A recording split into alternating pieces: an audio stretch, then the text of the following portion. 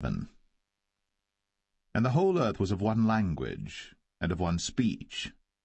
And it came to pass, as they journeyed from the east, that they found a plain in the land of Shinar, and they dwelt there. And they said one to another, Go to, let us make brick, and burn them thoroughly. And they had brick for stone, and slime had they for mortar. And they said, Go to, let us build us a city and a tower, whose top may reach unto heaven. And let us make us a name, lest we be scattered abroad upon the face of the whole earth. And the Lord came down to see the city and the tower, which the children of men builded. And the Lord said, Behold, the people is one, and they have all one language, and this they begin to do? And now nothing will be restrained from them, which they have imagined to do. Go to, let us go down, and there confound their language, that they may not understand one another's speech. So the Lord scattered them abroad from thence upon the face of all the earth, and they left off to build the city. Therefore is the name of it called Babel, because the Lord did there confound the language of all the earth, and from thence did the Lord scatter them abroad upon the face of all the earth. These are the generations of Shem. Shem was 100 years old, and begat Arphaxad 2 years after the flood. And Shem lived after he begat Arphaxad 500 years, and begat sons and daughters. And Arphaxad lived 35 years, and begat Salah. And Arphaxad lived after he begat Salah 403 years, and begat sons and daughters. And Salah lived 30 years, and begat Eber. And Salah lived after he begat Eber 403 years, and begat sons and daughters. And Eber lived 34 years, and begat Peleg. And Eber lived after he begat Peleg 430 years, and begat sons and daughters. And Peleg lived 30 years, and begat Reu. And Peleg lived after he begat Reu 209 years, and begat sons and daughters. And Reu lived 32 years, and begat Serug.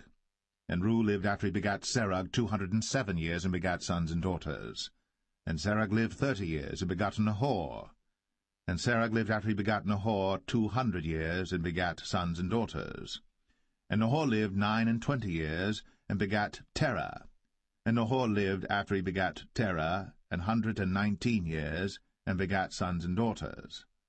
And Terah lived 70 years, and begat Abram, Nahor, and Haran. Now these are the generations of Terah. Terah begat Abram, Nahor, and Haran begat Lot. And Haran died before his father Terah in the land of his nativity, in Ur of the Chaldees. And Abram and Nahor took them wives. The name of Abram's wife was Sarai, and the name of Nahor's wife, Milcah, the daughter of Haran, the father of Milcah, and the father of Iscah.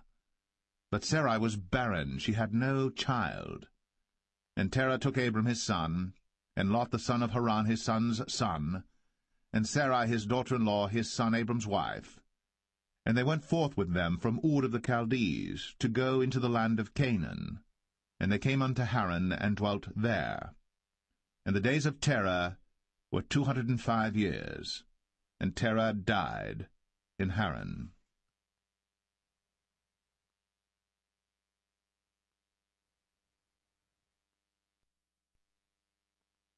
Genesis 12. Now the Lord had said unto Abram, Get thee out of thy country, and from thy kindred, and from thy father's house, unto a land that I will show thee. And I will make of thee a great nation, and I will bless thee, and make thy name great, and thou shalt be a blessing. And I will bless them that bless thee, and curse him that curseth thee. And in thee shall all families of the earth be blessed. So Abram departed, as the Lord had spoken unto him. And Lot went with him. And Abram was 75 years old, when he departed out of Haran. And Abram took Sarai his wife, and Lot his brother's son, and all their substance that they had gathered, and the souls that they had gotten in Haran. And they went forth to go into the land of Canaan, and into the land of Canaan they came. And Abram passed through the land unto the place of Sichem, unto the plain of Moreh. And the Canaanite was then in the land. And the Lord appeared unto Abram, and said, Unto thy seed will I give this land. And there builded he an altar unto the Lord, who appeared unto him. And he removed from thence unto a mountain on the east of Bethel, and pitched his tent, having Bethel on the west, and Ai on the east. And there he builded an altar unto the Lord, and called upon the name of the Lord. And Abram journeyed, going on still toward the south. And there was a famine in the land, and Abram went down into Egypt to sojourn there, for the famine was grievous in the land. And it came to pass, when he was come near to enter into Egypt, that he said unto Sarai his wife, Behold now, I know that thou art a fair woman to look upon. Therefore it shall come to pass, when the Egyptians shall see thee, that they shall say, This is his wife, and they will kill me, but they will save thee alive. Say, I pray thee, Thou art my sister, that it may be well with me for thy sake, and my soul shall live because of thee. And it came to pass, that when Abram was come into Egypt, the Egyptians beheld the woman that she was very fair. The princes also of Pharaoh saw her, and commended her before Pharaoh. And the woman was taken into Pharaoh's house. And he entreated Abram well for her sake. And he had sheep, and oxen, and he-asses, and menservants, and maidservants, and she-asses, and camels. And the Lord plagued Pharaoh, and his house with great plagues because of Sarai, Abram's wife. And Pharaoh called Abram, and said, What is this that thou hast done unto me? Why didst thou not tell me that she was thy wife? Why saidst thou, She is my sister, so I might have taken her to be my wife? Now therefore behold thy wife, take her, and go thy way. And Pharaoh commanded his men concerning him, and they sent him away, and his wife, and all that he had.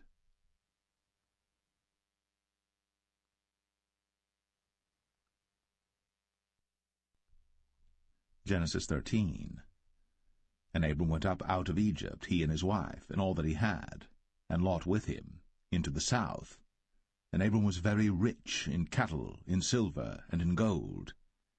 And he went on his journeys from the south even to Bethel, unto the place where his tent had been at the beginning, between Bethel and Ai, unto the place of the altar which he had made there at the first.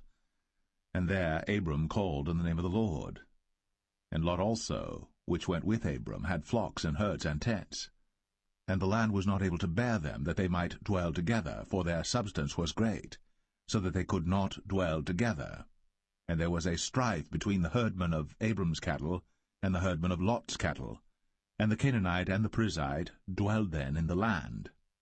And Abram said unto Lot, Let there be no strife, I pray thee, between me and thee, and between my herdmen and thy herdmen, for we be brethren. Is not the whole land before thee? Separate thyself, I pray thee, from me. If thou wilt take the left hand, then I will go to the right. Or if thou depart to the right hand, then I will go to the left.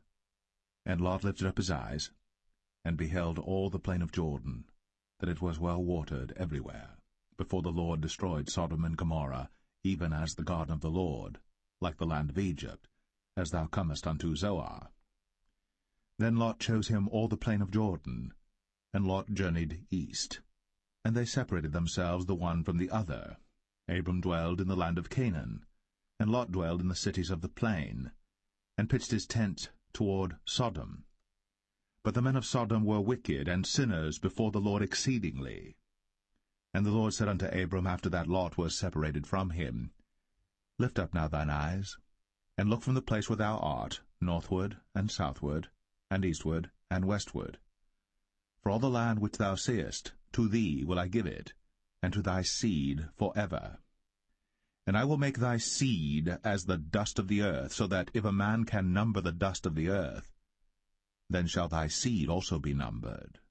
Arise, walk through the land in the length of it, and in the breadth of it, for I will give it unto thee. Then Abram removed his tent, and came and dwelt in the plain of Mamre, which is in Hebron, and built there an altar unto the Lord.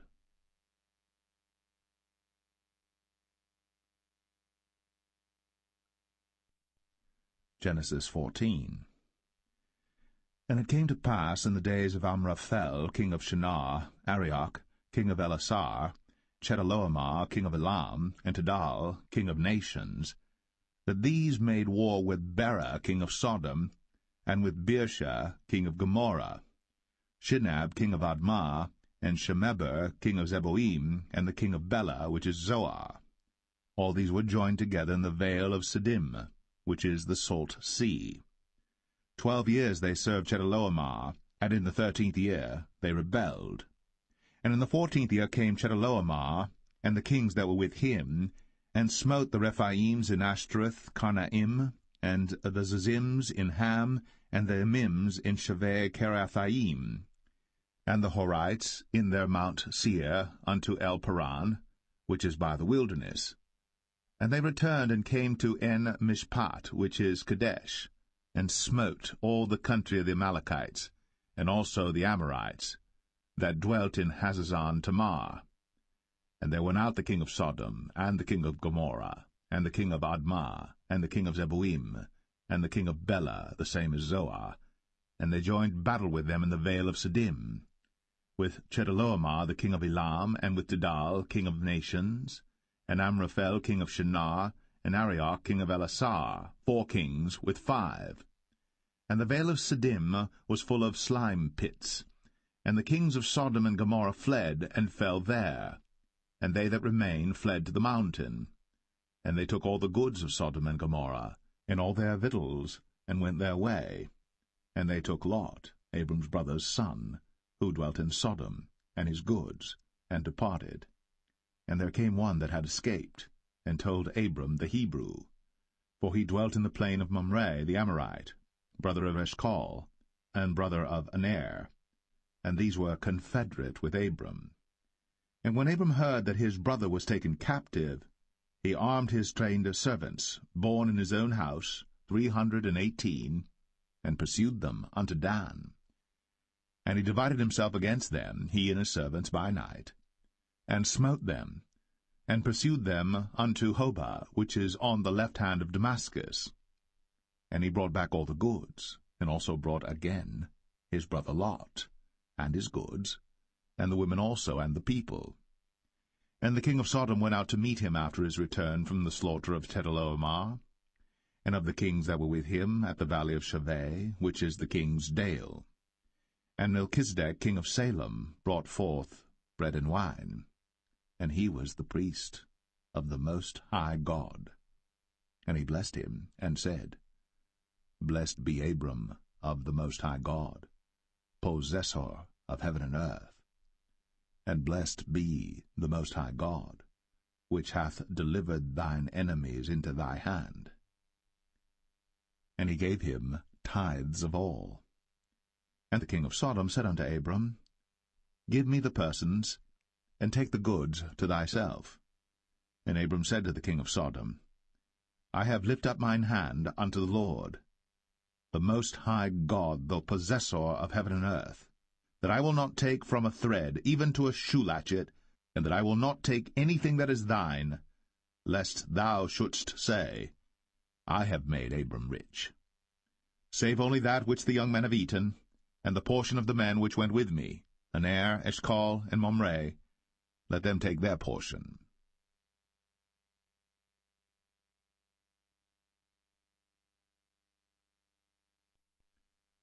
Genesis 15. After these things, the word of the Lord came unto Abram in a vision, saying, Fear not, Abram, I am thy shield, and thy exceeding great reward. And Abram said, Lord God, what wilt thou give me, seeing I go childless? And the steward of my house is this Eliezer of Damascus.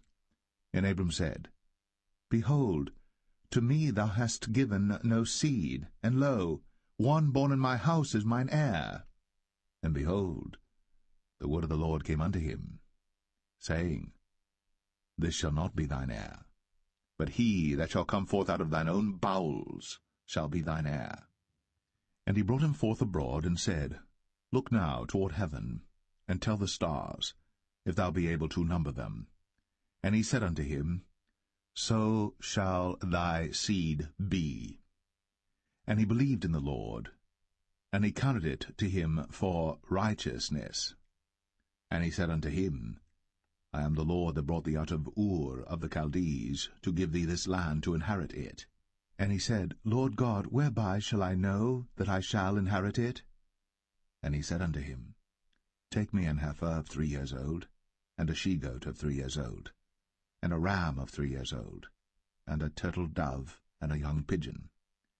And he took unto him all these, and divided them in the midst, and laid each piece one against another. But the birds divided he not. And when the fowls came down upon the carcasses, Abram drove them away. And when the sun was going down, a deep sleep fell upon Abram, and lo, an horror of great darkness fell upon him. And he said unto Abram, Know of a surety that thy seed shall be a stranger in a land that is not theirs, and shall serve them, and they shall afflict them 400 years. And also that nation whom they shall serve will I judge, and afterward shall they come out with great substance. And thou shalt go to thy fathers in peace. Thou shalt be buried in a good old age. But in the 4th generation they shall come hither again, for the iniquity of the Amorites is not yet full.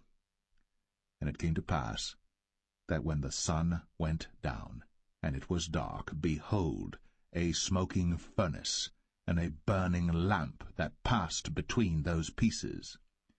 In the same day the Lord made a covenant with Abram, saying, Unto thy seed have I given this land, from the river of Egypt unto the great river, the river Euphrates, the Kenites, and the Kenizzites, and the Cadmonites, and the Hittites, and the Perizzites, and the Rephaims, and the Amorites, and the Canaanites, and the Girgashites, and the Jebusites.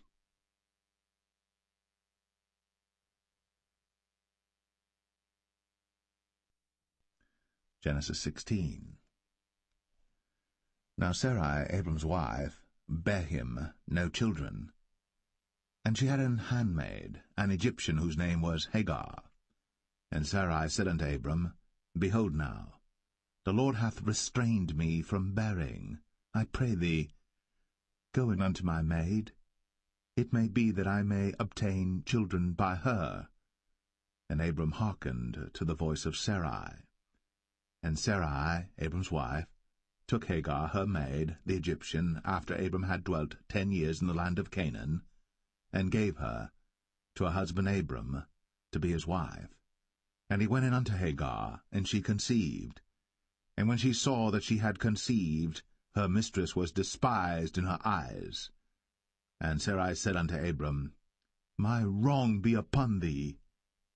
I have given my maid into thy bosom, and when she saw that she had conceived, I was despised in her eyes. The Lord judge between me and thee. But Abram said unto Sarai, Behold, thy maid is in thy hand. Do to her as it pleaseth thee. And when Sarai dealt hardly with her, she fled from her face. And the angel of the Lord found her by a fountain of water in the wilderness, by the fountain in the way to Shur. And he said, Hagar, Sarai's maid, whence camest thou? And whither wilt thou go? And she said, I flee from the face of my mistress Sarai. And the angel of the Lord said unto her, Return to thy mistress, and submit thyself unto her hands. And the angel of the Lord said unto her, I will multiply thy seed exceedingly, that it shall not be numbered for multitude. And the angel of the Lord said unto her, Behold, thou art with child, and shalt bear a son, and shalt call his name Ishmael, because the Lord hath heard thy affliction. And he will be a wild man, his hand will be against every man, and every man's hand against him. And he shall dwell in the presence of all his brethren. And she called the name of the Lord that spake unto her, Thou God seest me. For she said, Have I also here looked after him that seeth me? Wherefore the well was called Beer Lohai Roi. Behold, it is between Kadesh and Bered. And Hagar bare Abram a son, and Abram called his son's name, which Hagar bare, Ishmael. And Abram was 86 years old, when Hagar bare Ishmael to Abram.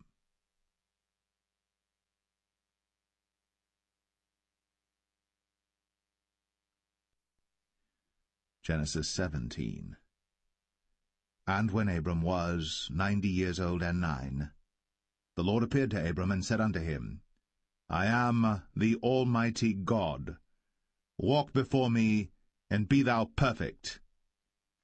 And I will make my covenant between me and thee, and will multiply thee exceedingly. And Abram fell on his face.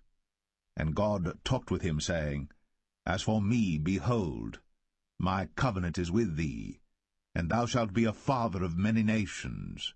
Neither shall thy name any more be called Abram, but thy name shall be Abraham. For a father of many nations have I made thee. And I will make thee exceeding fruitful, and I will make nations of thee, and kings shall come out of thee. And I will establish my covenant between me and thee and thy seed after thee in their generations for an everlasting covenant, to be a God unto thee, and to thy seed after thee. And I will give unto thee and to thy seed after thee the land wherein thou art a stranger, all the land of Canaan, for an everlasting possession, and I will be their God. And God said unto Abraham, Thou shalt keep my covenant therefore, thou and thy seed after thee in their generations. This is my covenant which ye shall keep between me and you and thy seed after thee. Every man-child among you shall be circumcised, and ye shall circumcise the flesh of your foreskin, and it shall be a token of the covenant betwixt me and you. And he that is 8 days old shall be circumcised among you, every man-child in your generations, he that is born in the house, or bought with money of any stranger, which is not of thy seed. He that is born in thy house, and he that is bought with thy money, must needs be circumcised. And my covenant shall be in your flesh, for an everlasting covenant. And the uncircumcised man-child, whose flesh of his foreskin is not circumcised, that soul shall be cut off from his people. He hath broken my covenant. And God said unto Abraham, As for Sarai thy wife, thou shalt not call her name Sarai, but Sarah shall her name be. And I will bless her, and give thee a son also of her. Yea, I will bless her, and she shall be a mother of nations. Kings of people shall be of her. Then Abram fell upon his face, and laughed, and said in his heart, Shall a child be born unto him that is 100 years old? And shall Sarah, that is 90 years old, bear? And Abraham said unto God, Oh, that Ishmael might live before thee. And God said, Sarah thy wife shall bear thee a son indeed, and thou shalt call his name Isaac. And I will establish my covenant with him for an everlasting covenant, and with his seed after him. And as for Ishmael, I have heard thee. Behold, I have blessed him, and will make him fruitful, and will multiply him exceedingly. 12 princes shall he beget, and I will make him a great nation. But my covenant will I establish with Isaac, which Sarah shall bear unto thee, at this set time in the next year. And he left off talking with him, and God went up from Abraham. And Abraham took Ishmael his son, and all that were born in his house, and all that were bought with his money, every male among the men of Abraham's house, and circumcised the flesh of their foreskin in the selfsame day, as God had said unto him. And Abraham was 90 years old and 9, when he was circumcised in the flesh of his foreskin. And Ishmael his son was 13 years old, when he was circumcised in the flesh of his foreskin. In the selfsame day was Abraham circumcised, and Ishmael his son, and all the men of his house, born in the house, and bought with money of the stranger, were circumcised with him.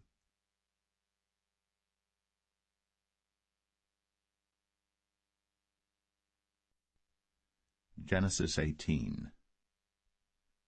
And the Lord appeared unto him in the plains of Mamre, and he sat in the tent door in the heat of the day. And he lifted up his eyes, and looked, and lo, 3 men stood by him. And when he saw them, he ran to meet them from the tent door, and bowed himself toward the ground, and said, My lord, if now I have found favour in thy sight, pass not away, I pray thee, from thy servant. Let a little water, I pray you, be fetched, and wash your feet, and rest yourselves under the tree. And I will fetch a morsel of bread, and comfort ye your hearts. After that ye shall pass on, for therefore are ye come to your servant. And they said, So do, as thou hast said. And Abraham hastened into the tent unto Sarah, and said, Make ready quickly 3 measures of fine meal, knead it, and make cakes upon the hearth. And Abraham ran unto the herd, and fetched a calf tender and good, and gave it unto a young man, and he hasted to dress it. And he took butter and milk, and the calf which he had dressed, and set it before them. And he stood by them under the tree, and they did eat. And they said unto him, Where is Sarah thy wife? And he said, Behold, in the tent. And he said, I will certainly return unto thee according to the time of life, and lo, Sarah thy wife shall have a son. And Sarah heard it in the tent door, which was behind him. Now Abraham and Sarah were old, and well stricken in age, and it ceased to be with Sarah, after the manner of women. Therefore Sarah laughed within herself, saying, After I am waxed old shall I have pleasure, my lord being old also? And the Lord said unto Abraham, Wherefore did Sarah laugh, saying, Shall I of a surety bear a child, which am old? Is anything too hard for the Lord? At the time appointed I will return unto thee according to the time of life, and Sarah shall have a son. Then Sarah denied, saying, I laughed not, for she was afraid. And he said, Nay, but thou didst laugh. And the men rose up from thence, and looked toward Sodom.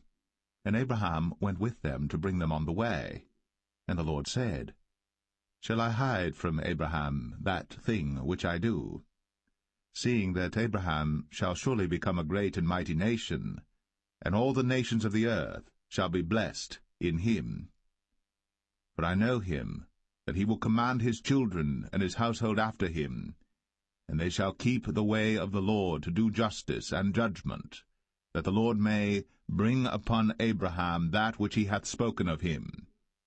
And the Lord said, Because the cry of Sodom and Gomorrah is great, and because their sin is very grievous, I will go down now, and see whether they have done altogether according to the cry of it, which is come unto me, and if not, I will know. And the men turned their faces from thence, and went toward Sodom.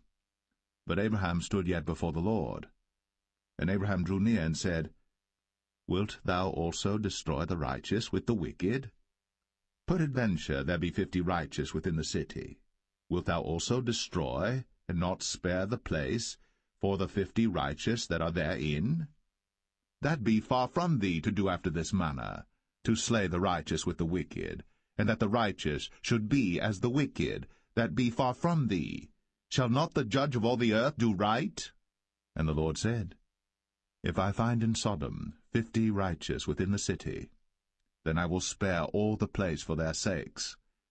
And Abraham answered and said, Behold now, I have taken upon me to speak unto the Lord, which am but dust and ashes. Peradventure there shall lack 5 of the 50 righteous. Wilt thou destroy all the city for lack of 5? And he said, If I find there 40 and 5, I will not destroy it. And he spake unto him yet again, and said, Peradventure there shall be 40 found there. And he said, I will not do it for 40's sake. And he said unto him, Oh, let not the Lord be angry, and I will speak. Peradventure there shall 30 be found there.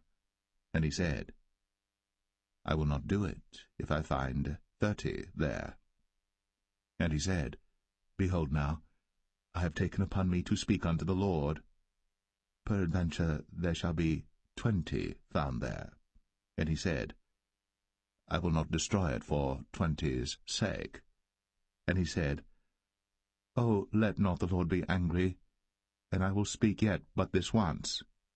Peradventure 10 shall be found there. And he said, I will not destroy it for 10's sake. And the Lord went his way, as soon as he had left communing with Abraham. And Abraham returned unto his place.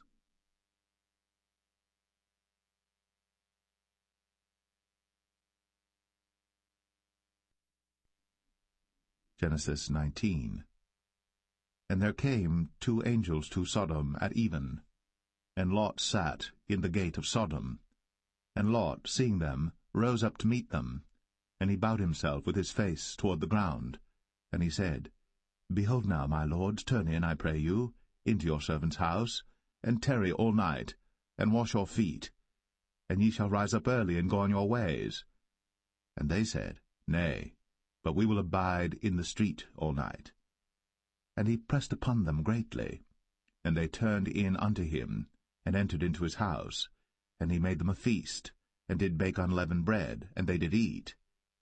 But before they lay down, the men of the city, even the men of Sodom, compassed the house round, both old and young, all the people from every quarter. And they called unto Lot, and said unto him, Where are the men which came into thee this night? Bring them out unto us, that we may know them. And Lot went out at the door unto them, and shut the door after him, and said, I pray you, brethren, do not so wickedly. Behold now, I have 2 daughters which have not known man. Let me, I pray you, bring them out unto you, and do ye to them as is good in your eyes. Only unto these men do nothing, for therefore came they under the shadow of my roof. And they said, Stand back. And they said again, This one fellow came in to sojourn, and he will needs be a judge. Now will we deal worse with thee than with them. And they pressed sore upon the man, even Lot, and came near to break the door. But the men put forth their hand, and pulled Lot into the house to them, and shut to the door. And they smote the men that were at the door of the house with blindness, both small and great, so that they wearied themselves to find the door. And the men said unto Lot, Hast thou here any besides, son-in-law, and thy sons, and thy daughters, and whatsoever thou hast in the city, bring them out of this place? For we will destroy this place, because the cry of them is waxen great before the face of the Lord, and the Lord hath sent us to destroy it. And Lot went out, and spake unto his sons-in-law, which married his daughters, and said, Up, get you out of this place, for the Lord will destroy this city. But he seemed as one that mocked unto his sons-in-law. And when the morning arose, then the angels hastened Lot, saying, Arise, take thy wife and thy 2 daughters, which are here, lest thou be consumed in the iniquity of the city. And while he lingered, the man laid hold upon his hand, and upon the hand of his wife, and upon the hand of his 2 daughters, the Lord being merciful unto him. And they brought him forth, and set him without the city. And it came to pass, when they had brought them forth abroad, that he said, Escape for thy life, look not behind thee, neither stay thou in all the plain, escape to the mountain, lest thou be consumed. And Lot said unto them, O, not so, my lord. Behold now, thy servant hath found grace in thy sight, and thou hast magnified thy mercy which thou hast shown unto me in saving my life. And I cannot escape to the mountain, lest some evil take me and I die. Behold now, this city is near to flee unto, and it is a little one. O, let me escape thither. Is it not a little one, and my soul shall live? And he said unto him, See, I have accepted thee concerning this thing also, that I will not overthrow this city, for the which thou hast spoken. Haste thee, escape thither, for I cannot do anything till thou be come thither. Therefore the name of the city was called Zoar. The sun was risen upon the earth, when Lot entered into Zoar. Then the Lord rained upon Sodom and upon Gomorrah brimstone and fire from the Lord out of heaven. And he overthrew those cities, and all the plain, and all the inhabitants of the cities, and that which grew upon the ground. But his wife looked back from behind him, and she became a pillar of salt. And Abraham got up early in the morning to the place where he stood before the Lord. And he looked toward Sodom and Gomorrah, and toward all the land of the plain, and beheld, and lo, the smoke of the country went up as the smoke of a furnace. And it came to pass, when God destroyed the cities of the plain, that God remembered Abraham, and sent Lot out of the midst of the overthrow, when he overthrew the cities in the which Lot dwelt. And Lot went up out of Zoar, and dwelt in the mountain, and his 2 daughters with him, for he feared to dwell in Zoar, and he dwelt in a cave, he and his 2 daughters. And the firstborn said unto the younger, Our father is old, and there is not a man in the earth to come in unto us after the manner of all the earth. Come, let us make our father drink wine, and we will lie with him, that we may preserve seed of our father. And they made their father drink wine that night. And the firstborn went in, and lay with her father. And he perceived not when she lay down, nor when she arose. And it came to pass on the morrow, that the firstborn said unto the younger, Behold, I lay yesternight with my father. Let us make him drink wine this night also, and go thou in, and lie with him, that we may preserve seed of our father. And they made their father drink wine that night also. And the younger arose, and lay with him. And he perceived not when she lay down, nor when she arose. Thus were both the daughters of Lot with child by their father. And the firstborn bare a son, and called his name Moab. The same is the father of the Moabites unto this day. And the younger, she also bare a son, and called his name Ben-Ami. The same is the father of the children of Ammon unto this day.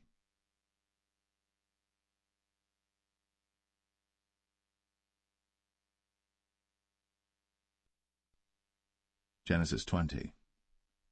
And Abraham journeyed from thence toward the south country, and dwelled between Kadesh and Shur, and sojourned in Gerar. And Abraham said of Sarah his wife, She is my sister.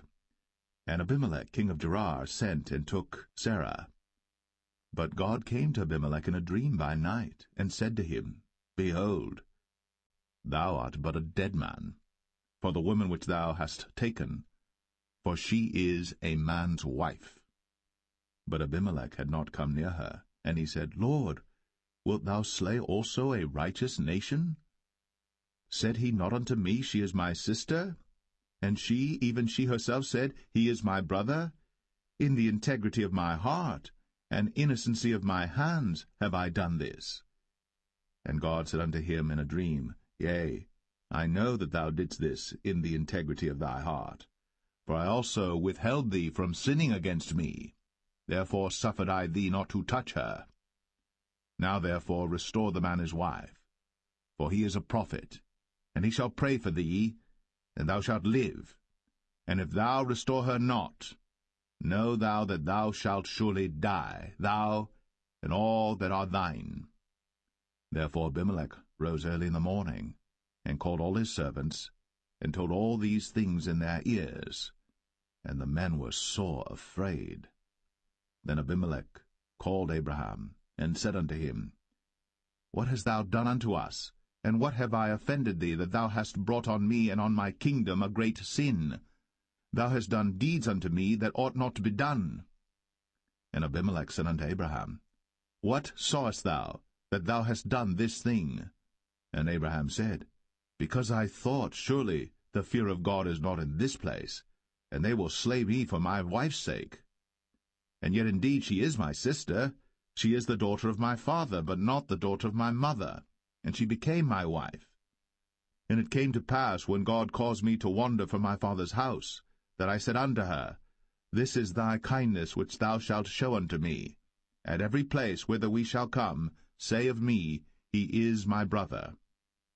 And Abimelech took sheep and oxen, and men servants, and women servants, and gave them unto Abraham, and restored him Sarah his wife. And Abimelech said, Behold, my land is before thee. Dwell where it pleaseth thee. And unto Sarah he said, Behold, I have given thy brother 1,000 pieces of silver. Behold, he is to thee a covering of the eyes, unto all that are with thee, and with all other. Thus she was reproved.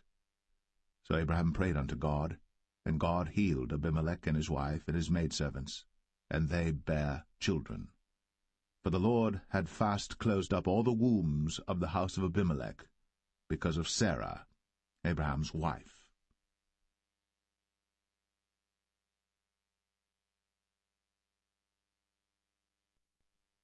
Genesis 21. And the Lord visited Sarah as he had said, and the Lord did unto Sarah as he had spoken. For Sarah conceived, and bare Abraham a son in his old age, at the set time of which God had spoken to him. And Abraham called the name of his son that was born unto him, whom Sarah bare to him, Isaac. And Abraham circumcised his son Isaac, being 8 days old, as God had commanded him. And Abraham was 100 years old when his son Isaac was born unto him. And Sarah said, God hath made me to laugh, so that all that hear will laugh with me. And she said, Who would have said unto Abraham, that Sarah should have given children suck? For I have borne him a son in his old age. And the child grew, and was weaned. And Abraham made a great feast, the same day that Isaac was weaned. And Sarah saw the son of Hagar the Egyptian, which she had borne unto Abraham, mocking. Wherefore she said unto Abraham, Cast out this bondwoman and her son, for the son of this bondwoman shall not be heir with my son, even with Isaac. And the thing was very grievous in Abraham's sight because of his son. And God said unto Abraham, Let it not be grievous in thy sight, because of the lad, and because of thy bondwoman. In all that Sarah hath said unto thee, hearken unto her voice. For in Isaac shall thy seed be called. And also of the son of the bondwoman will I make a nation, because he is thy seed. And Abraham rose up early in the morning, and took bread and a bottle of water, and gave it unto Hagar, putting it on her shoulder, and the child, and sent her away. And she departed and wandered in the wilderness of Beersheba. And the water was spent in the bottle, and she cast the child under one of the shrubs. And she went and sat her down over against him a good way off, as it were a bowshot, for she said, Let me not see the death of the child. And she sat over against him, and lifted up her voice, and wept. And God heard the voice of the lad. And the angel of God called to Hagar out of heaven, and said unto her, What aileth thee, Hagar? Fear not. For God hath heard the voice of the lad where he is. Arise, lift up the lad, and hold him in thine hand, for I will make him a great nation. And God opened her eyes, and she saw a well of water, and she went and filled the bottle with water, and gave the lad drink. And God was with the lad, and he grew, and dwelt in the wilderness, and became an archer. And he dwelt in the wilderness of Paran, and his mother took him a wife out of the land of Egypt. And it came to pass at that time that Abimelech and Phicol, the chief captain of his host, spake unto Abraham, saying, God is with thee in all that thou doest. Now therefore swear unto me here by God that thou wilt not deal falsely with me, nor with my son, nor with my son's son, but according to the kindness that I have done unto thee, thou shalt do unto me, and to the land wherein thou hast sojourned. And Abraham said, I will swear. And Abraham reproved Abimelech because of a well of water, which Abimelech's servants had violently taken away. And Abimelech said, I wot not who hath done this thing, neither didst thou tell me, neither yet heard I of it, but today. And Abraham took sheep and oxen, and gave them unto Abimelech, and both of them made a covenant. And Abraham set 7 ewe lambs of the flock by themselves. And Abimelech said unto Abraham, What mean these 7 ewe lambs which thou hast set by themselves? And he said, For these 7 ewe lambs shalt thou take of my hand, that they may be a witness unto me, that I have digged this well. Wherefore he called that place Beersheba, because there they sware both of them. Thus they made a covenant at Beersheba. Then Abimelech rose up, and Phicol the chief captain of his host, and they returned into the land of the Philistines. And Abraham planted a grove in Beersheba, and called there on the name of the Lord, the everlasting God. And Abraham sojourned in the Philistines' land many days.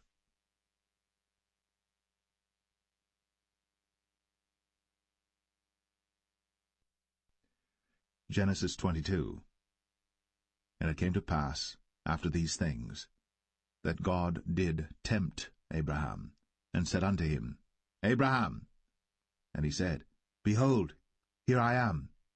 And he said, Take now thy son, thine only son Isaac, whom thou lovest, and get thee into the land of Moriah, and offer him there for a burnt offering upon one of the mountains which I will tell thee of.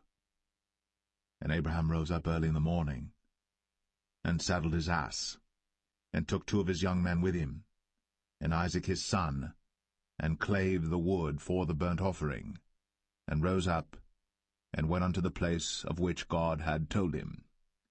Then on the 3rd day Abraham lifted up his eyes, and saw the place afar off. And Abraham said unto his young men, Abide ye here with the ass, and I and the lad will go yonder and worship, and come again to you. And Abraham took the wood of the burnt offering, and laid it upon Isaac his son. And he took the fire in his hand, and a knife, and they went both of them together. And Isaac spake unto Abraham his father, and said, My father? And he said, Here am I, my son. And he said, Behold, the fire and the wood. But where is the lamb for a burnt offering? And Abraham said, My son, God will provide himself a lamb for a burnt offering. So they went both of them together. And they came to the place which God had told him of. And Abraham built an altar there, and laid the wood in order, and bound Isaac his son, and laid him on the altar upon the wood.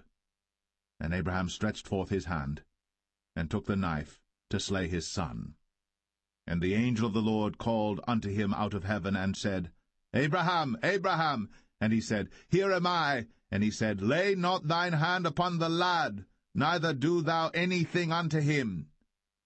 For now I know that thou fearest God, seeing thou hast not withheld thy son, thine only son, from me. And Abraham lifted up his eyes, and looked, and behold, behind him a ram caught in a thicket by his horns. And Abraham went, and took the ram, and offered him up for a burnt offering in the stead of his son. And Abraham called the name of that place Jehovah-Jireh, as it is said to this day, In the mount of the Lord it shall be seen. And the angel of the Lord called unto Abraham out of heaven the 2nd time, and said, By myself have I sworn, saith the Lord, for because thou hast done this thing, and hast not withheld thy son, thine only son, that in blessing I will bless thee, and in multiplying I will multiply thy seed as the stars of the heaven, and as the sand which is upon the seashore, and thy seed shall possess the gate of his enemies. And in thy seed shall all the nations of the earth be blessed, because thou hast obeyed my voice. So Abraham returned unto his young men, and they rose up, and went together to Beersheba. And Abraham dwelt at Beersheba. And it came to pass after these things, that it was told Abraham, saying, Behold, Milcah, she hath also borne children unto thy brother Nahor, Huz his firstborn, and Buz his brother, and Kemuel the father of Aram. and Chesed, and Hazo, and Pildash, and Jidlaph, and Bethuel. And Bethuel begat Rebekah. These 8 Milcah did bear to Nahor, Abraham's brother. And his concubine, whose name was Rumah, she bare also Tebah, and Gaham, and Thahash, and Maacah.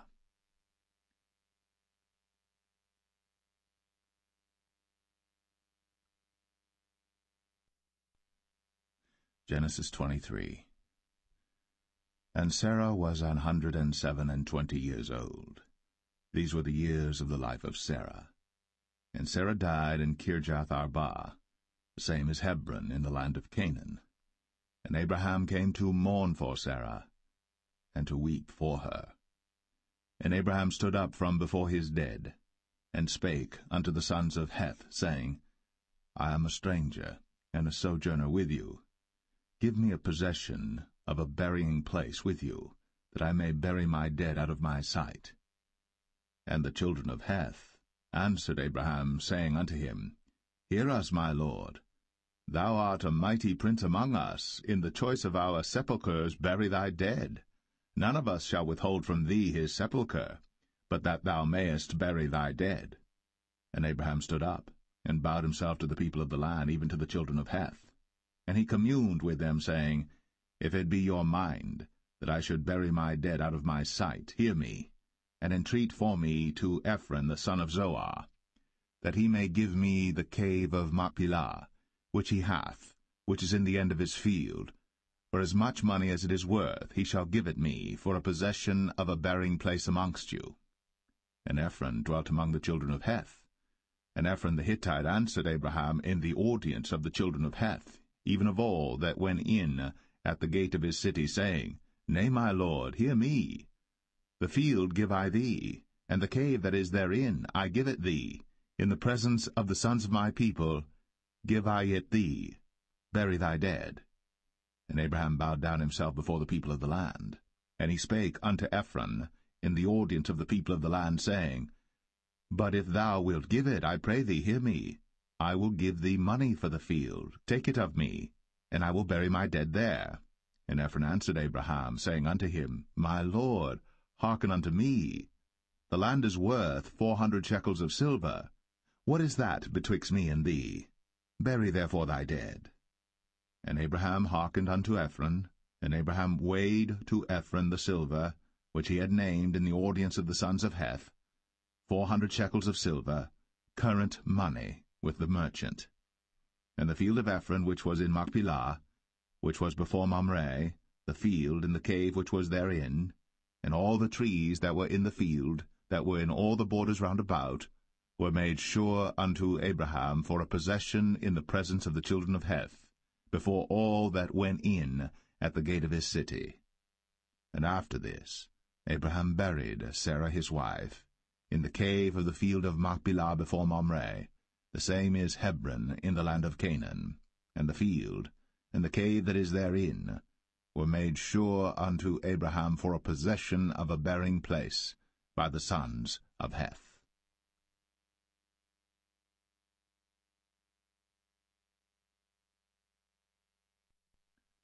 Genesis 24.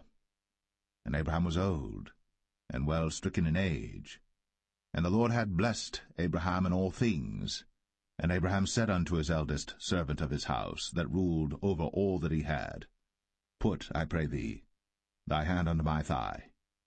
And I will make thee swear by the Lord, the God of heaven, and the God of the earth, that thou shalt not take a wife unto my son of the daughters of the Canaanites, among whom I dwell. But thou shalt go unto my country, and to my kindred, and take a wife unto my son Isaac.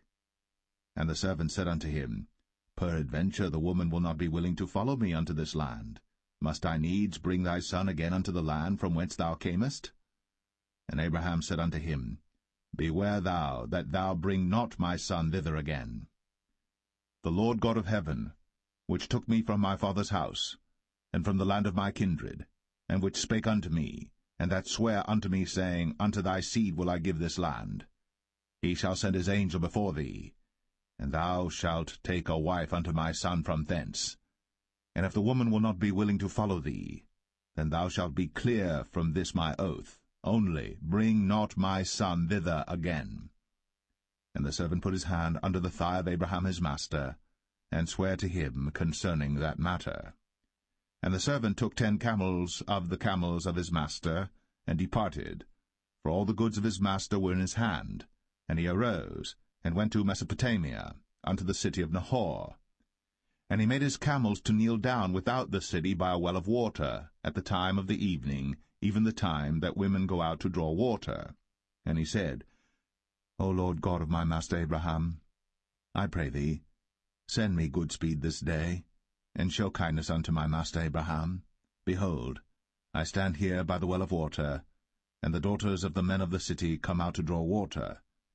And let it come to pass, that the damsel to whom I shall say, Let down thy pitcher, I pray thee, that I may drink.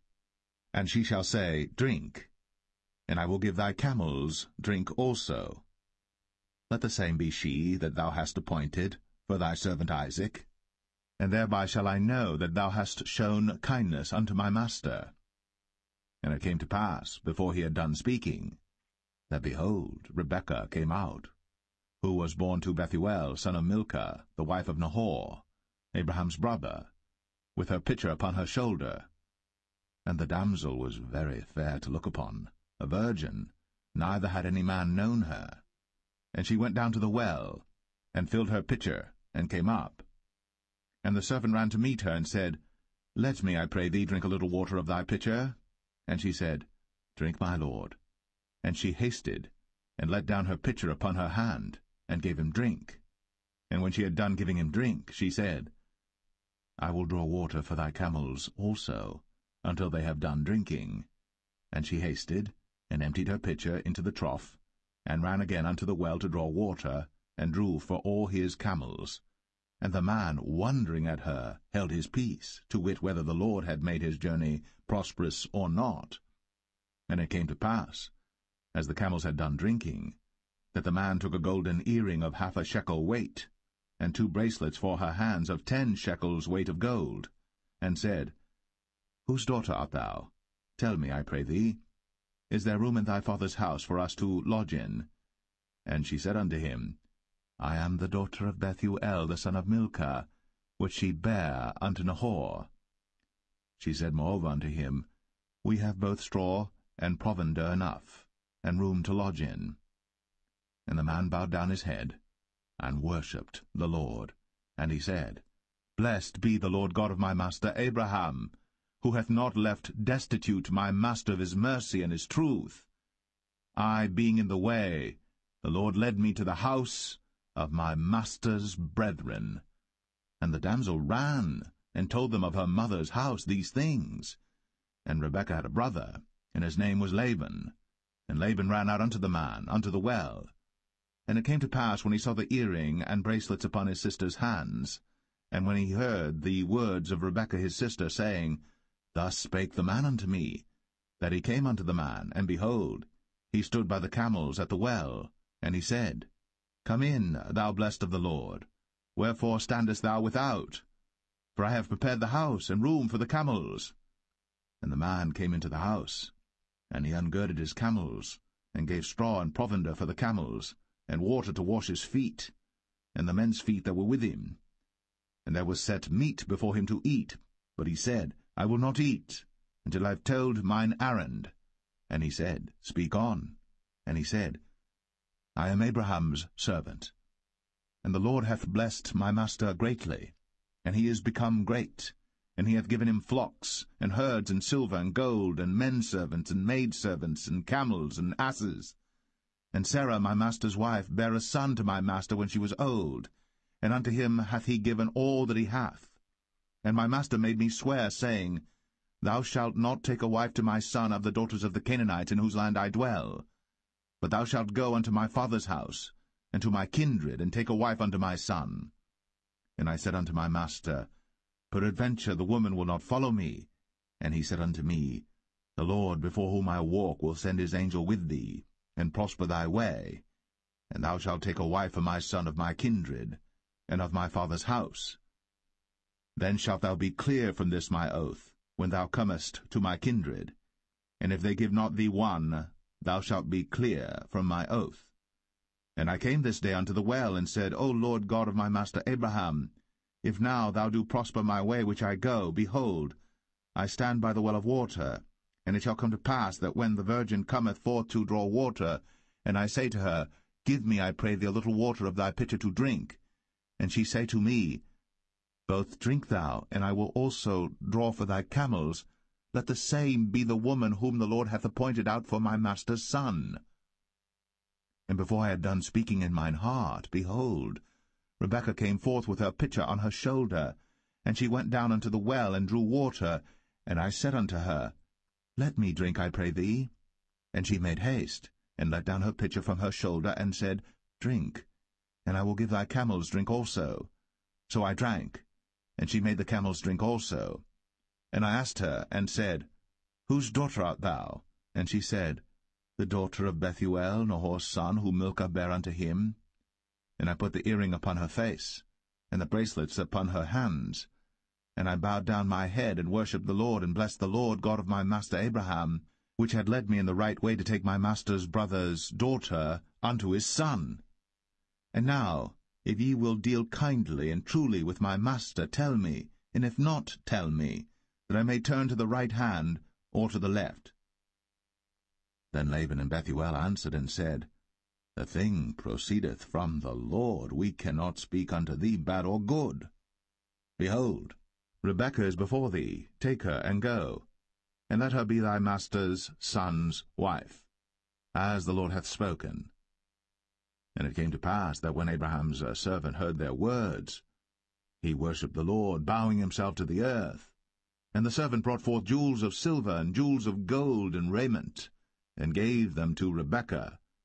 He gave also to her brother and to her mother precious things. And they did eat and drink, he and the men that were with him, and tarried all night. And they rose up in the morning, and he said, Send me away unto my master. And her brother and her mother said, Let the damsel abide with us a few days, at the least 10. After that she shall go. And he said unto them, Hinder me not, seeing the Lord hath prospered my way. Send me away, that I may go to my master. And they said, We will call the damsel, and inquire at her mouth. And they called Rebekah, and said unto her, Wilt thou go with this man? And she said, I will go. And they sent away Rebekah, their sister, and her nurse, and Abraham's servant, and his men. And they blessed Rebekah, and said unto her, Thou art our sister. Be thou the mother of thousands of millions, and let thy seed possess the gate of those which hate them. And Rebekah arose, and her damsels, and they rode upon the camels, and followed the man. And the servant took Rebekah, and went his way. And Isaac came from the way of the well Lahai-Roi, for he dwelt in the south country. And Isaac went out to meditate in the field at the eventide. And he lifted up his eyes, and saw, and behold, the camels were coming. And Rebekah lifted up her eyes, and when she saw Isaac, she lighted off the camel. For she had said unto the servant, What man is this that walketh in the field to meet us? And the servant had said, It is my master. Therefore she took a veil, and covered herself. And the servant told Isaac all things that he had done. And Isaac brought her into his mother Sarah's tent, and took Rebekah, and she became his wife, and he loved her. And Isaac was comforted after his mother's death.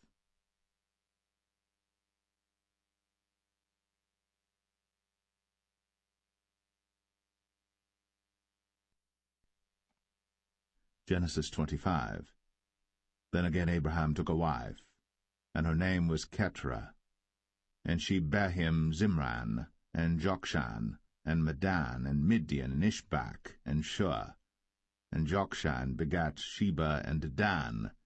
And the sons of Dedan were Ashrim, and Letashim, and Leumim. And the sons of Midian, Ephah, and Epher, and Hanok, and Abida, and Eldaah. All these were the children of Keturah. And Abraham gave all that he had unto Isaac. But unto the sons of the concubines which Abraham had, Abraham gave gifts, and sent them away from Isaac his son while he yet lived eastward unto the east country.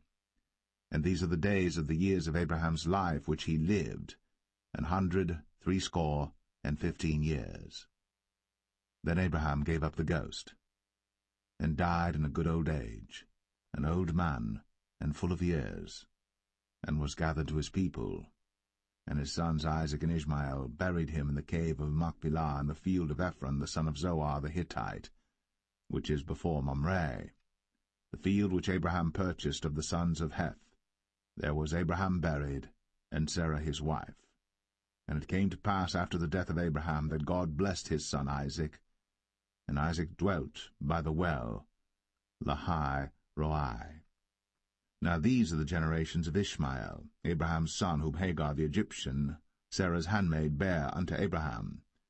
And these are the names of the sons of Ishmael, by their names according to their generations: the firstborn of Ishmael, Nebajoth, and Kedar, and Abiel, and Mibsam, and Mishma, and Dumah, and Massa, Hadar, and Tema, Jetur, Naphish, and Kedemah.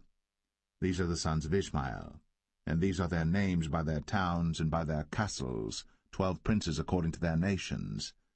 And these are the years of the life of Ishmael, 137 years. And he gave up the ghost, and died, and was gathered unto his people. And they dwelt from Havilah unto Shur, that is before Egypt, as thou goest toward Assyria. And he died in the presence of all his brethren. And these are the generations of Isaac, Abraham's son. Abraham begat Isaac. And Isaac was 40 years old when he took Rebekah to wife, the daughter of Bethuel the Syrian of Padan Aram, the sister to Laban the Syrian. And Isaac entreated the Lord for his wife, because she was barren. And the Lord was entreated of him, and Rebekah his wife conceived. And the children struggled together within her. And she said, If it be so, why am I thus? And she went to inquire of the Lord. And the Lord said unto her, 2 nations are in thy womb, and 2 manner of people shall be separated from thy bowels. And the one people shall be stronger than the other people, and the elder shall serve the younger. And when her days to be delivered were fulfilled, behold, there were twins in her womb. And the first came out red, all over, like an hairy garment. And they called his name Esau.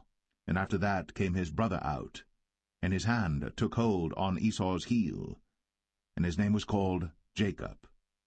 And Isaac was 80 years old when she bare them. And the boys grew, and Esau was a cunning hunter, a man of the field, and Jacob was a plain man, dwelling in tents.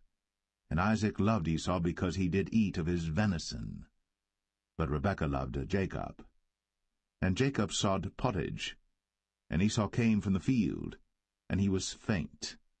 And Esau said to Jacob, Feed me, I pray thee, with that same red pottage, for I am faint. Therefore was his name called Edom.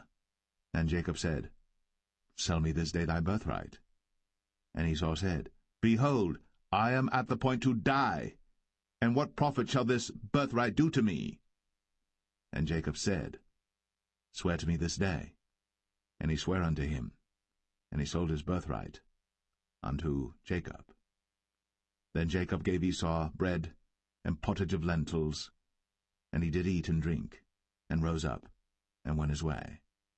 Thus Esau despised his birthright.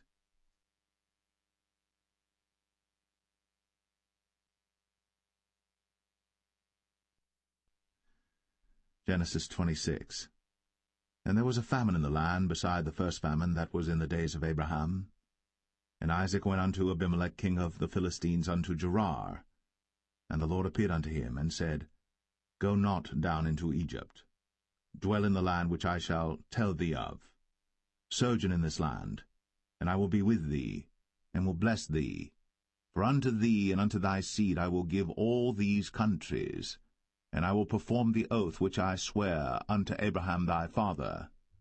And I will make thy seed to multiply as the stars of heaven, and will give unto thy seed all these countries, and in thy seed shall all the nations of the earth be blessed, because that Abraham obeyed my voice, and kept my charge, my commandments, my statutes, and my laws. And Isaac dwelt in Gerar. And the men of the place asked him of his wife, and he said, She is my sister. For he feared to say, She is my wife, lest, said he, the men of the place should kill me for Rebekah, because she was fair to look upon. And it came to pass, when he had been there a long time, that Abimelech king of the Philistines looked out at a window, and saw, and behold, Isaac was sporting with Rebekah his wife. And Abimelech called Isaac, and said, Behold, of a surety she is thy wife. And how saidst thou, She is my sister? And Isaac said unto him, Because I said, Lest I die for her. And Abimelech said, What is this thou hast done unto us? One of the people might lightly have lain with thy wife, and thou shouldest have brought guiltiness upon us. And Abimelech charged all his people, saying, He that toucheth this man or his wife shall surely be put to death.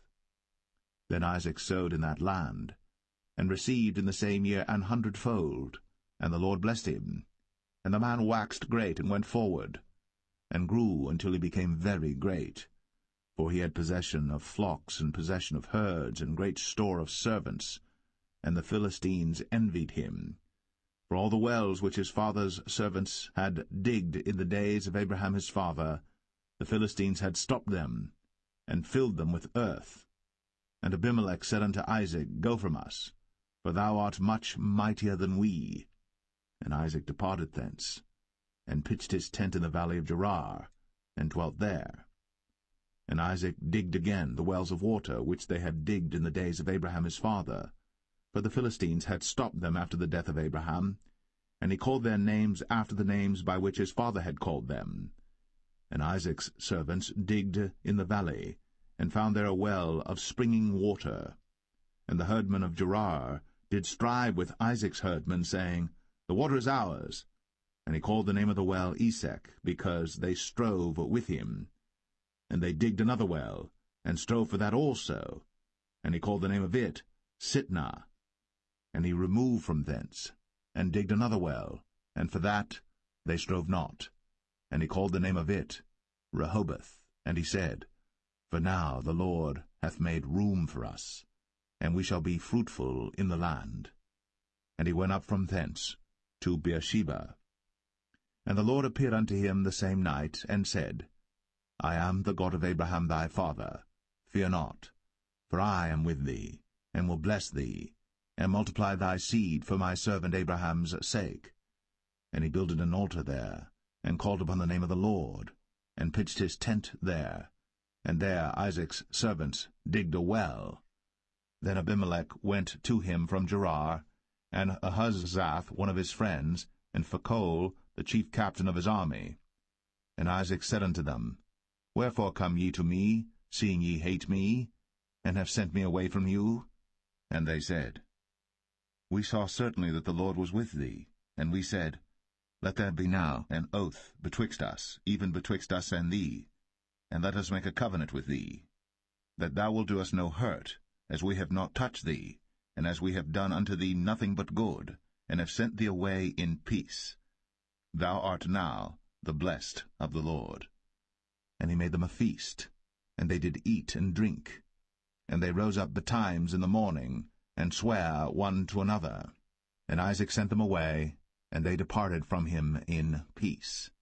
And it came to pass the same day that Isaac's servants came, and told him concerning the well which they had digged, and said unto him, We have found water. And he called it Sheba. Therefore the name of the city is Beersheba unto this day. And Esau was 40 years old when he took to wife Judith the daughter of Beri the Hittite, and Bashemath the daughter of Elon the Hittite, which were a grief of mind unto Isaac and to Rebekah.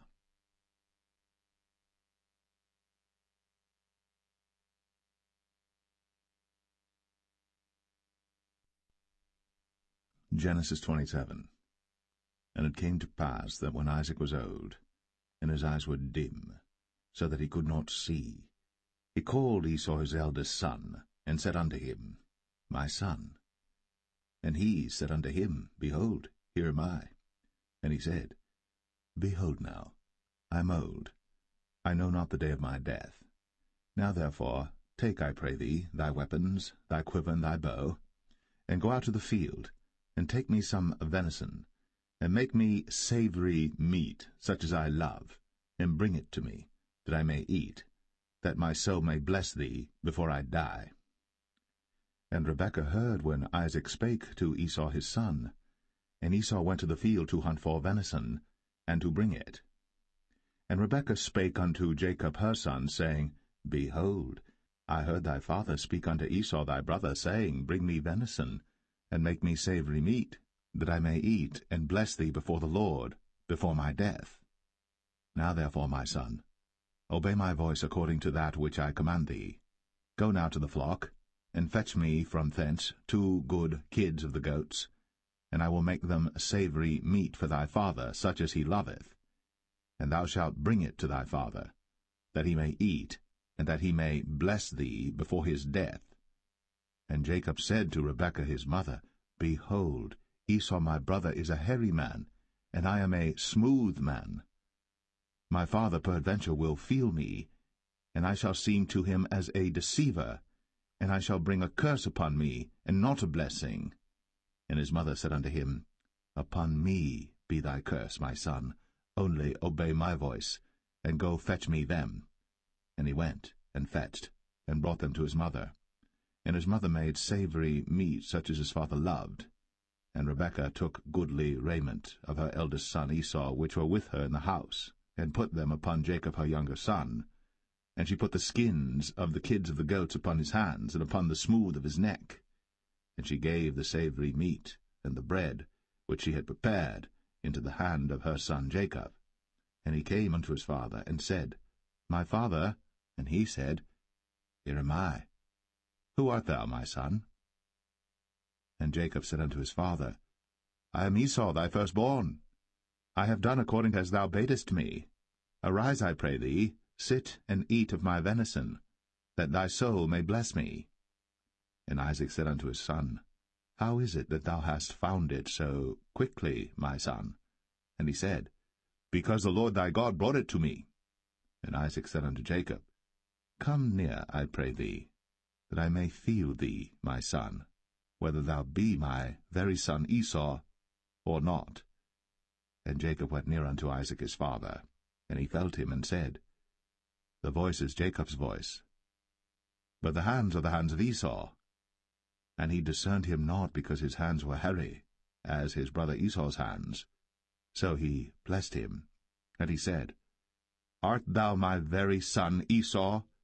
And he said, I am. And he said, Bring it near to me, and I will eat of my son's venison, that my soul may bless thee. And he brought it near to him, and he did eat. And he brought him wine, and he drank. And his father Isaac said unto him, Come near now, and kiss me, my son. And he came near, and kissed him. And he smelled the smell of his raiment, and blessed him, and said, See, the smell of my son is as the smell of a field which the Lord hath blessed. Therefore God give thee of the dew of heaven, and the fatness of the earth, and plenty of corn and wine. Let people serve thee, and nations bow down to thee. Be Lord over thy brethren, and let thy mother's sons bow down to thee. Cursed be every one that curseth thee, and blessed be he that blesseth thee. And it came to pass, as soon as Isaac had made an end of blessing Jacob, and Jacob was yet scarce gone out from the presence of Isaac his father, that Esau his brother came in from his hunting. And he also had made savory meat, and brought it unto his father, and said unto his father, Let my father arise, and eat of his son's venison, that thy soul may bless me. And Isaac his father said unto him, Who art thou? And he said, I am thy son, thy firstborn, Esau. And Isaac trembled very exceedingly, and said, Who? Where is he that hath taken venison, and brought it me? and I have eaten of all before thou camest, and have blessed him, yea, and he shall be blessed. And when Esau heard the words of his father, he cried with a great and exceeding bitter cry, and said unto his father, Bless me, even me also, O my father. And he said, Thy brother came with subtlety, and hath taken away thy blessing. And he said, Is not he rightly named Jacob? For he hath supplanted me these 2 times. He took away my birthright, and behold, now he hath taken away my blessing. And he said, Hast thou not reserved a blessing for me? And Isaac answered and said unto Esau, Behold, I have made him thy lord, and all his brethren have I given to him for servants, and with corn and wine have I sustained him. And what shall I do now unto thee, my son? And Esau said unto his father, Hast thou but one blessing, my father? Bless me, even me also, O my father. And Esau lifted up his voice and wept. And Isaac his father answered and said unto him, Behold, thy dwelling shall be the fatness of the earth, and of the dew of heaven from above. And by thy sword shalt thou live, and shalt serve thy brother. And it shall come to pass that when thou shalt have the dominion, that thou shalt break his yoke from off thy neck. And Esau hated Jacob, because of the blessing wherewith his father blessed him. And Esau said in his heart, The days of mourning for my father are at hand. Then will I slay my brother Jacob. And these words of Esau her elder son were told to Rebekah, and she sent and called Jacob her younger son, and said unto him, Behold, thy brother Esau, as touching thee, doth comfort himself, purposing to kill thee. Now therefore, my son, obey my voice, and arise. Flee thou to Laban my brother, to Haran, and tarry with him a few days, until thy brother's fury turn away, until thy brother's anger turn away from thee, and he forget that which thou hast done to him. Then I will send and fetch thee from thence.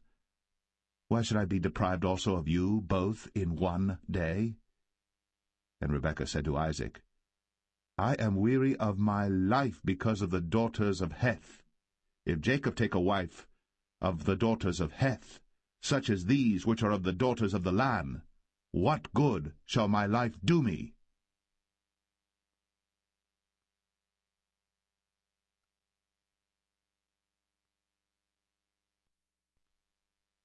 Genesis 28. And Isaac called Jacob, and blessed him, and charged him, and said unto him, Thou shalt not take a wife of the daughters of Canaan. Arise, go to Padan Aram, to the house of Bethuel thy mother's father, and take thee a wife from thence of the daughters of Laban thy mother's brother. And God Almighty bless thee, and make thee fruitful, and multiply thee, that thou mayest be a multitude of people, and give thee the blessing of Abraham to thee, and to thy seed with thee, that thou mayest inherit the land wherein thou art a stranger, which God gave unto Abraham. And Isaac sent away Jacob, and he went to Padan Aram unto Laban, son of Bethuel the Syrian, the brother of Rebekah, Jacob's and Esau's mother. When Esau saw that Isaac had blessed Jacob, and sent him away to Padan Aram, to take him a wife from thence, and that as he blessed him he gave him a charge, saying, Thou shalt not take a wife of the daughters of Canaan, and that Jacob obeyed his father and his mother, and was gone to Padan Aram. And Esau, seeing that the daughters of Canaan pleased not Isaac his father, then went Esau unto Ishmael, and took unto the wives which he had Mahalath, the daughter of Ishmael, Abraham's son, the sister of Nebajoth, to be his wife. And Jacob went out from Beersheba, and went toward Haran. And he lighted upon a certain place, and tarried there all night, because the sun was set. And he took of the stones of that place, and put them for his pillows, and lay down in that place to sleep. And he dreamed, and behold, a ladder set up on the earth, and the top of it reached to heaven. And behold, the angels of God ascending and descending on it. And behold, the Lord stood above it, and said, I am the Lord God of Abraham thy father, and the God of Isaac. The land whereon thou liest, to thee will I give it, and to thy seed. And thy seed shall be as the dust of the earth, and thou shalt spread abroad to the west, and to the east, and to the north, and to the south. And in thee and in thy seed shall all the families of the earth be blessed.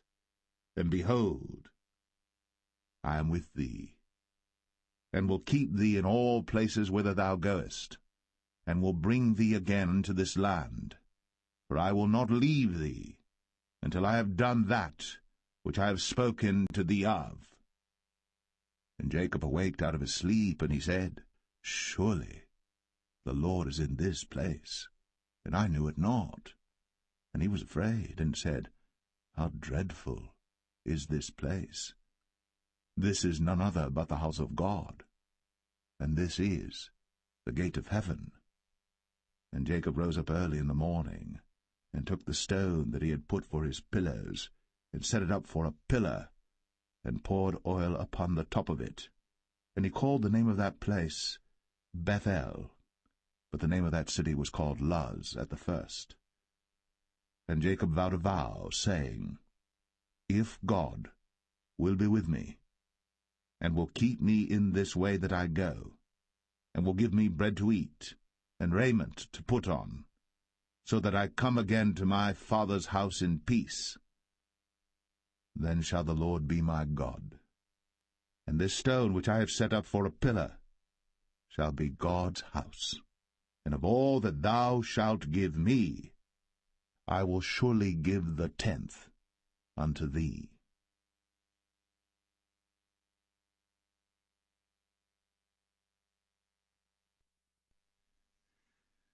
Genesis 29.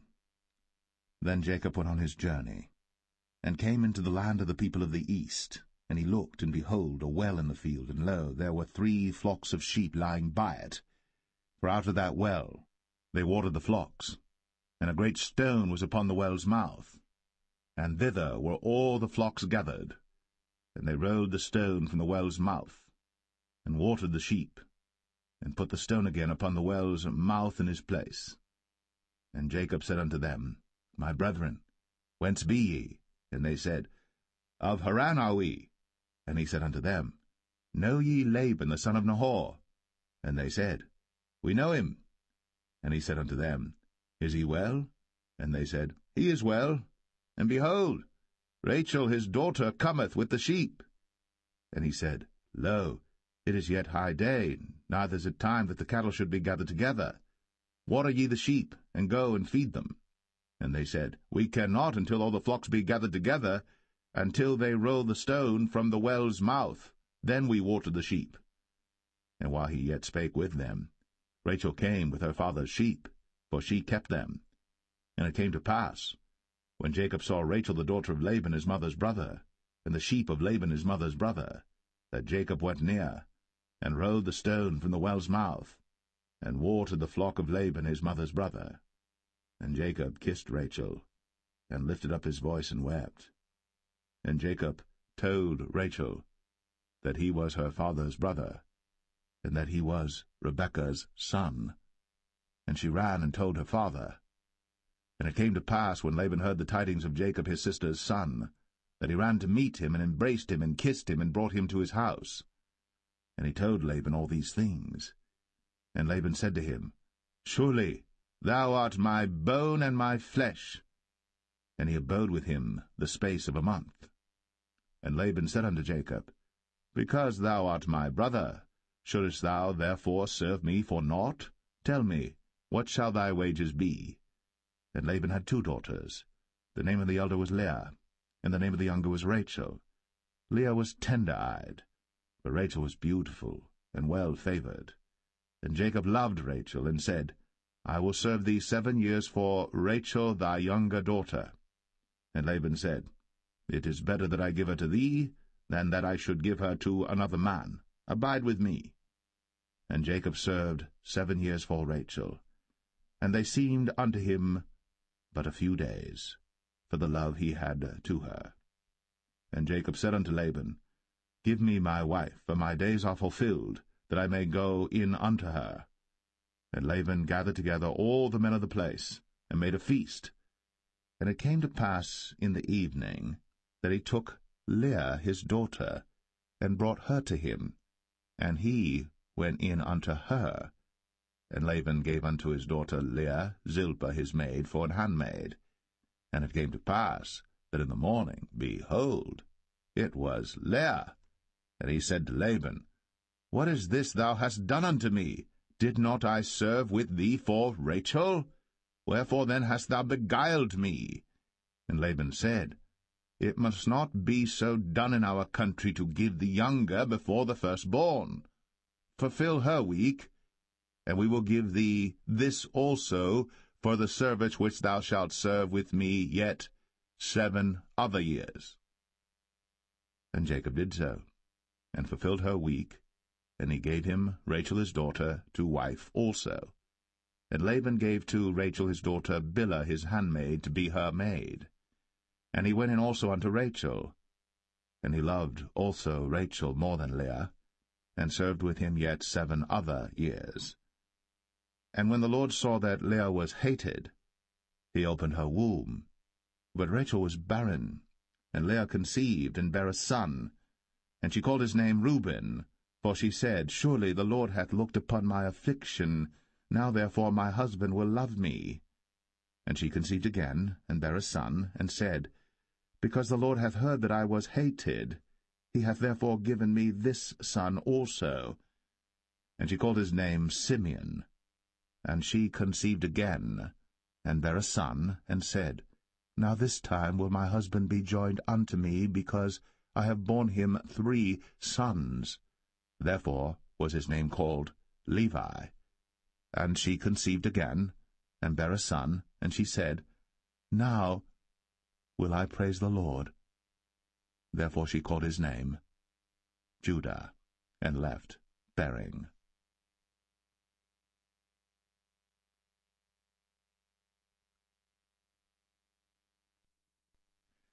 Genesis 30. And when Rachel saw that she bare Jacob no children, Rachel envied her sister, and said unto Jacob, Give me children, or else I die. And Jacob's anger was kindled against Rachel, and he said, Am I in God's stead, who hath withheld from thee the fruit of the womb?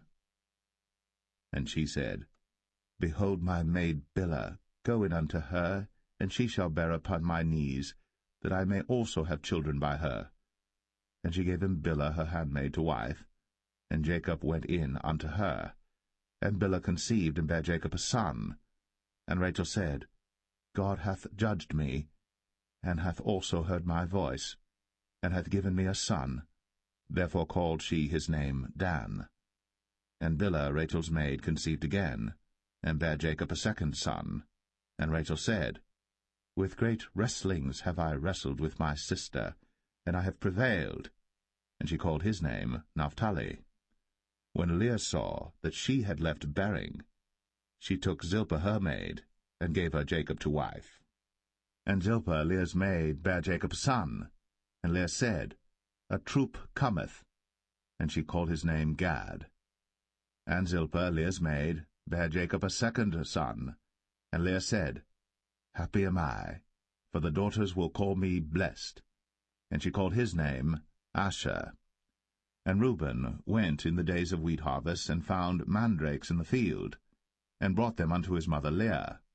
Then Rachel said to Leah, Give me, I pray thee, of thy son's mandrakes. And she said unto her, Is it a small matter that thou hast taken my husband? And wouldst thou take away my son's mandrakes also? And Rachel said, Therefore he shall lie with thee tonight, for thy son's mandrakes.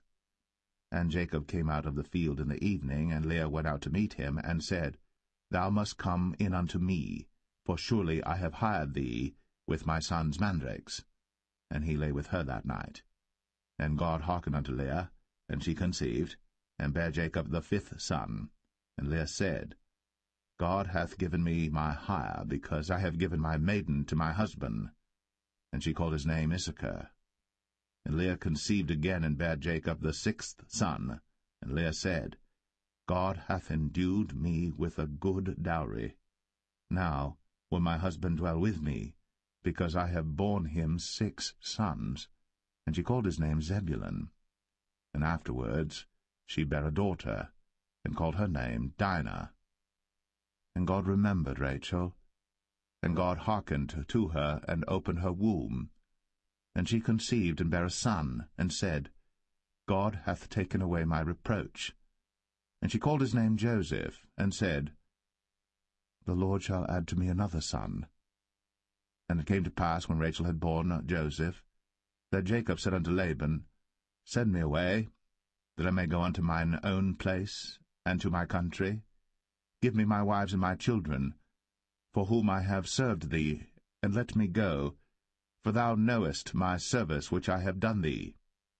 And Laban said unto him, I pray thee, if I have found favour in thine eyes, tarry, for I have learned by experience that the Lord hath blessed me for thy sake. And he said, Appoint me thy wages, and I will give it. And he said unto him, Thou knowest how I have served thee, and how thy cattle was with me. For it was little which thou hadst before I came, and it is now increased unto a multitude. And the Lord hath blessed thee since my coming. And now, when shall I provide for mine own house also? And he said, What shall I give thee? And Jacob said, Thou shalt not give me anything. If thou wilt do this thing for me, I will again feed and keep thy flock. I will pass through all thy flock today, removing from thence all the speckled and spotted cattle, and all the brown cattle among the sheep, and the spotted and speckled among the goats, and of such shall be my hire. So shall my righteousness answer for me in time to come, when it shall come for my hire before thy face, every one that is not speckled and spotted among the goats, and brown among the sheep, that shall be counted stolen with me. And Laban said, Behold, I would it might be according to thy word. And he removed that day the he-goats that were ring-straked and spotted, and all the she-goats that were speckled and spotted, and every one that had some white in it, and all the brown among the sheep, and gave them into the hand of his sons. And he set 3 days' journey betwixt himself and Jacob fed the rest of Laban's flocks. And Jacob took him rods of green poplar, and of the hazel and chestnut tree, and pilled white strakes in them, and made the white appear which was in the rods. And he set the rods which he had pilled before the flocks in the gutters, in the watering troughs, when the flocks came to drink, that they should conceive when they came to drink. And the flocks conceived before the rods, and brought forth cattle, ring-straked, speckled, and spotted. And Jacob did separate the lambs, and set the faces of the flocks toward the ring-straked, and all the brown in the flock of Laban. And he put his own flocks by themselves, and put them not unto Laban's cattle. And it came to pass, whensoever the stronger cattle did conceive, that Jacob laid the rods before the eyes of the cattle in the gutters, that they might conceive among the rods. But when the cattle were feeble, he put them not in. So the feebler were Laban's, and the stronger Jacob's. And the man increased exceedingly, and had much cattle, and maidservants, and menservants, and camels, and asses.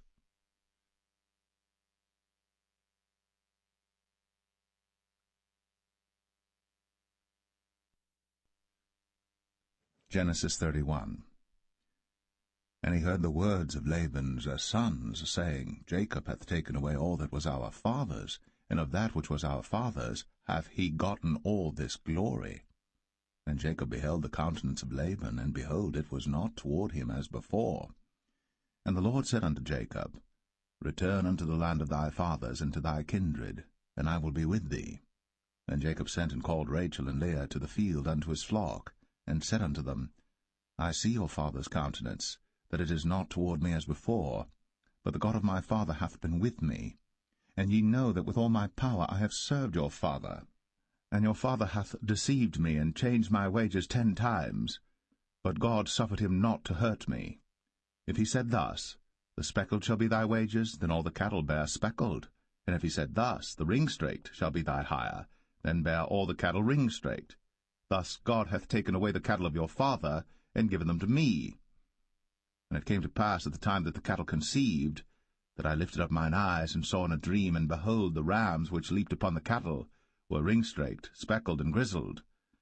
And the angel of God spake unto me in a dream, saying, Jacob. And I said, Here am I. And he said, Lift up now thine eyes, and see all the rams which leap upon the cattle are ring-straked, speckled, and grizzled. For I have seen all that Laban doeth unto thee. I am the God of Bethel, where thou anointest the pillar, and where thou vowest a vow unto me. Now arise, get thee out from this land, and return unto the land of thy kindred. And Rachel and Leah answered and said unto him, Is there yet any portion or inheritance for us in our father's house? Are we not counted of him strangers? For he hath sold us, and hath quite devoured also our money. For all the riches which God hath taken from our father, that is ours and our children's.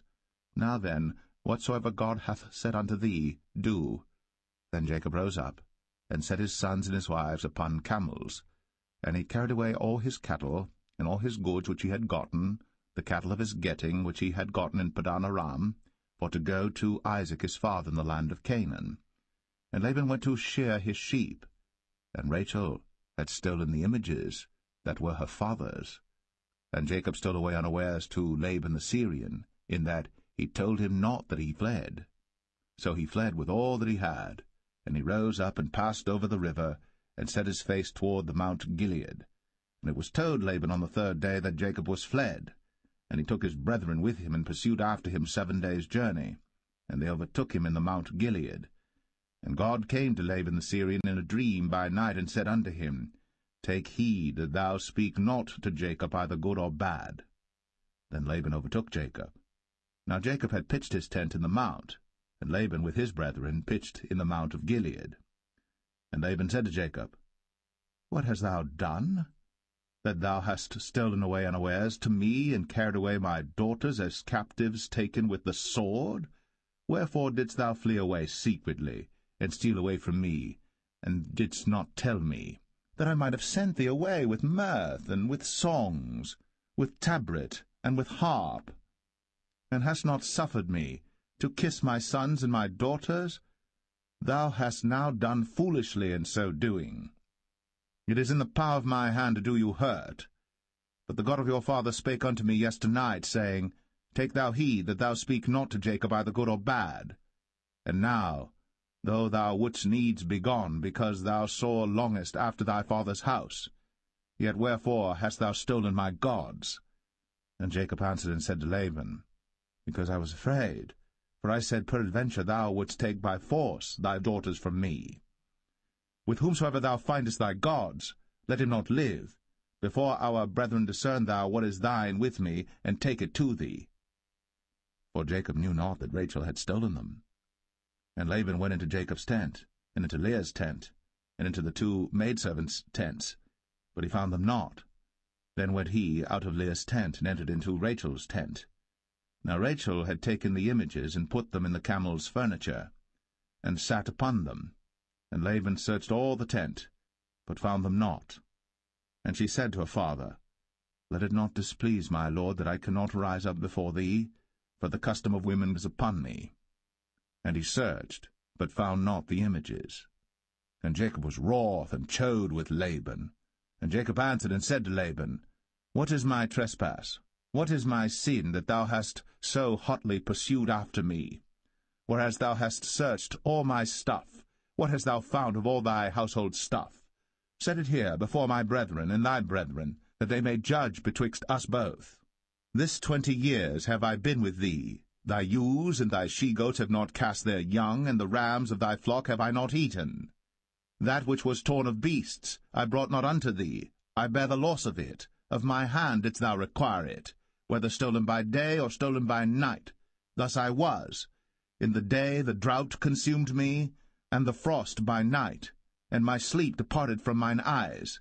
Thus have I been 20 years in thy house.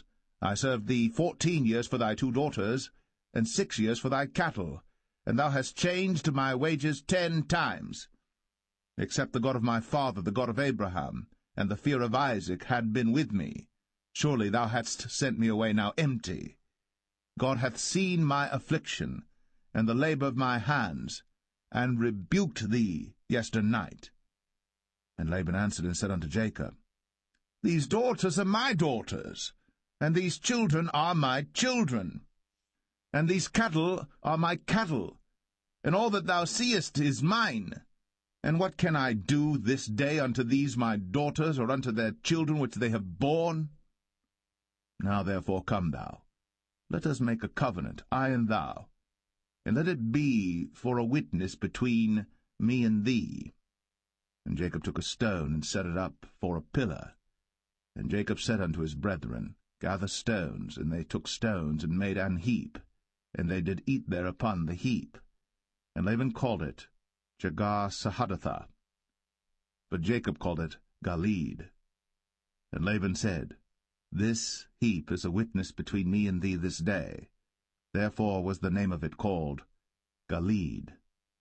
And Mizpah, for he said, The Lord watch between me and thee, when we are absent one from another. If thou shalt afflict my daughters, or if thou shalt take other wives beside my daughters, no man is with us. See, God is witness betwixt me and thee. And Laban said to Jacob, Behold this heap, and behold this pillar, which I have cast betwixt me and thee. This heap be witness, and this pillar be witness, that I will not pass over this heap to thee, and that thou shalt not pass over this heap and this pillar unto me for harm. The God of Abraham and the God of Nahor, the God of their father, judge betwixt us. And Jacob sware by the fear of his father Isaac. Then Jacob offered sacrifice upon the mount, and called his brethren to eat bread. And they did eat bread, and tarried all night in the mount. And early in the morning Laban rose up, and kissed his sons and his daughters, and blessed them. And Laban departed, and returned unto his place.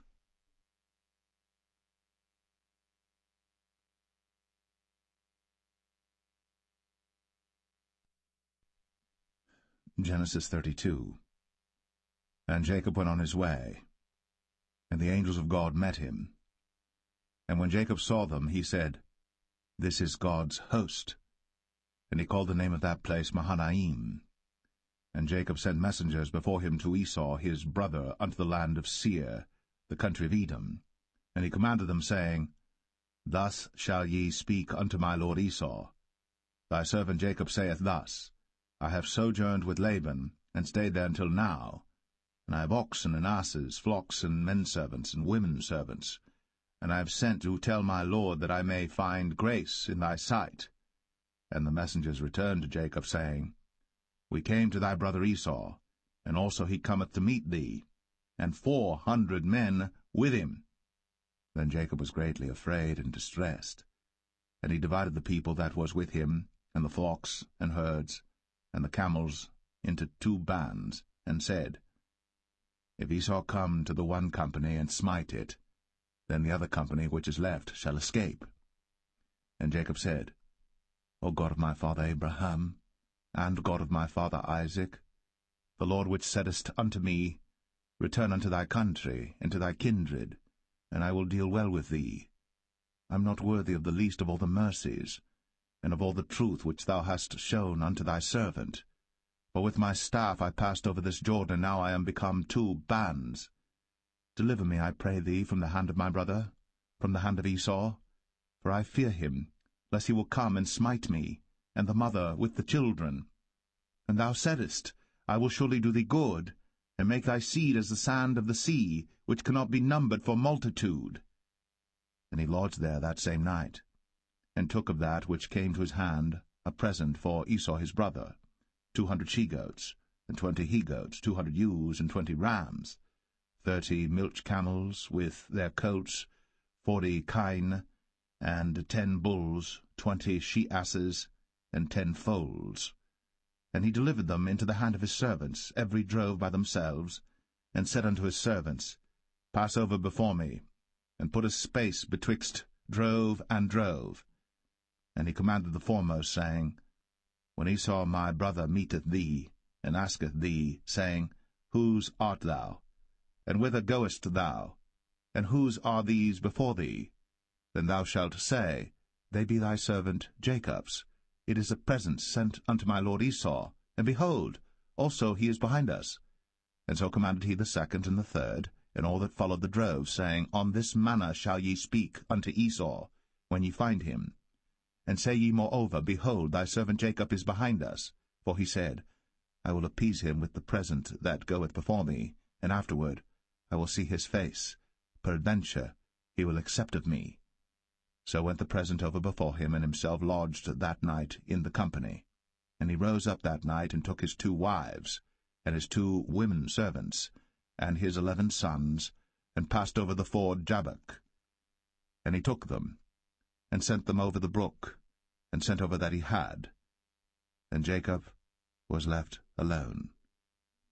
And there wrestled a man with him until the breaking of the day. And when he saw that he prevailed not against him, he touched the hollow of his thigh, and the hollow of Jacob's thigh was out of joint as he wrestled with him. And he said, Let me go, for the day breaketh. And he said, I will not let thee go, except thou bless me. And he said unto him, What is thy name? And he said, Jacob. And he said, Thy name shall be called no more Jacob, but Israel.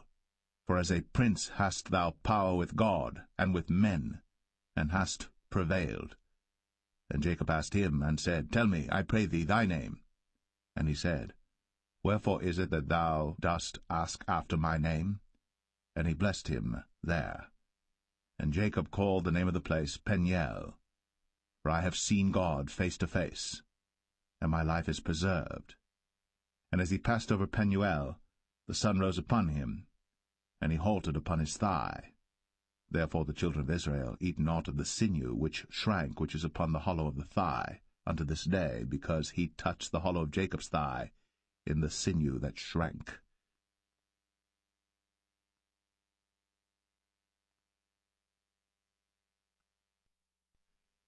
Genesis 33.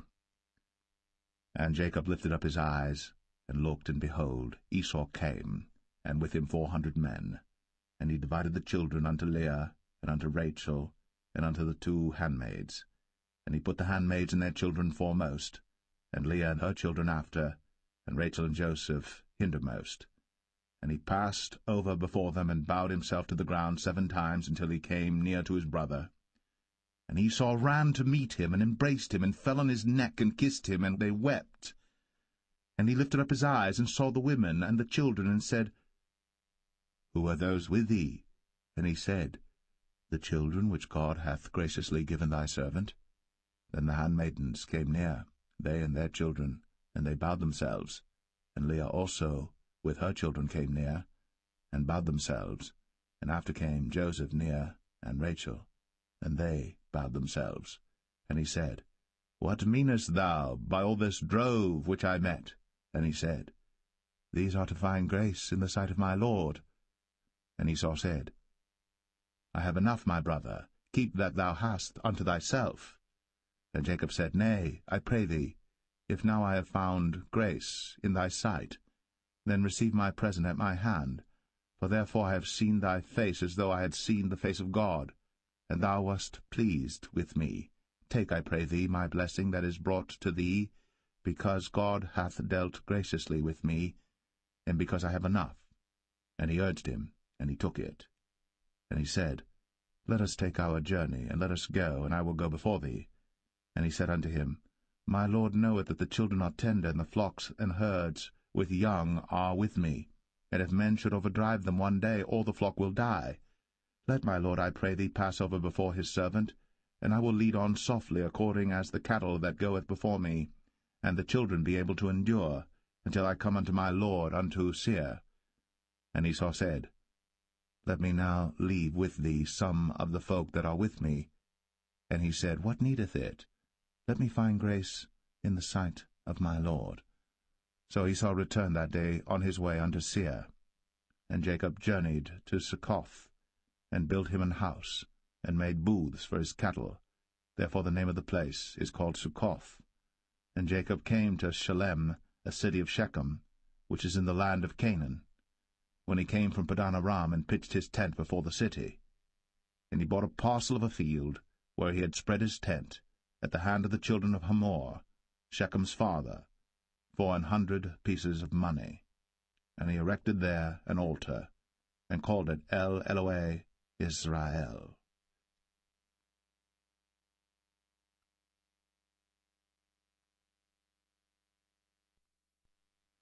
Genesis 34. And Dinah the daughter of Leah, which she bare unto Jacob, went out to see the daughters of the land. And when Shechem, the son of Hamor the Hivite, prince of the country, saw her, he took her, and lay with her, and defiled her. And his soul clave unto Dinah the daughter of Jacob, and he loved the damsel, and spake kindly unto the damsel. And Shechem spake unto his father Hamor, saying, Get me this damsel to wife. And Jacob heard that he had defiled Dinah his daughter. Now his sons were with his cattle in the field, and Jacob held his peace until they were come. And Hamor the father of Shechem went out unto Jacob to commune with him. And the sons of Jacob came out of the field when they heard it, and the men were grieved, and they were very wroth, because he had wrought folly in Israel, in lying with Jacob's daughter, which thing ought not to be done. And Hamor communed with them, saying, The soul of my son Shechem longeth for your daughter. I pray you, give her him to wife, and make ye marriages with us, and give your daughters unto us, and take our daughters unto you. And ye shall dwell with us, and the land shall be before you. Dwell and trade ye therein, and get you possessions therein. And Shechem said unto her father and unto her brethren, Let me find grace in your eyes, and what ye shall say unto me I will give. Ask me never so much dowry and gift, and I will give according as ye shall say unto me. But give me the damsel to wife. And the sons of Jacob answered Shechem and Hamor his father deceitfully, and said, because he had defiled Dinah their sister, and they said unto them, We cannot do this thing to give our sister to one that is uncircumcised, for that were a reproach unto us. But in this will we consent unto you. If ye will be as we be, that every male of you be circumcised, then will we give our daughters unto you, and we will take your daughters to us, and we will dwell with you, and we will become one people. But if ye will not hearken unto us to be circumcised, then we will take our daughter, and we will be gone. And their words pleased Hamor and Shechem Hamor's son. And the young man deferred not to do the thing, because he had delight in Jacob's daughter, and he was more honorable than all the house of his father. And Hamor and Shechem his son came unto the gate of their city, and communed with the men of their city, saying, These men are peaceable with us. Therefore let them dwell in the land, and trade therein. For the land, behold, it is large enough for them. Let us take their daughters to us for wives, and let us give them our daughters. Only herein will the men consent unto us, for to dwell with us, to be one people, if every male among us be circumcised, as they are circumcised. Shall not their cattle and their substance and every beast of theirs be ours? Only let us consent unto them, and they will dwell with us. And unto Hamor and unto Shechem his son hearkened all that went out of the gate of his city, and every male was circumcised, all that went out of the gate of his city. And it came to pass on the 3rd day, when they were sore, that 2 of the sons of Jacob, Simeon and Levi, Dinah's brethren, took each man his sword, and came upon the city boldly, and slew all the males. And they slew Hamor and Shechem his son with the edge of the sword, and took Dinah out of Shechem's house, and went out. The sons of Jacob came upon the slain, and spoiled the city, because they had defiled their sister. They took their sheep and their oxen, and their asses, and that which was in the city, and that which was in the field, and all their wealth, and all their little ones, and their wives took they captive, and spoiled even all that was in the house. And Jacob said to Simeon and Levi, Ye have troubled me to make me to stink among the inhabitants of the land, among the Canaanites and the Perizzites. And I being few in number, they shall gather themselves together against me, and slay me, and I shall be destroyed, I and my house. And they said, Should he deal with our sister as with an harlot?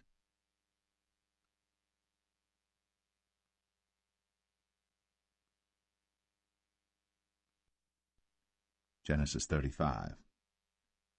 And God said unto Jacob, Arise, go up to Bethel, and dwell there, and make there an altar unto God, that appeared unto thee when thou fleddest from the face of Esau thy brother.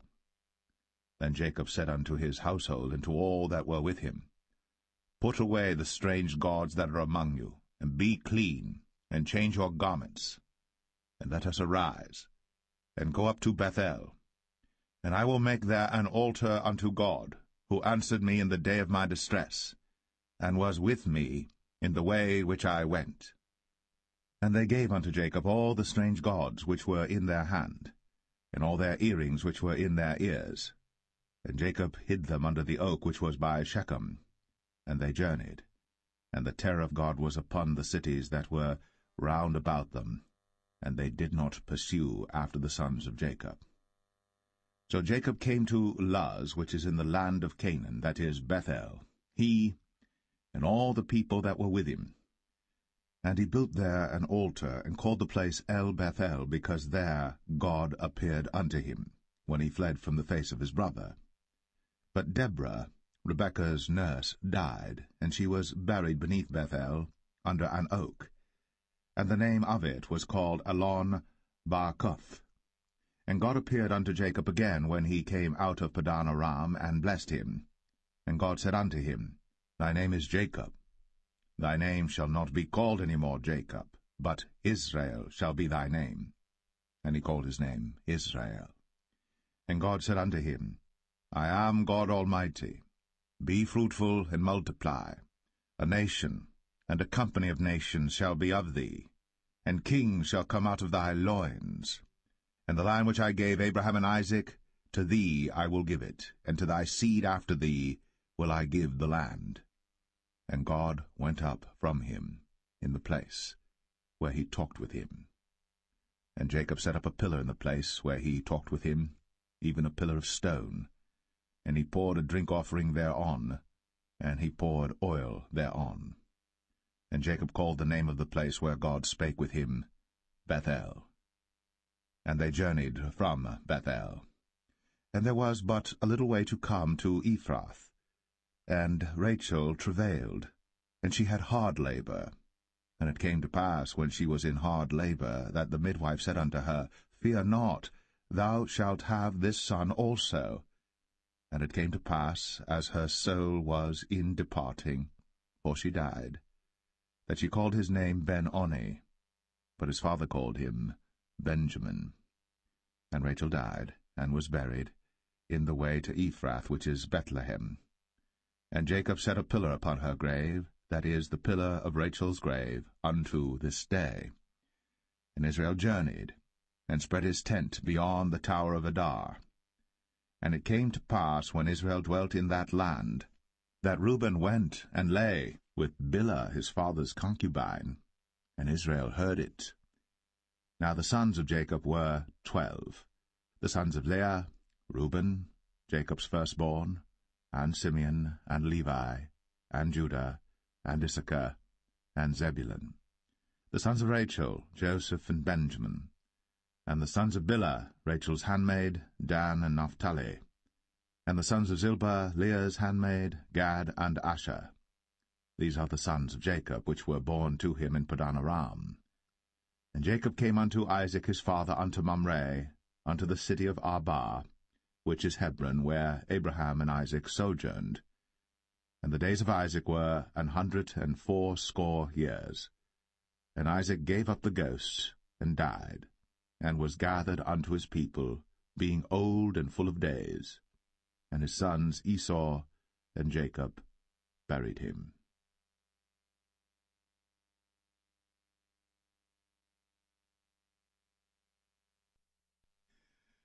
Genesis 36. Now these are the generations of Esau, who is Edom. Esau took his wives of the daughters of Canaan, Adah the daughter of Elon the Hittite, and Aholibamah the daughter of Anah the daughter of Zibeon the Hivite, and Bashemath, Ishmael's daughter, sister of Nebajoth. And Adah bare to Esau Eliphaz, and Bashemath bare Ruel. And Aholibamah bare Jeush, and Jalam, and Korah. These are the sons of Esau, which were born unto him in the land of Canaan. And Esau took his wives, and his sons, and his daughters, and all the persons of his house, and his cattle, and all his beasts, and all his substance, which he had got in the land of Canaan, and went into the country from the face of his brother Jacob. For their riches were more than that they might dwell together, and the land wherein they were strangers could not bear them because of their cattle. Thus dwelt Esau in Mount Seir. Esau is Edom. And these are the generations of Esau, the father of the Edomites, in Mount Seir. These are the names of Esau's sons: Eliphaz the son of Adah, the wife of Esau, Ruel the son of Bashemath, the wife of Esau. And the sons of Eliphaz were Teman, Omar, Zepho, and Gatam, and Kenaz. And Timnah was concubine to Eliphaz, Esau's son, and she bare to Eliphaz Amalek. These were the sons of Adah, Esau's wife. And these are the sons of Reuel, Nahath, and Zerah, Shammah, and Mizah. These were the sons of Bashemath, Esau's wife. And these were the sons of Aholibamah, the daughter of Anah, the daughter of Zibeon, Esau's wife. And she bare to Esau Jeush, and Jalam, and Korah. These were dukes of the sons of Esau. The sons of Eliphaz, the firstborn son of Esau, Duke Teman, Duke Omar, Duke Zepho, Duke Kenaz, Duke Korah, Duke Gatam, and Duke Amalek. These are the dukes that came of Eliphaz in the land of Edom. These were the sons of Adah. And these are the sons of Reuel, Esau's son, Duke Nahath, Duke Zerah, Duke Shammah, Duke Mizah. These are the dukes that came of Reuel in the land of Edom.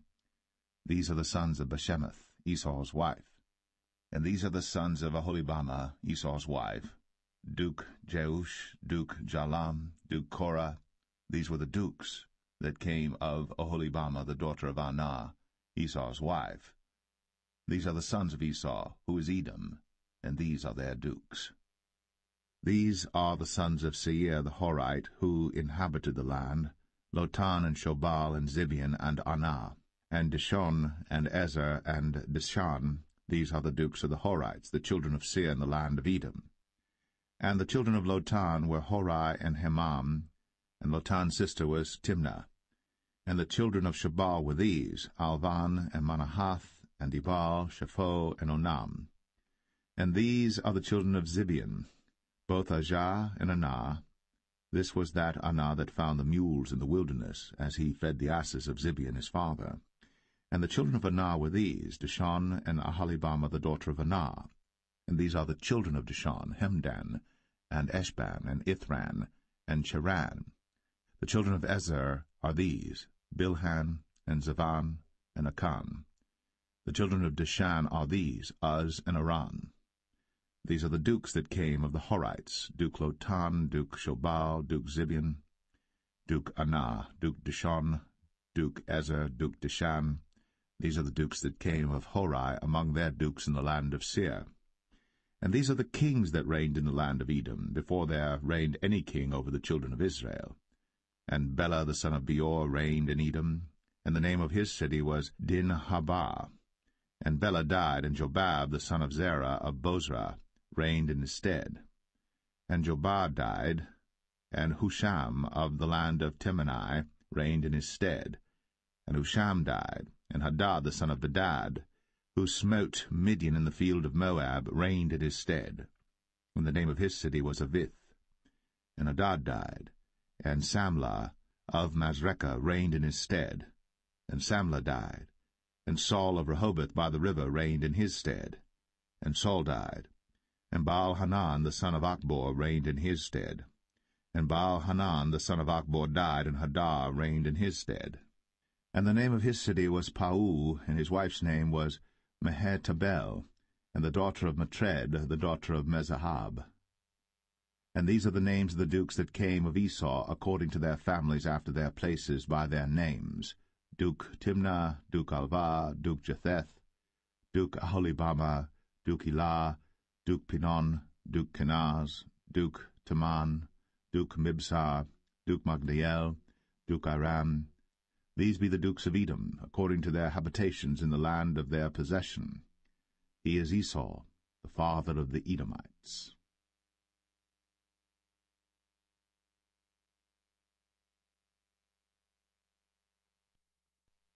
Genesis 37. And Jacob dwelt in the land wherein his father was a stranger, in the land of Canaan. These are the generations of Jacob.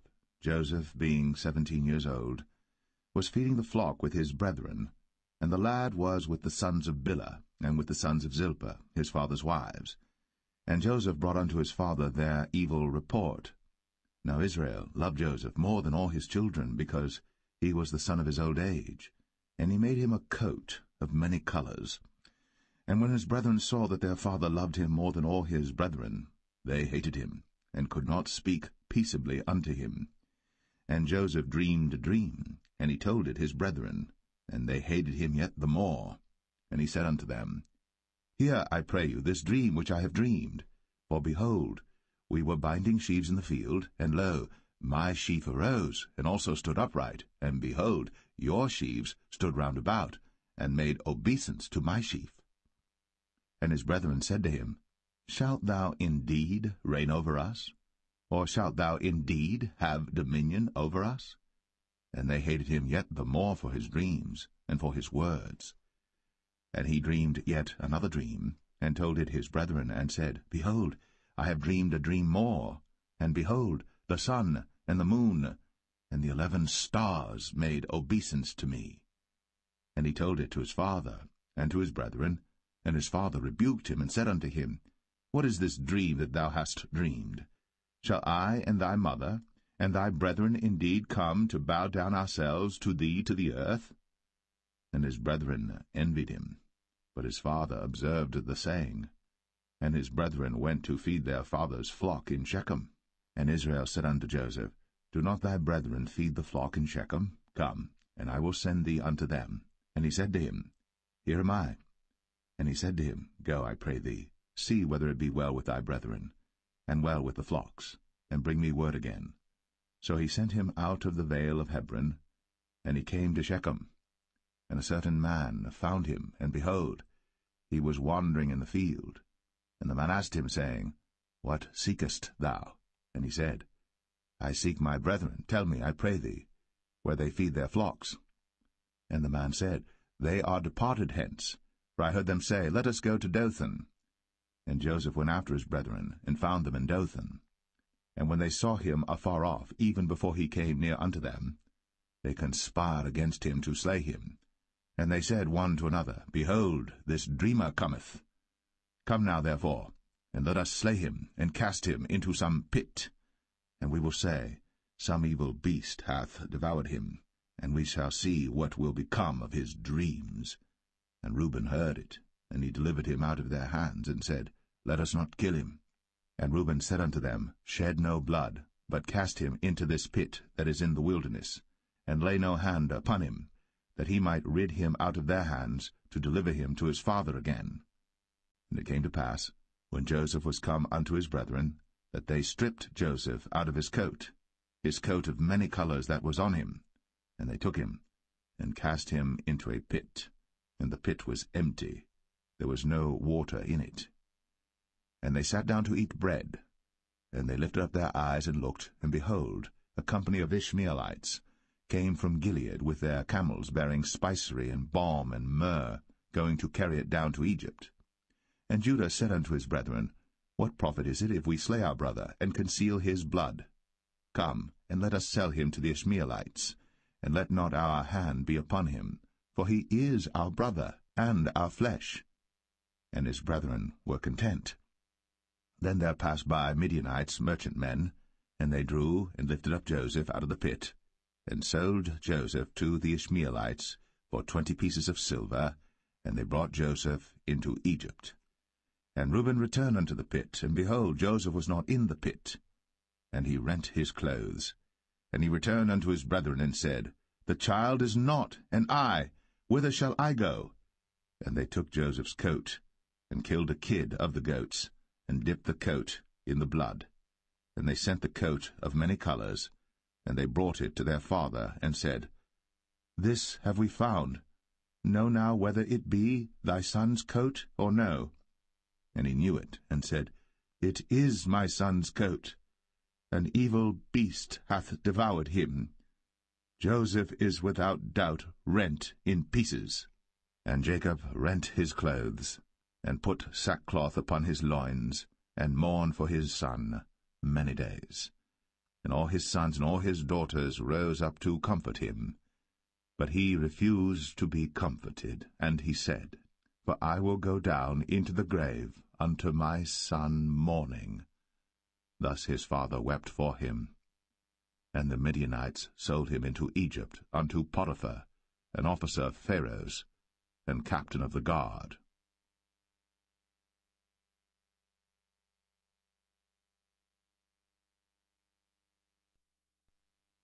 Genesis 38.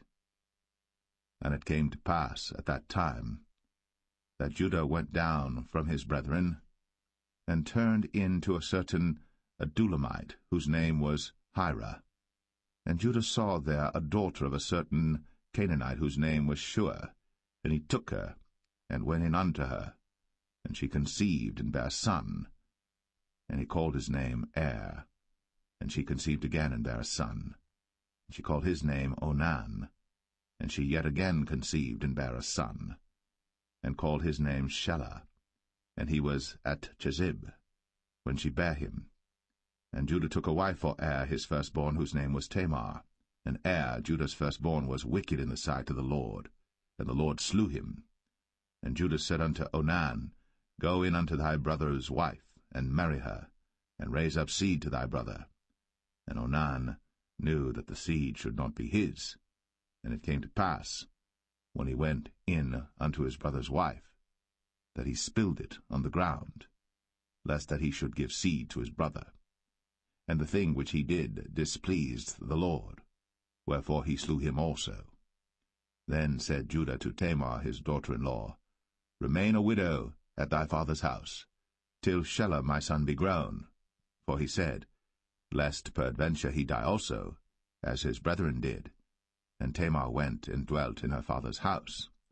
And in process of time the daughter of Shua, Judah's wife, died. And Judah was comforted, and went up unto his sheep-shearers to Timnath, he and his friend Hira, the Adulamite. And it was told Tamar, saying, Behold, thy father-in-law goeth up to Timnath to shear his sheep. And she put her widow's garments off from her, and covered her with a veil, and wrapped herself, and sat in an open place, which is by the way to Timnath. For she saw that Shelah was grown, and she was not given unto him to wife. When Judah saw her, he thought her to be an harlot, because she had covered her face. And he turned unto her by the way, and said, Go to, I pray thee, let me come in unto thee. For he knew not that she was his daughter-in-law. And she said, What wilt thou give me, that thou mayest come in unto me? And he said, I will send thee a kid from the flock. And she said, Wilt thou give me a pledge, till thou send it? And he said, What pledge shall I give thee? And she said, Thy signet, and thy bracelets, and thy staff that is in thine hand. And he gave it her, and came in unto her. And she conceived by him.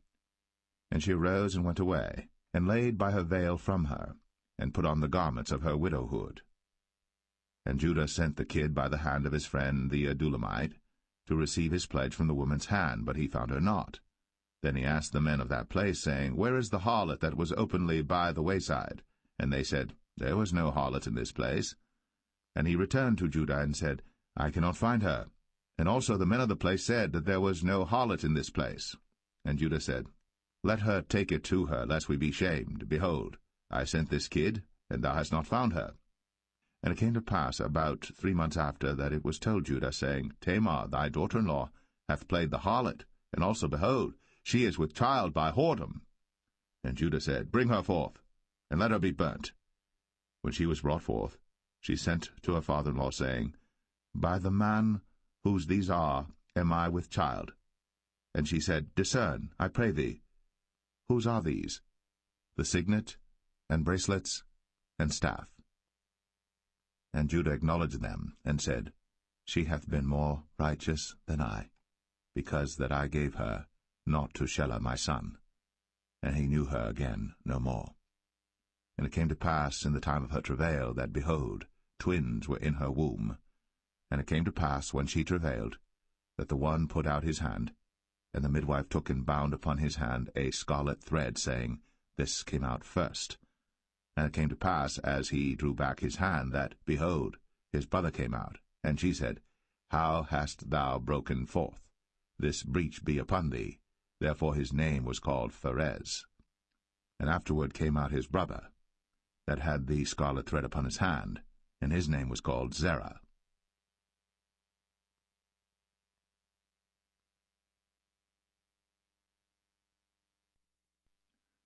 Genesis 39. And Joseph was brought down to Egypt, and Potiphar, an officer of Pharaoh, captain of the guard, an Egyptian, bought him of the hands of the Ishmaelites, which had brought him down thither. And the Lord was with Joseph, and he was a prosperous man, and he was in the house of his master the Egyptian. And his master saw that the Lord was with him, and that the Lord made all that he did to prosper in his hand. And Joseph found grace in his sight, and he served him, and he made him overseer over his house. And all that he had he put into his hand. And it came to pass from the time that he had made him overseer in his house, and over all that he had, that the Lord blessed the Egyptian's house for Joseph's sake. And the blessing of the Lord was upon all that he had in the house and in the field. And he left all that he had in Joseph's hand. And he knew not aught he had, save the bread which he did eat. And Joseph was a goodly person, and well favored. And it came to pass after these things, that his master's wife cast her eyes upon Joseph, and she said, Lie with me. But he refused, and said unto his master's wife, Behold, my master wotteth not what is with me in the house, and he hath committed all that he hath to my hand. There is none greater in this house than I, neither hath he kept back anything from me but thee, because thou art his wife.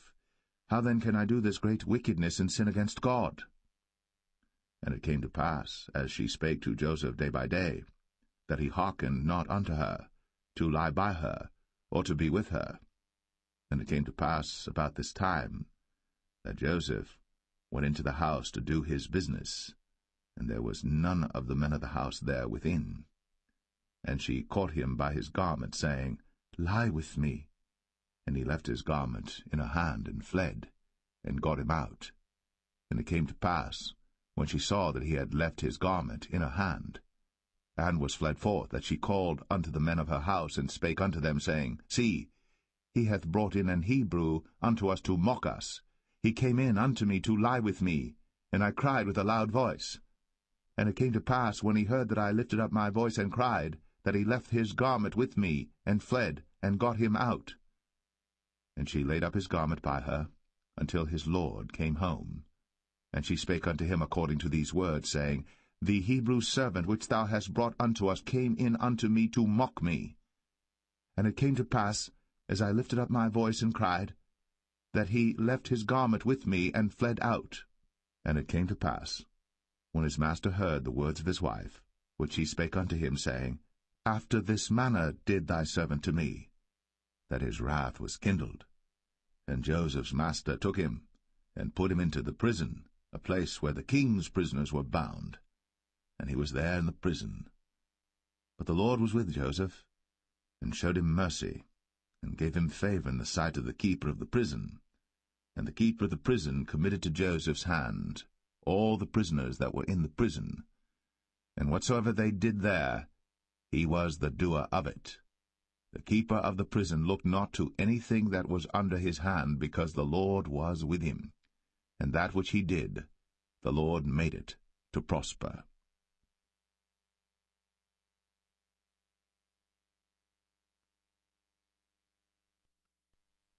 Genesis 40.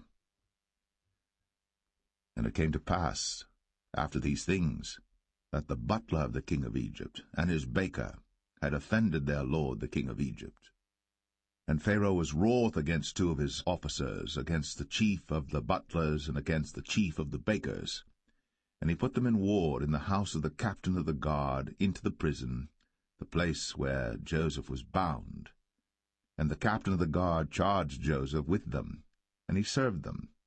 And they continued a season in ward. And they dreamed a dream, both of them, each man his dream in one night, each man according to the interpretation of his dream, the butler and the baker of the king of Egypt, which were bound in the prison. And Joseph came in unto them in the morning, and looked upon them, and behold, they were sad. And he asked Pharaoh's officers that were with him in the ward of his lord's house, saying, Wherefore look ye so sadly today? And they said unto him, We have dreamed a dream, and there is no interpreter of it. And Joseph said unto them, Do not interpretations belong to God? Tell me them, I pray you. And the chief butler told his dream to Joseph, and said to him, In my dream, behold, a vine was before me. And in the vine were 3 branches, and it was as though it budded, and her blossoms shot forth, and the clusters thereof brought forth ripe grapes. And Pharaoh's cup was in my hand, and I took the grapes, and pressed them into Pharaoh's cup, and I gave the cup into Pharaoh's hand. And Joseph said unto him, This is the interpretation of it. The 3 branches are 3 days. Yet within 3 days shall Pharaoh lift up thine head, and restore thee unto thy place, and thou shalt deliver Pharaoh's cup into his hand, after the former manner when thou wast his butler. But think on me when it shall be well with thee, and show kindness, I pray thee, unto me, and make mention of me unto Pharaoh, and bring me out of this house. For indeed I was stolen away out of the land of the Hebrews, and here also have I done nothing that they should put me into the dungeon.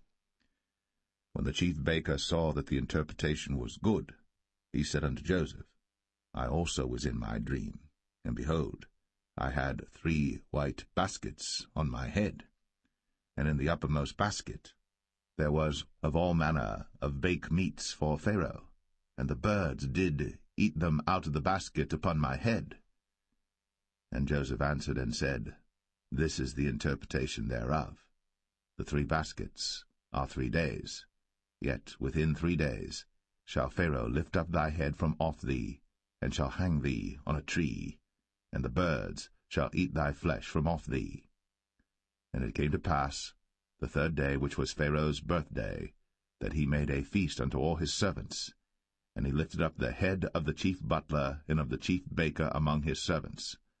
And he restored the chief butler unto his butlership again, and he gave the cup into Pharaoh's hand.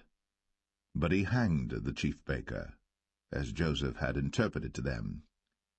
Yet did not the chief butler remember Joseph, but forgat him.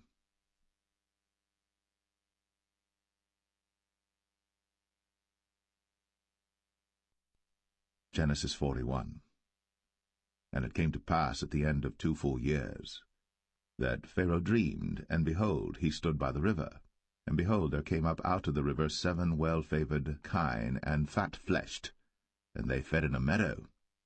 And behold, 7 other kine came up after them out of the river, ill-favoured, and lean-fleshed, and stood by the other kine upon the brink of the river. And the ill-favoured and lean-fleshed kine did eat up the 7 well-favoured and fat kine. So Pharaoh awoke. And he slept and dreamed the 2nd time, and behold, 7 ears of corn came up upon 1 stalk, rank and good. And behold, 7 thin ears, and blasted with the east wind sprung up after them. And the 7 thin ears devoured the 7 rank and full ears. And Pharaoh awoke, and behold, it was a dream. And it came to pass in the morning that his spirit was troubled, and he sent and called for all the magicians of Egypt, and all the wise men thereof. And Pharaoh told them his dream, but there was none that could interpret them unto Pharaoh.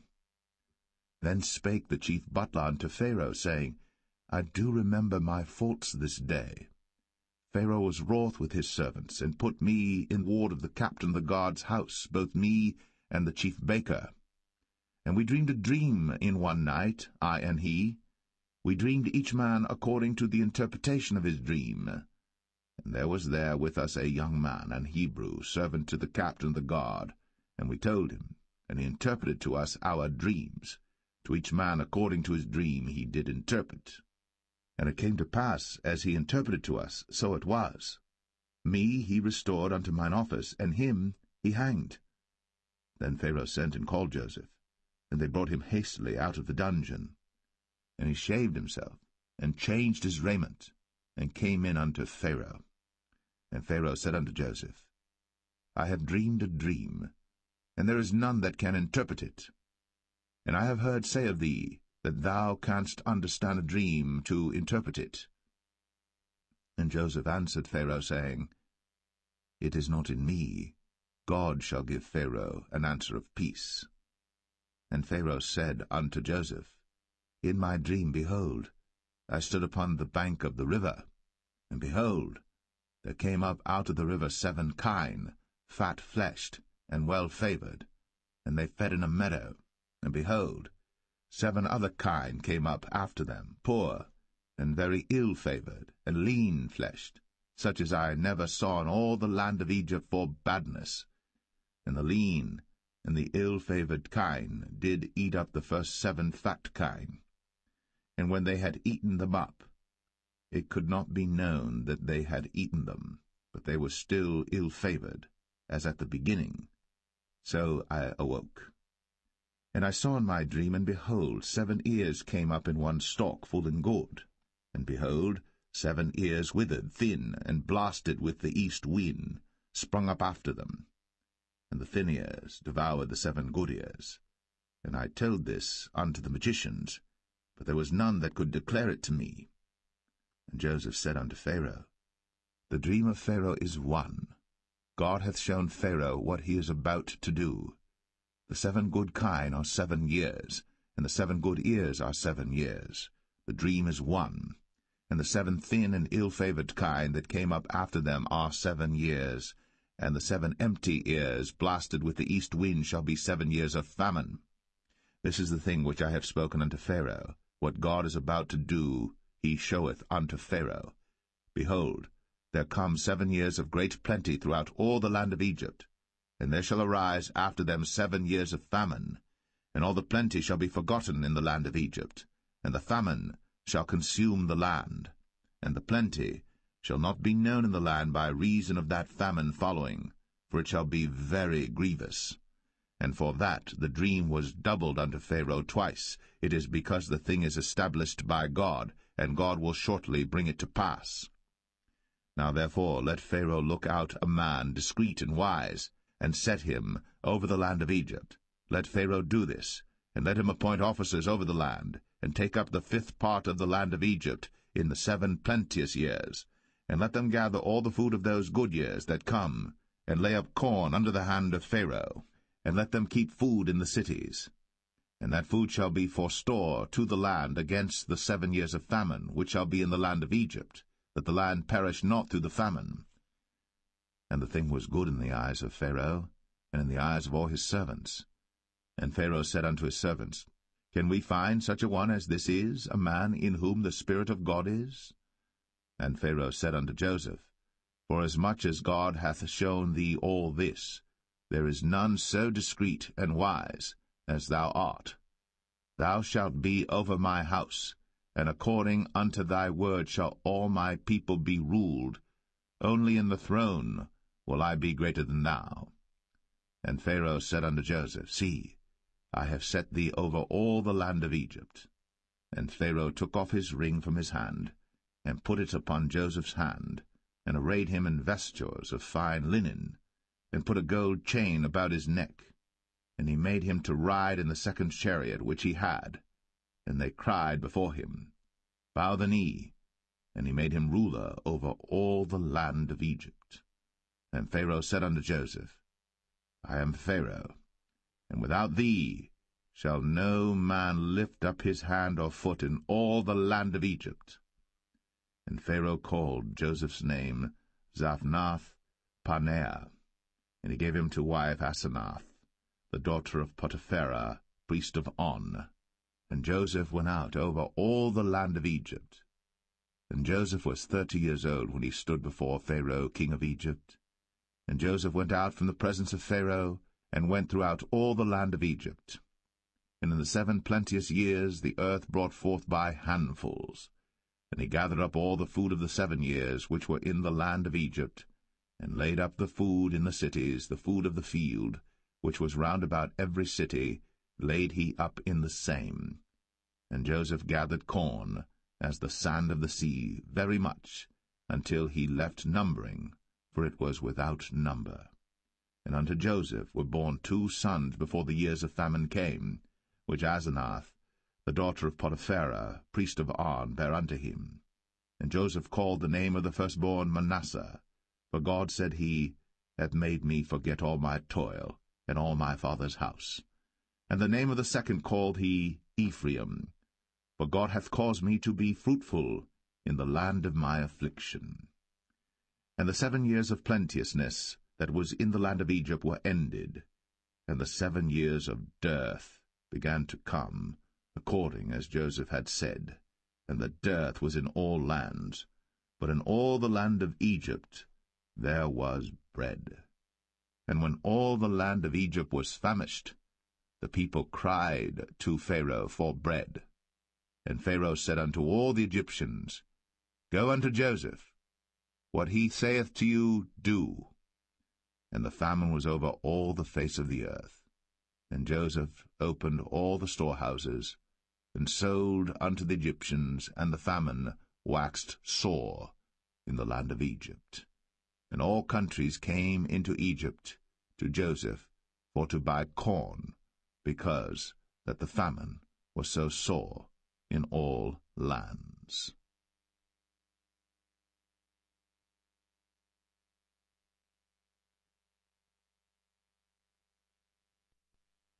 Genesis 42.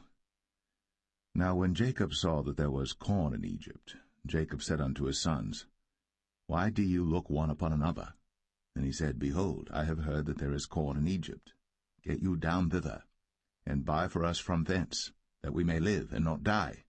And Joseph's 10 brethren went down to buy corn in Egypt.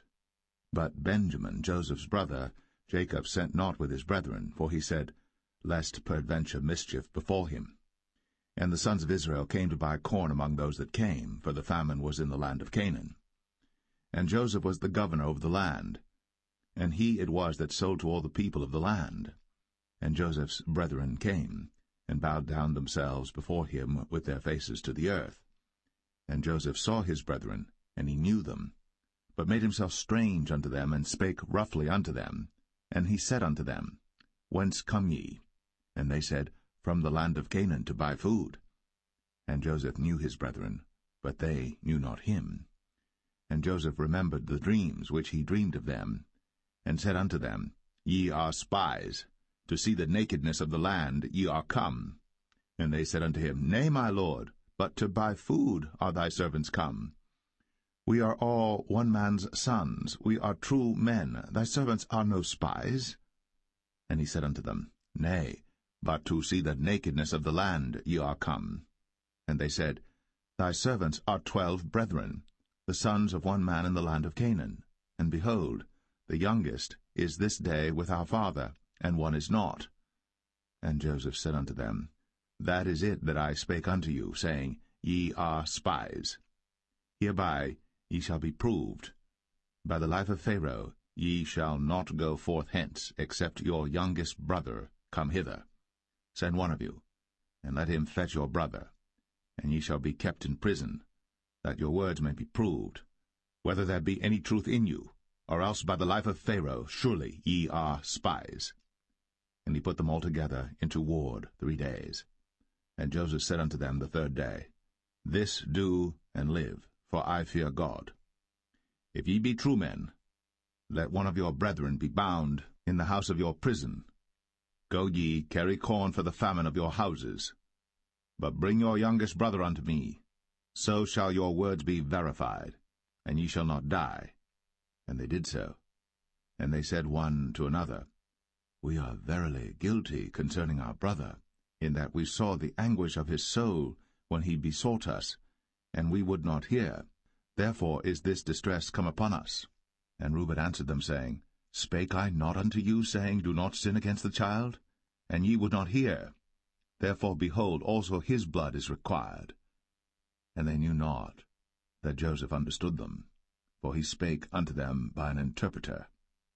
And he turned himself about from them, and wept, and returned to them again, and communed with them, and took from them Simeon, and bound him before their eyes. Then Joseph commanded to fill their sacks with corn, and to restore every man's money into his sack, and to give them provision for the way. And thus did he unto them. And they laded their asses with the corn, and departed thence. And as one of them opened his sack, to give his ass provender in the inn, he espied his money, for behold, it was in his sack's mouth. And he said unto his brethren, My money is restored, and lo, it is even in my sack. And their heart failed them, and they were afraid, saying one to another, What is this that God hath done unto us? And they came unto Jacob their father unto the land of Canaan, and told him all that befell unto them, saying, The man who is the Lord of the land spake roughly to us, and took us for spies of the country. And we said unto him, We are true men, we are no spies. We be 12 brethren, sons of our father, one is not, and the youngest is this day with our father in the land of Canaan. And the man, the Lord of the country, said unto us, Hereby shall I know that ye are true men. Leave one of your brethren here with me, and take food for the famine of your households, and be gone. And bring your youngest brother unto me. Then shall I know that ye are no spies, but that ye are true men. So will I deliver you your brother, and ye shall traffic in the land. And it came to pass, as they emptied their sacks, that, behold, every man's bundle of money was in his sack. And when both they and their father saw the bundles of money, they were afraid. And Jacob their father said unto them, Me have ye bereaved my children. Joseph is not, and Simeon is not, and ye will take Benjamin away? All these things are against me. And Reuben spake unto his father, saying, Slay my 2 sons, if I bring him not to thee. Deliver him into my hand, and I will bring him to thee again. And he said, My son shall not go down with you, for his brother is dead, and he is left alone. If mischief befall him by the way, in the which ye go, then shall ye bring down my gray hairs with sorrow to the grave.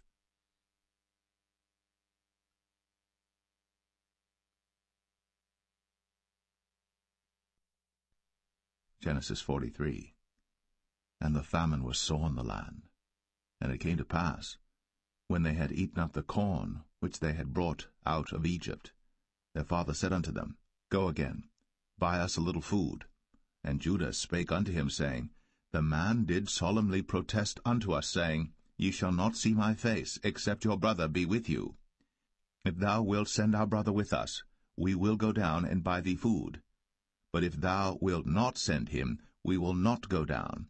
For the man said unto us, Ye shall not see my face, except your brother be with you. And Israel said, Wherefore dealt ye so ill with me, as to tell the man whether ye had yet a brother? And they said, The man asked us straitly of our state, and of our kindred, saying, Is your father yet alive? Have ye another brother? And we told him according to the tenor of these words. Could we certainly know that he would say, Bring your brother down? And Judah said unto Israel his father, Send the lad with me, and we will arise and go, that we may live and not die, both we and thou, and also our little ones. I will be surety for him. Of my hand shalt thou require him. If I bring him not unto thee, and set him before thee, then let me bear the blame for ever. For except we had lingered, surely now we had returned this second time. And their father Israel said unto them, If it must be so now, do this. Take of the best fruits in the land in your vessels, and carry down the man a present, a little balm, and a little honey, spices, and myrrh, nuts, and almonds. And take double money in your hand, and the money that was brought again in the mouth of your sacks, carry it again in your hand. peradventure it was an oversight. Take also your brother, and arise, go again unto the man. And God Almighty give you mercy before the man, that he may send away your other brother and Benjamin. If I be bereaved of my children, I am bereaved. And the men took that present, and they took double money in their hand, and Benjamin, and rose up, and went down to Egypt, and stood before Joseph. And when Joseph saw Benjamin with them, he said to the ruler of his house, Bring these men home, and slay, and make ready, for these men shall dine with me at noon. And the man did as Joseph bade, and the man brought the men into Joseph's house. And the men were afraid, because they were brought into Joseph's house. And they said, Because of the money that was returned in our sacks at the first time are we brought in, that he may seek occasion against us, and fall upon us, and take us for bondmen and our asses.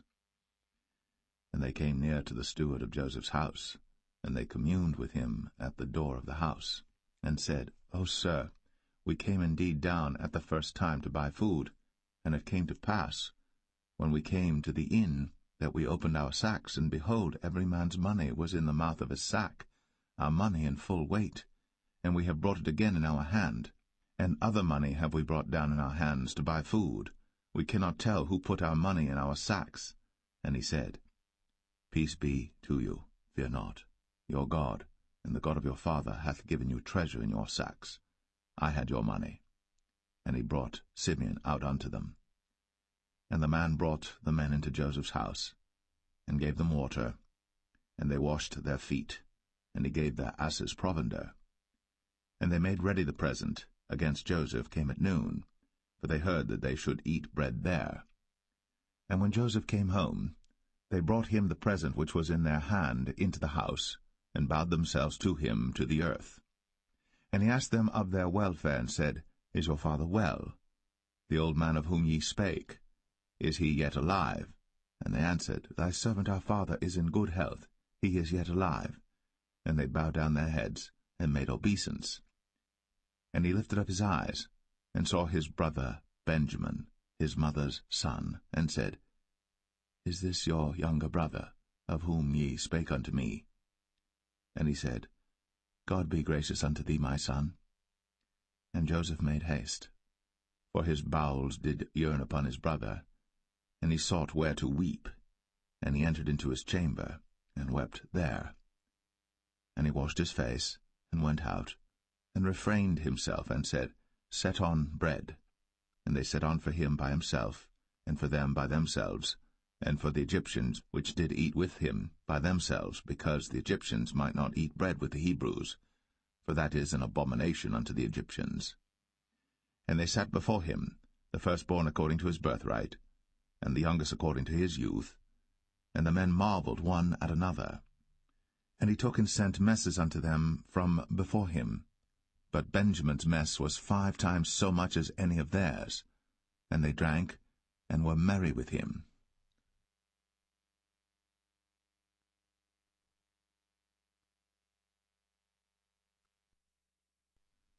Genesis 44.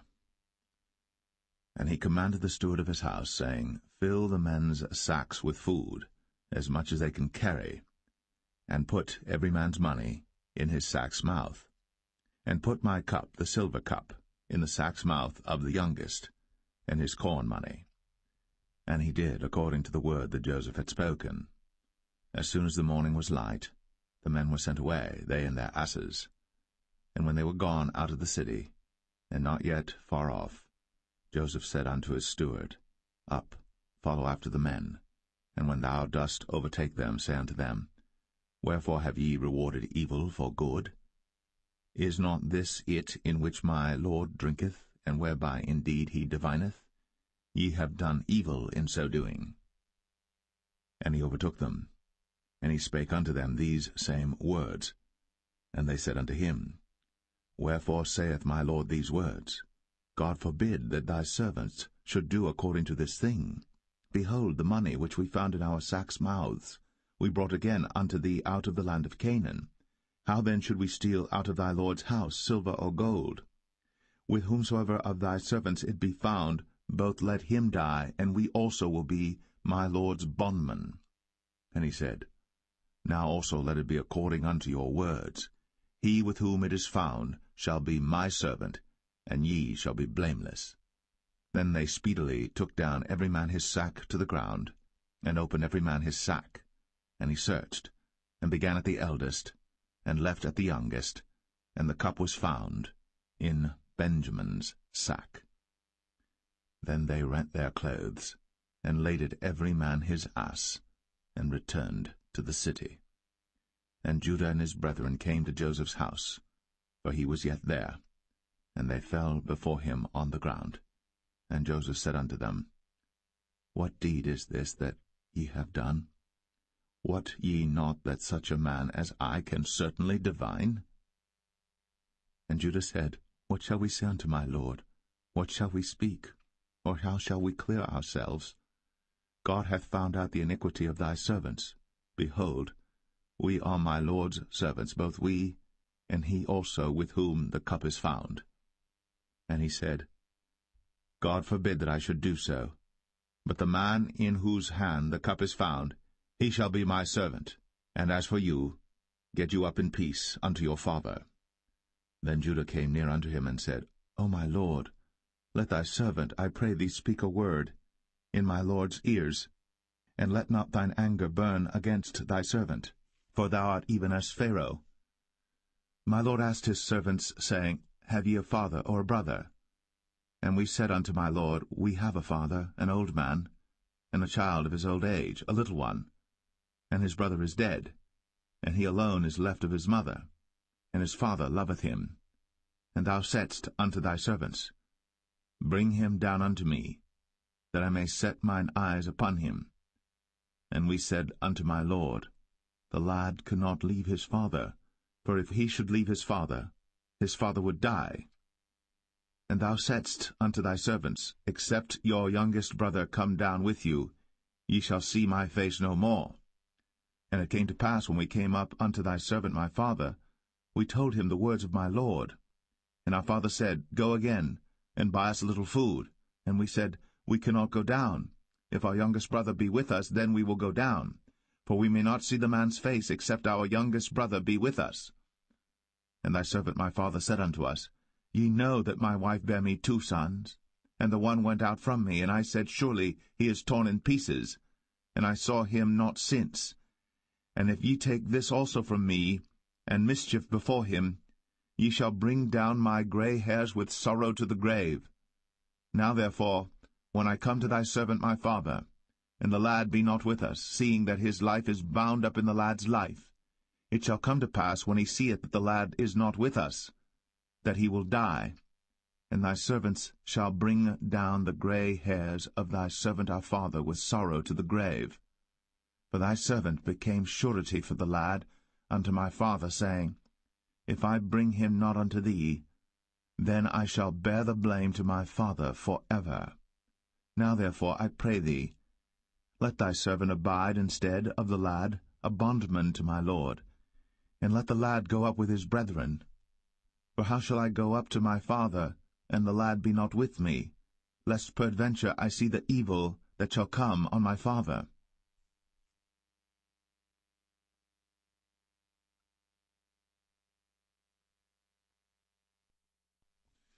Genesis 45. Then Joseph could not refrain himself before all them that stood by him. And he cried, Cause every man to go out from me. And there stood no man with him, while Joseph made himself known unto his brethren. And he wept aloud. And the Egyptians in the house of Pharaoh heard. And Joseph said unto his brethren, I am Joseph. Doth my father yet live? And his brethren could not answer him, for they were troubled at his presence. And Joseph said unto his brethren, Come near to me, I pray you. And they came near, and he said, I am Joseph your brother, whom ye sold into Egypt. Now therefore be not grieved, nor angry with yourselves, that ye sold me hither, for God did send me before you to preserve life. For these 2 years hath the famine been in the land, and yet there are 5 years, in the which there shall neither be earing nor harvest. And God sent me before you to preserve you a posterity in the earth, and to save your lives by a great deliverance. So now it was not you that sent me hither, but God. And he hath made me a father to Pharaoh, and lord of all his house, and a ruler throughout all the land of Egypt. Haste ye, and go up to my father, and say unto him, Thus saith thy son Joseph, God hath made me lord of all Egypt. Come down unto me, tarry not. And thou shalt dwell in the land of Goshen, and thou shalt be near unto me, thou and thy children, and thy children's children, and thy flocks and thy herds, and all that thou hast, and there will I nourish thee. For yet there are 5 years of famine, lest thou and thy household, and all that thou hast, come to poverty. And behold, your eyes see, in the eyes of my brother Benjamin, that it is my mouth that speaketh unto you. And ye shall tell my father of all my glory in Egypt, and of all that ye have seen. And ye shall haste and bring down my father hither. And he fell upon his brother Benjamin's neck, and wept. And Benjamin wept upon his neck. Moreover he kissed all his brethren, and wept upon them, and after that his brethren talked with him. And the fame thereof was heard in Pharaoh's house, saying, Joseph's brethren are come. And it pleased Pharaoh well, and his servants. And Pharaoh said unto Joseph, Say unto thy brethren, This do ye, lade your beasts, and go, get you unto the land of Canaan. And take your father and your households, and come unto me, and I will give you the good of the land of Egypt, and ye shall eat the fat of the land. Now thou art commanded, this do ye, take you wagons out of the land of Egypt, for your little ones, and for your wives, and bring your father, and come. Also regard not your stuff, for the good of all the land of Egypt is yours. And the children of Israel did so. And Joseph gave them wagons according to the commandment of Pharaoh, and gave them provision for the way. To all of them he gave each man changes of raiment, but to Benjamin he gave 300 pieces of silver, and 5 changes of raiment. And to his father he sent after this manner, 10 asses laden with the good things of Egypt, and 10 she-asses laden with corn and bread and meat, for his father by the way. So he sent his brethren away, and they departed. And he said unto them, See that ye fall not out by the way. And they went up out of Egypt, and came into the land of Canaan unto Jacob their father, and told him, saying, Joseph is yet alive, and he is governor over all the land of Egypt. And Jacob's heart fainted, for he believed them not. And they told him all the words of Joseph, which he had said unto them. And when he saw the wagons which Joseph had sent to carry him, the spirit of Jacob their father revived. And Israel said, It is enough. Joseph my son is yet alive. I will go and see him before I die.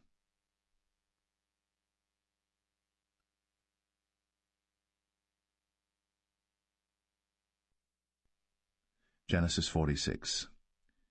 And Israel took his journey with all that he had, and came to Beersheba, and offered sacrifices unto the God of his father Isaac. And God spake unto Israel in the visions of the night, and said, Jacob, Jacob. And he said, Here am I. And he said, I am God, the God of thy father. Fear not to go down into Egypt, for I will there make of thee a great nation. I will go down with thee into Egypt, and I will also surely bring thee up again, and Joseph shall put his hand upon thine eyes. And Jacob rose up from Beersheba, and the sons of Israel carried Jacob their father, and their little ones, and their wives, in the wagons which Pharaoh had sent to carry him.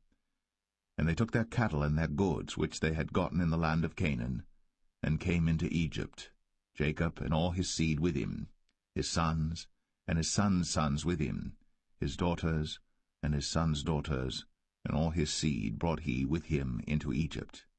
And these are the names of the children of Israel, which came into Egypt, Jacob and his sons, Reuben, Jacob's firstborn, And the sons of Reuben, Hanok, and Phalu, and Hezron, and Carmi.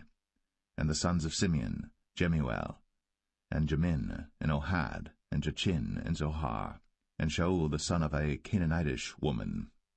And the sons of Levi, Gershon, Kohath, and Merari. And the sons of Judah, and Onan, and Shelah, and Pharez, and Zerah. But and Onan died in the land of Canaan. And the sons of Pharez were Hezron and Hamul. And the sons of Issachar, Tola, and Phuvah, and Job, and Shimron. And the sons of Zebulun, Sered, and Elon, and Jaleel. These be the sons of Leah, which he bare unto Jacob in Padan Aram, with his daughter Dinah. All the souls of his sons and his daughters were 33. And the sons of Gad, Ziphion, and Haggai, Shunai, and Esbon, Eri, and Aradai, and Arali. And the sons of Asher, Jimnah, and Ishua, and Isui, and Beriah, and Sarah their sister. And the sons of Beriah, Heber, and Malchiel. These are the sons of Zilpah, whom Laban gave to Leah his daughter, and these she bare unto Jacob, even 16 souls. The sons of Rachel, Jacob's wife, Joseph and Benjamin.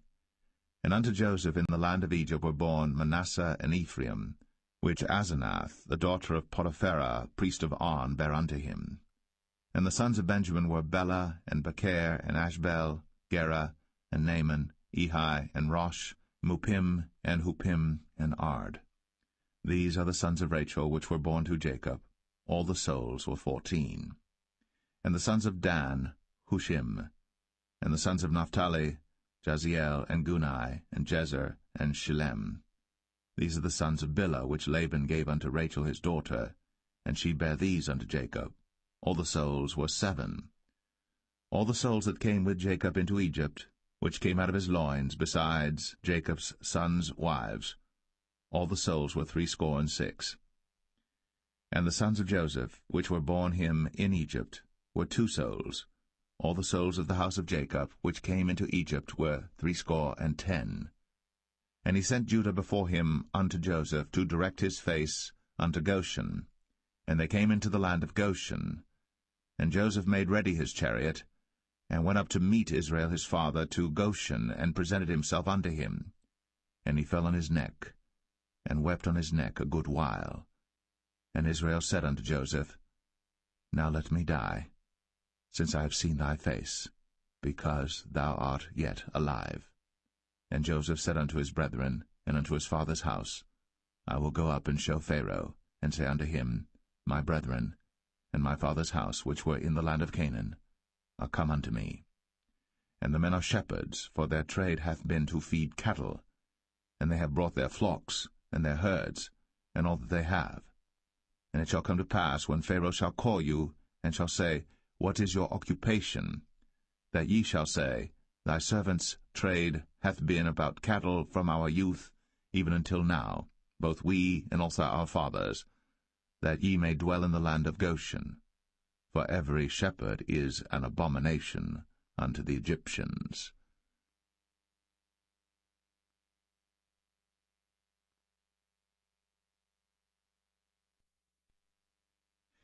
Genesis 47.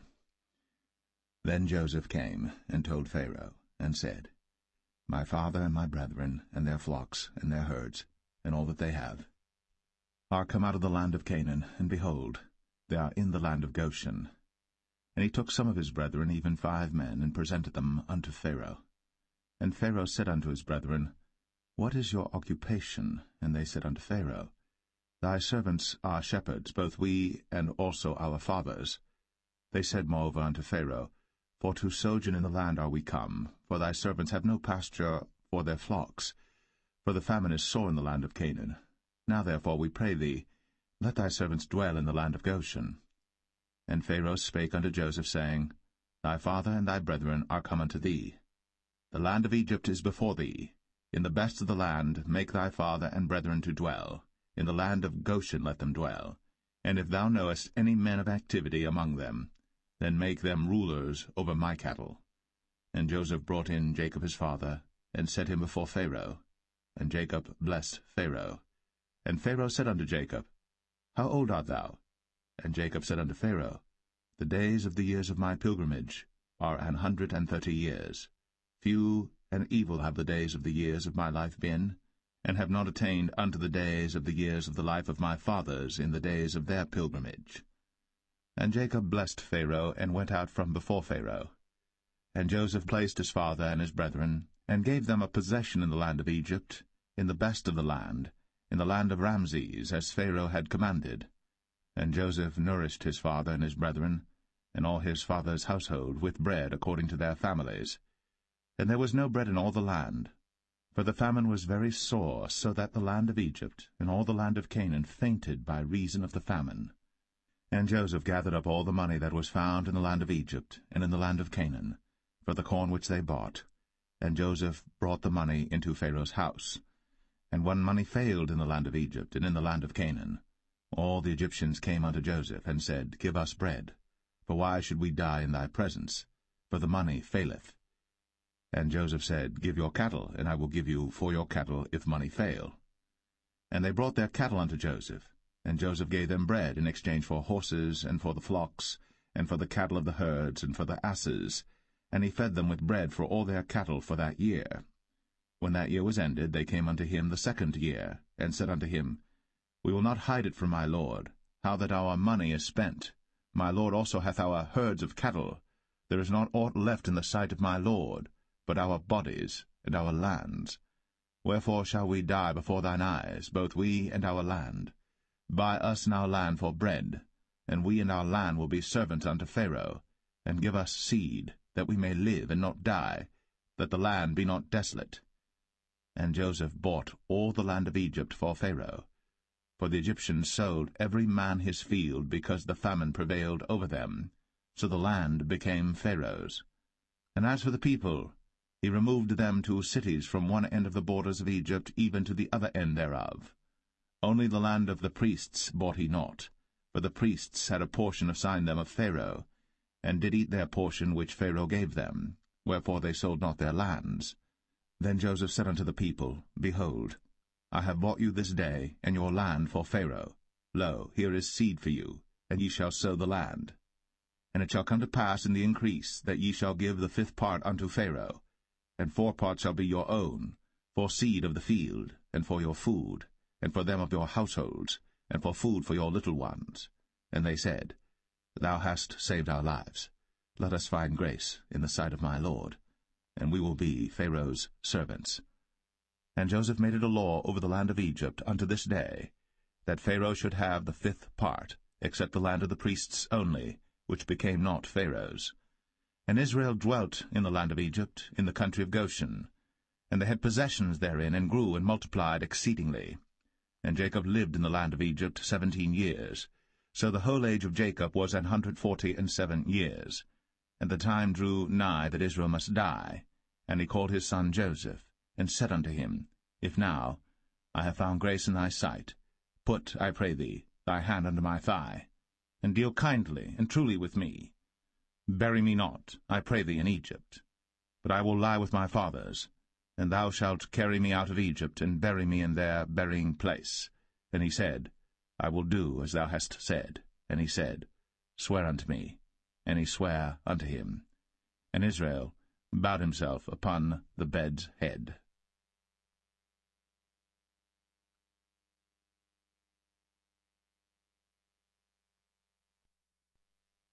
Genesis 48.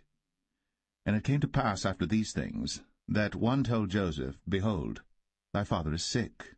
And he took with him his 2 sons, Manasseh and Ephraim.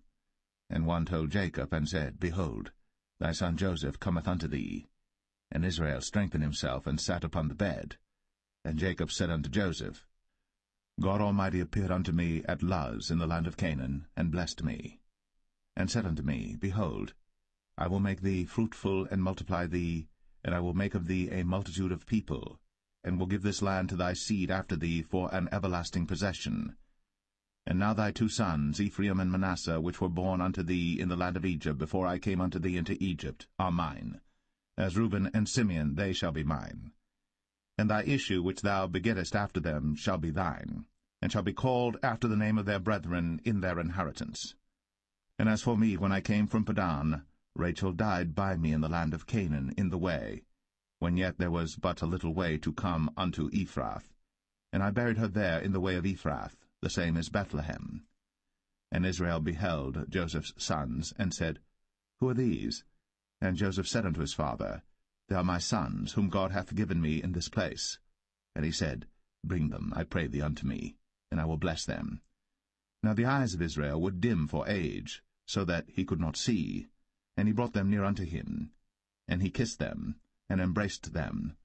And Israel said unto Joseph, I had not thought to see thy face, and lo, God hath shown me also thy seed. And Joseph brought them out from between his knees, and he bowed himself with his face to the earth. And Joseph took them both, Ephraim in his right hand toward Israel's left hand, and Manasseh in his left hand toward Israel's right hand, and brought them near unto him. And Israel stretched out his right hand, and laid it upon Ephraim's head, who was the younger, and his left hand upon Manasseh's head, guiding his hands wittingly, for Manasseh was the firstborn.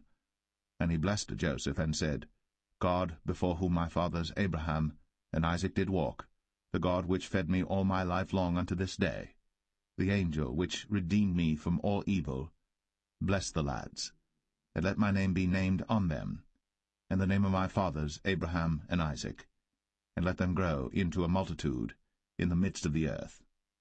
And when Joseph saw that his father laid his right hand upon the head of Ephraim, it displeased him, and he held up his father's hand to remove it from Ephraim's head unto Manasseh's head.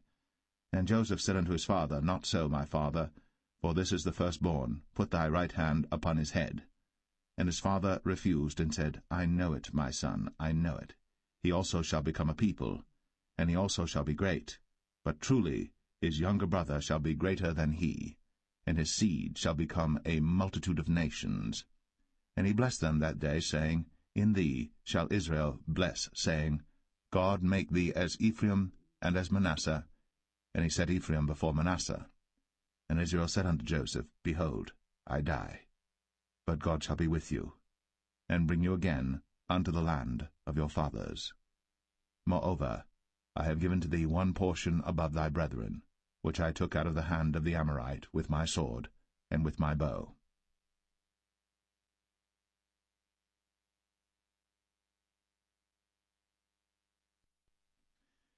Genesis 49.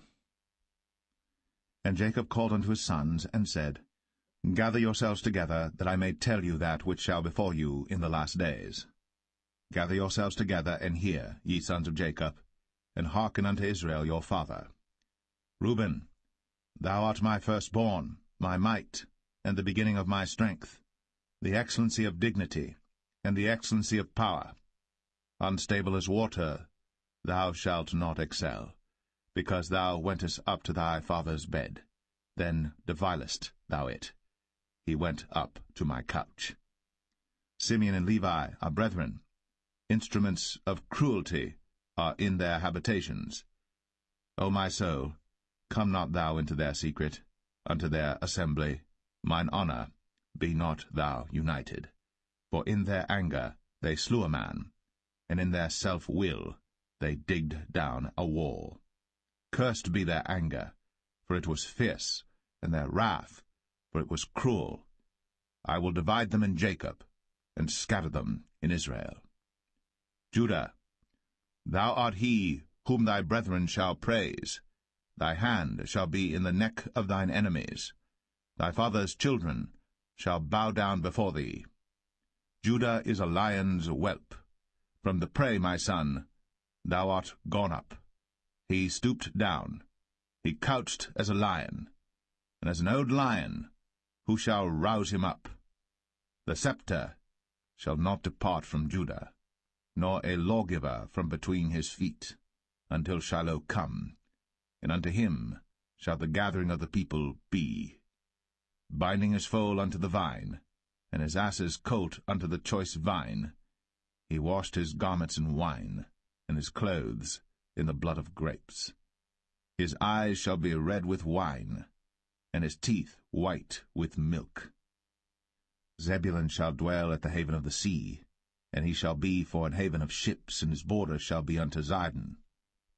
Issachar is a strong ass couching down between two burdens. And he saw that rest was good, and the land that it was pleasant, and bowed his shoulder to bear, and became a servant unto tribute. Dan shall judge his people, as one of the tribes of Israel.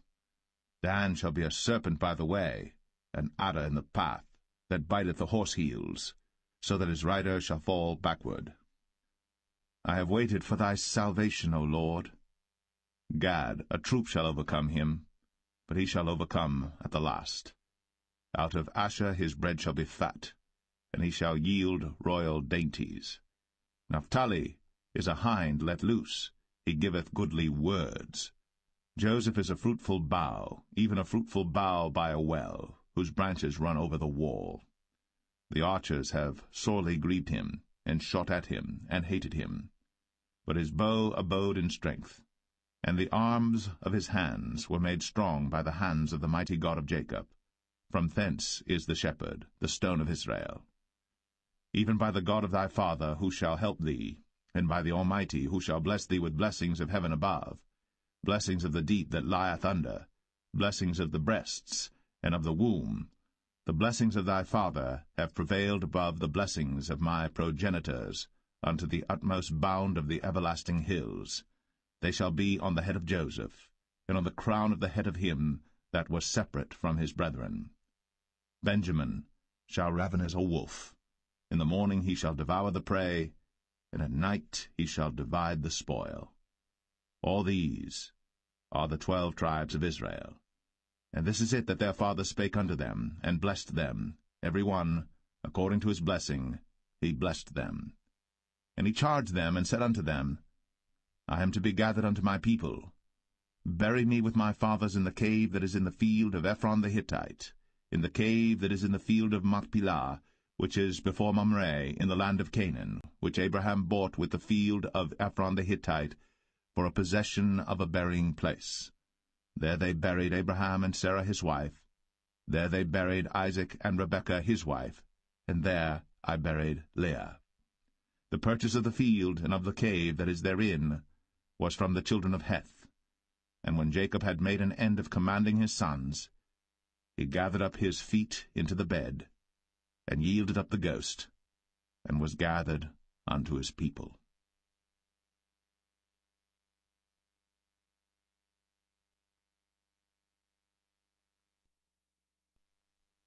Genesis 50. And Joseph fell upon his father's face, and wept upon him, and kissed him. And Joseph commanded his servants, the physicians, to embalm his father, and the physicians embalmed Israel. And 40 days were fulfilled for him, for so are fulfilled the days of those which are embalmed. And the Egyptians mourned for him 60 days. And when the days of his mourning were past, Joseph spake unto the house of Pharaoh, saying, If now I have found grace in your eyes, speak, I pray you, in the ears of Pharaoh, saying, My father made me swear, saying, Lo, I die, in my grave which I have digged for me in the land of Canaan. There shalt thou bury me. Now therefore let me go up, I pray thee, and bury my father, and I will come again. And Pharaoh said, Go up, and bury thy father, according as he made thee swear. And Joseph went up to bury his father, and with him went up all the servants of Pharaoh, the elders of his house, and all the elders of the land of Egypt, and all the house of Joseph, and his brethren, and his father's house. Only their little ones, and their flocks, and their herds, they left in the land of Goshen. And there went up with him both chariots and horsemen, and it was a very great company. And they came to the threshing floor of Atad, which is beyond Jordan, and there they mourned with a great and very sore lamentation. And he made a mourning for his father 7 days. And when the inhabitants of the land, the Canaanites, saw the mourning in the floor of Atad, they said, This is a grievous mourning to the Egyptians. Wherefore the name of it was called Abel Mizraim, which is beyond Jordan. And his sons did unto him according as he commanded them. For his sons carried him into the land of Canaan, and buried him in the cave of the field of Machpelah, which Abraham bought with the field for possession of a burying place of Ephron the Hittite before Mamre. And Joseph returned into Egypt, he and his brethren, and all that went up with him to bury his father, after he had buried his father. And when Joseph's brethren saw that their father was dead, they said, Joseph will peradventure hate us, and will certainly requite us all the evil which we did unto him. And they sent a messenger unto Joseph, saying, Thy father did command before he died, saying, So shall ye say unto Joseph, Forgive, I pray thee now, the trespass of thy brethren, and their sin. For they did unto thee evil, and now, we pray thee, forgive the trespass of the servants of the God of thy father. And Joseph wept when they spake unto him. And his brethren also went and fell down before his face, and they said, Behold, we be thy servants. And Joseph said unto them, Fear not, for am I in the place of God? But as for you, ye thought evil against me. But God meant it unto good, to bring to pass, as it is this day, to save much people alive. Now therefore fear ye not, I will nourish you, and your little ones. And he comforted them, and spake kindly unto them. And Joseph dwelt in Egypt, he and his father's house. And Joseph lived 110 years. And Joseph saw Ephraim's children of the third generation. The children also of Machir, the son of Manasseh, were brought up upon Joseph's knees. And Joseph said unto his brethren, I die, and God will surely visit you, and bring you out of this land unto the land which he sware to Abraham, to Isaac, and to Jacob. And Joseph took an oath of the children of Israel, saying, God will surely visit you, and ye shall carry up my bones from hence. So Joseph died, being 110 years old, and they embalmed him, and he was put in a coffin in Egypt.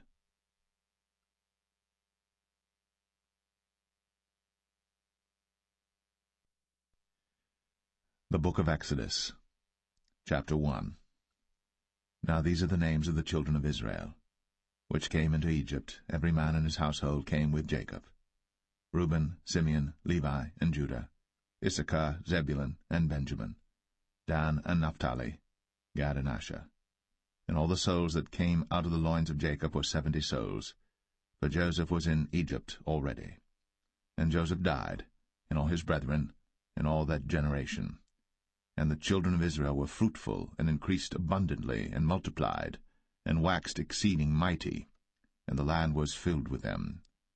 Now there arose up a new king over Egypt, which knew not Joseph. And he said unto his people, Behold, the people of the children of Israel are more and mightier than we. Come on, let us deal wisely with them, lest they multiply. And it come to pass, that when there falleth out any war, they join also unto our enemies, and fight against us, and so get them up out of the land.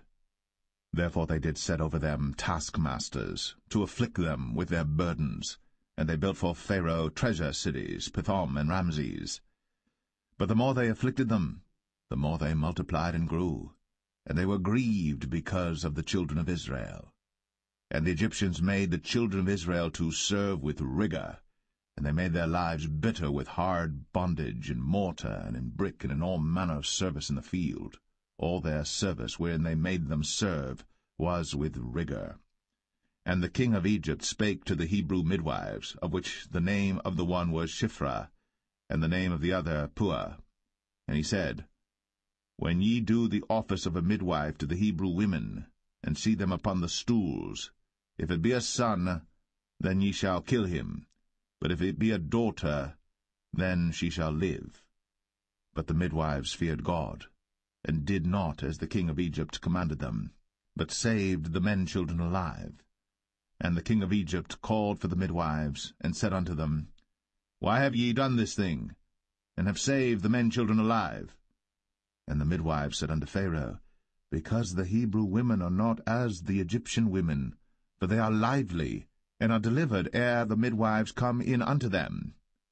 Therefore God dealt well with the midwives, and the people multiplied, and waxed very mighty. And it came to pass, because the midwives feared God, that he made them houses. And Pharaoh charged all his people, saying, Every son that is born ye shall cast into the river, and every daughter ye shall save alive.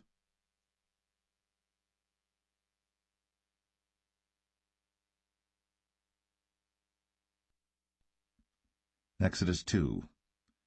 And there went a man of the house of Levi, and took to wife a daughter of Levi. And the woman conceived, and bare a son. And when she saw him that he was a goodly child, she hid him 3 months. And when she could not longer hide him, she took for him an ark of bulrushes, and daubed it with slime, and with pitch, and put the child therein, and she laid it in the flags by the river's brink. And his sister stood afar off, to wit what would be done to him. And the daughter of Pharaoh came down to wash herself at the river, and her maidens walked along by the river's side. And when she saw the ark among the flags, she sent her maid to fetch it. And when she had opened it, she saw the child, and behold, the babe wept. And she had compassion on him, and said, This is one of the Hebrews' children. Then said his sister to Pharaoh's daughter, Shall I go and call to thee a nurse of the Hebrew women, that she may nurse the child for thee? And Pharaoh's daughter said to her, Go. And the maid went, and called the child's mother. And Pharaoh's daughter said unto her, Take this child away, and nurse it for me, and I will give thee thy wages. And the woman took the child, and nursed it. And the child grew, and she brought him unto Pharaoh's daughter, and he became her son. And she called his name Moses. And she said, Because I drew him out of the water. And it came to pass in those days, when Moses was grown, that he went out unto his brethren, and looked on their burdens. And he spied an Egyptian smiting an Hebrew, one of his brethren. And he looked this way and that way. And when he saw that there was no man, he slew the Egyptian, and hid him in the sand. And when he went out the second day, behold, 2 men of the Hebrews strove together. And he said to him that did the wrong, Wherefore smitest thou thy fellow? And he said, Who made thee a prince and a judge over us? Intendest thou to kill me, as thou killedst the Egyptian? And Moses feared, and said, Surely this thing is known. Now when Pharaoh heard this thing, he sought to slay Moses. But Moses fled from the face of Pharaoh, and dwelt in the land of Midian, and he sat down by a well.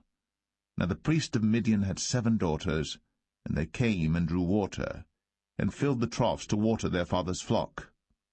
And the shepherds came and drove them away. But Moses stood up and helped them, and watered their flock. And when they came to Reuel their father, he said, How is it that ye are come so soon today? And they said, An Egyptian delivered us out of the hand of the shepherds, and also drew water now for us, and watered the flock. And he said unto his daughters, And where is he? Why is it that ye have left the man? Call him, that he may eat bread. And Moses was content to dwell with the man. And he gave Moses Zipporah his daughter. And she bare him a son. And he called his name Gershom, for he said, I have been a stranger in a strange land. And it came to pass, in process of time, that the king of Egypt died. And the children of Israel sighed by reason of the bondage, and they cried, and their cry came up unto God by reason of the bondage. And God heard their groaning, and God remembered his covenant with Abraham, with Isaac, and with Jacob. And God looked upon the children of Israel, and God had respect unto them.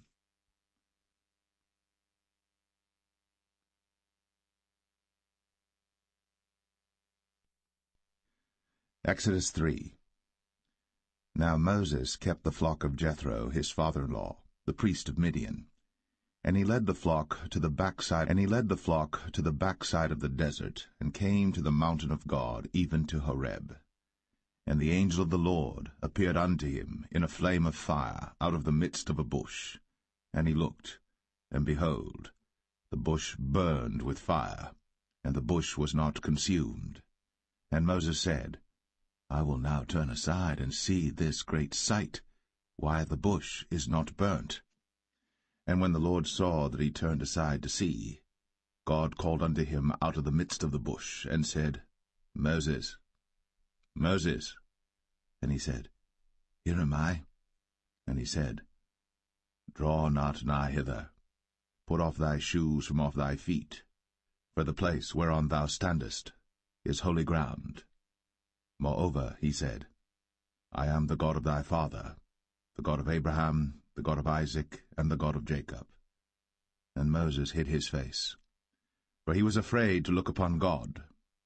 And the Lord said, I have surely seen the affliction of my people which are in Egypt, and have heard their cry by reason of their taskmasters. For I know their sorrows, and I am come down to deliver them out of the hand of the Egyptians, and to bring them up out of that land unto a good land, and a large, unto a land flowing with milk and honey, unto the place of the Canaanites, and the Hittites, and the Amorites, and the Perizzites, and the Hivites, and the Jebusites. Now therefore, behold, the cry of the children of Israel is come unto me, and I have also seen the oppression wherewith the Egyptians oppress them. Come now therefore, and I will send thee unto Pharaoh, that thou mayest bring forth my people, the children of Israel, out of Egypt. And Moses said unto God, Who am I, that I should go unto Pharaoh, and that I should bring forth the children of Israel out of Egypt? And he said, Certainly I will be with thee, and this shall be a token unto thee, that I have sent thee. When thou hast brought forth the people out of Egypt, ye shall serve God upon this mountain. And Moses said unto God, Behold, when I come unto the children of Israel, and shall say unto them, The God of your fathers has sent me unto you, and they shall say to me, What is his name? What shall I say unto them? And God said unto Moses, I am that I am. And he said, Thus shalt thou say unto the children of Israel, I am hath sent me unto you. And God said moreover unto Moses, Thus shalt thou say unto the children of Israel, The Lord God of your fathers, the God of Abraham, the God of Isaac, and the God of Jacob, hath sent me unto you. This is my name for ever, and this is my memorial unto all generations. Go and gather the elders of Israel together, and say unto them, The Lord God of your fathers, the God of Abraham, of Isaac, and of Jacob, appeared unto me, saying, I have surely visited you, and seen that which is done to you in Egypt. And I have said, I will bring you up out of the affliction of Egypt, unto the land of the Canaanites, and the Hittites, and the Amorites, and the Perizzites, and the Hivites, and the Jebusites, unto a land flowing with milk and honey. And they shall hearken to thy voice, and thou shalt come, thou and the elders of Israel, unto the king of Egypt, and ye shall say unto him, The Lord God of the Hebrews hath met with us. And now let us go, we beseech thee, 3 days' journey into the wilderness, that we may sacrifice to the Lord our God. And I am sure that the king of Egypt will not let you go, no, not by a mighty hand. And I will stretch out my hand, and smite Egypt with all my wonders which I will do in the midst thereof, and after that he will let you go. And I will give this people favor in the sight of the Egyptians, and it shall come to pass that, when ye go, ye shall not go empty.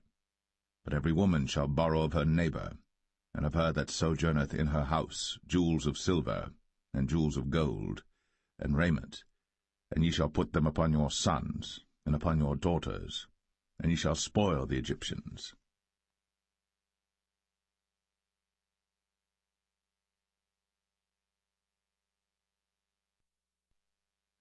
Exodus 4.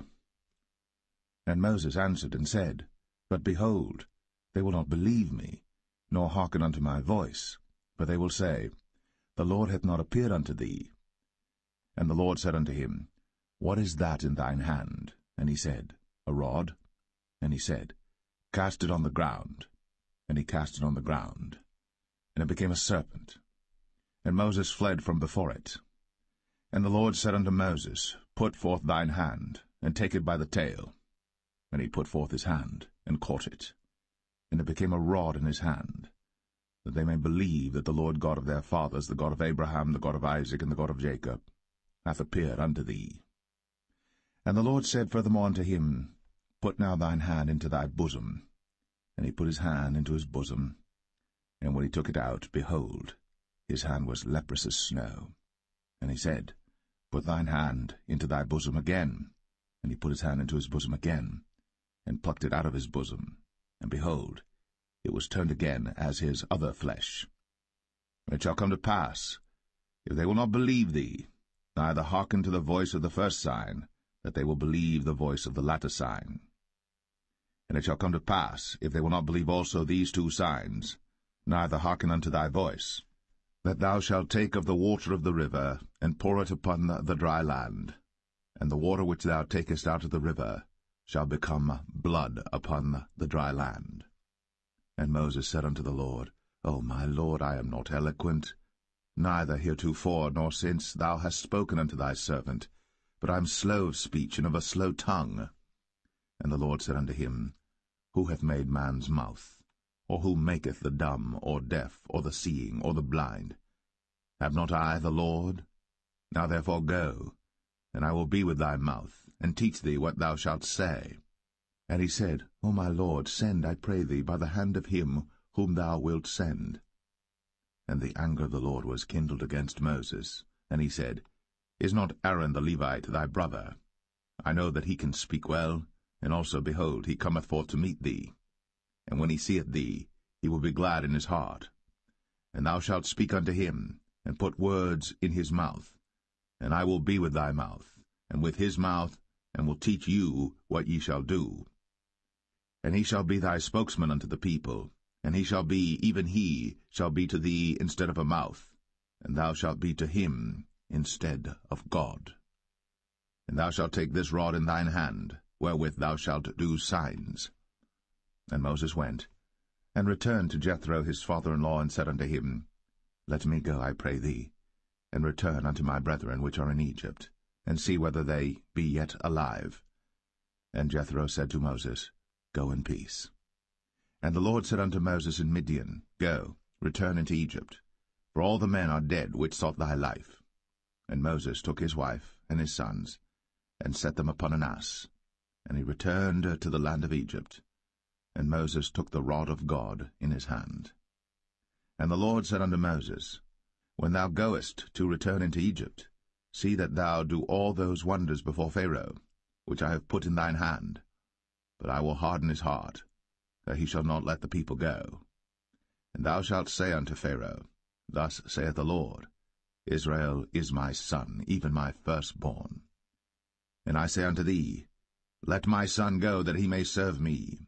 And if thou refuse to let him go, behold, I will slay thy son, even thy firstborn.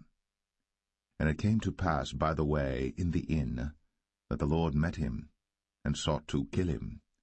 Then Zipporah took a sharp stone, and cut off the foreskin of her son, and cast it at his feet, and said, Surely a bloody husband art thou to me. So he let him go. Then she said, A bloody husband thou art, because of the circumcision. And the Lord said to Aaron, Go into the wilderness to meet Moses. And he went, and met him in the mount of God, and kissed him. And Moses told Aaron all the words of the Lord who had sent him, and all the signs which he had commanded him. And Moses and Aaron went and gathered together all the elders of the children of Israel. And Aaron spake all the words which the Lord had spoken unto Moses, and did the signs in the sight of the people. And the people believed. And when they heard that the Lord had visited the children of Israel, and that he had looked upon their affliction, then they bowed their heads and worshipped.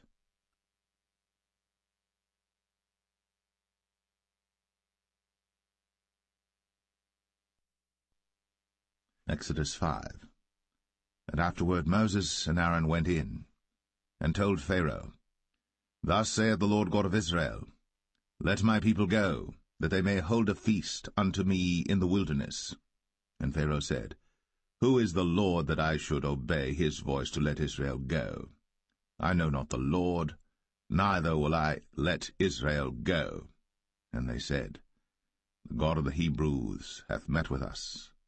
Let us go, we pray thee, 3 days' journey into the desert, and sacrifice unto the Lord our God, lest he fall upon us with pestilence, or with the sword. And the king of Egypt said unto them, Wherefore do ye, Moses and Aaron? Let the people from their works get you unto your burdens. And Pharaoh said, Behold, the people of the land now are many, and ye make them rest from their burdens. And Pharaoh commanded the same day the taskmasters of the people and their officers, saying, Ye shall no more give the people straw to make brick, as heretofore. Let them go and gather straw for themselves. and the tale of the bricks which they did make heretofore, ye shall lay upon them. Ye shall not diminish aught thereof. For they be idle, therefore they cry, saying, Let us go and sacrifice to our God. Let their more work be laid upon the men, that they may labor therein, and let them not regard vain words. And the taskmasters of the people went out, and their officers, and they spake to the people, saying, Thus saith Pharaoh, I will not give you straw. Go ye, get you straw where you can find it, yet not aught of your work shall be diminished. So the people were scattered abroad throughout all the land of Egypt to gather stubble instead of straw. And the taskmasters hasted them, saying, Fulfill your works, your daily tasks, as when there was straw. And the officers of the children of Israel, which Pharaoh's taskmasters had set over them, were beaten, and demanded, Wherefore have ye not fulfilled your task, in making brick both yesterday and today, as heretofore? Then the officers of the children of Israel came and cried unto Pharaoh, saying, Wherefore dealest thou thus with thy servants? There is no straw given unto thy servants. And they say to us, Make brick. And behold, thy servants are beaten, but the fault is in thine own people. But he said, Ye are idle, ye are idle. Therefore ye say, Let us go and do sacrifice to the Lord. Go therefore now and work, for there shall no straw be given you. Yet shall ye deliver the tale of bricks. And the officers of the children of Israel did see that they were in evil case, after it was said, Ye shall not minish aught from your bricks of your daily task. And they met Moses and Aaron, who stood in the way, as they came forth from Pharaoh. And they said unto them, The Lord look upon you and judge, because ye have made our savour to be abhorred in the eyes of Pharaoh, and in the eyes of his servants, to put a sword in their hand to slay us. And Moses returned unto the Lord, and said, Lord, wherefore hast thou so evil entreated this people? Why is it that thou hast sent me? For since I came to Pharaoh to speak in thy name, he hath done evil to this people, neither hast thou delivered thy people at all.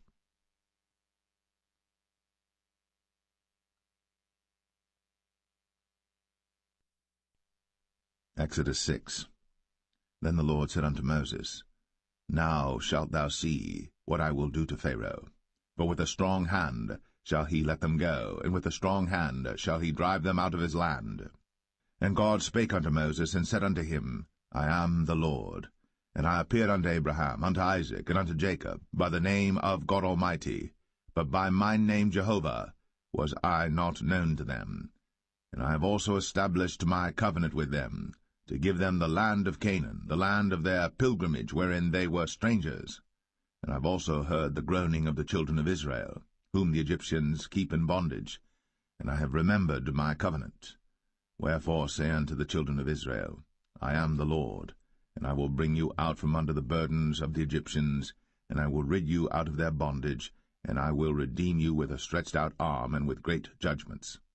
And I will take you to me for a people, and I will be to you a God, and ye shall know that I am the Lord your God, which bringeth you out from under the burdens of the Egyptians.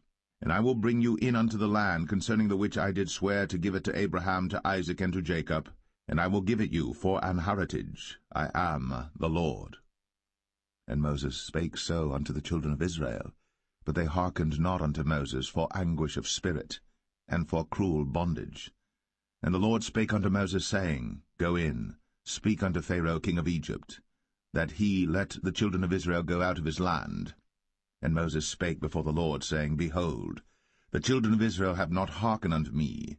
How then shall Pharaoh hear me, who am of uncircumcised lips? And the Lord spake unto Moses and unto Aaron, and gave them a charge unto the children of Israel, and unto Pharaoh king of Egypt, to bring the children of Israel out of the land of Egypt. These be the heads of their fathers' houses, the sons of Reuben, the firstborn of Israel, Hanok and Palu, Hezron and Carmi. These be the families of Reuben.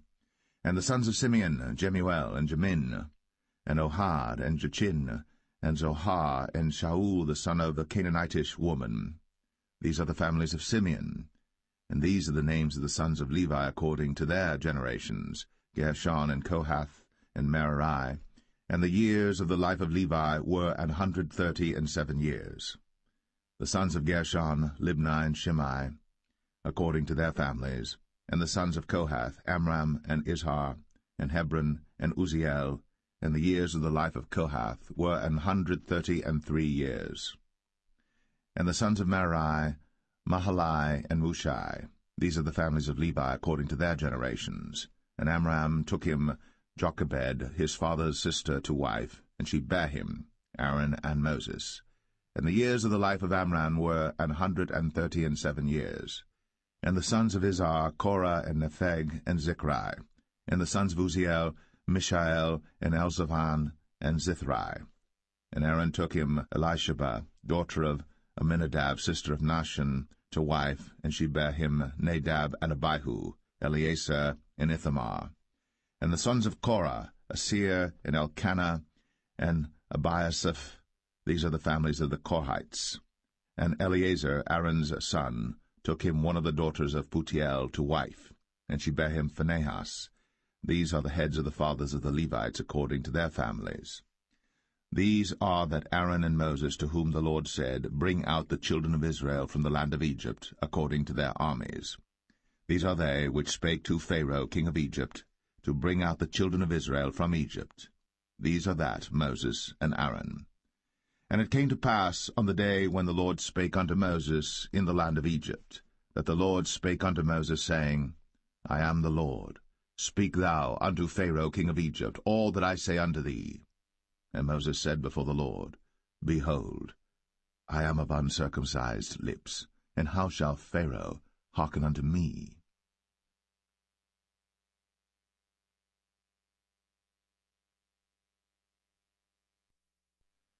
Exodus 7. And the Lord said unto Moses, See, I have made thee a god to Pharaoh, and Aaron thy brother shall be thy prophet. Thou shalt speak all that I command thee, and Aaron thy brother shall speak unto Pharaoh, that he send the children of Israel out of his land.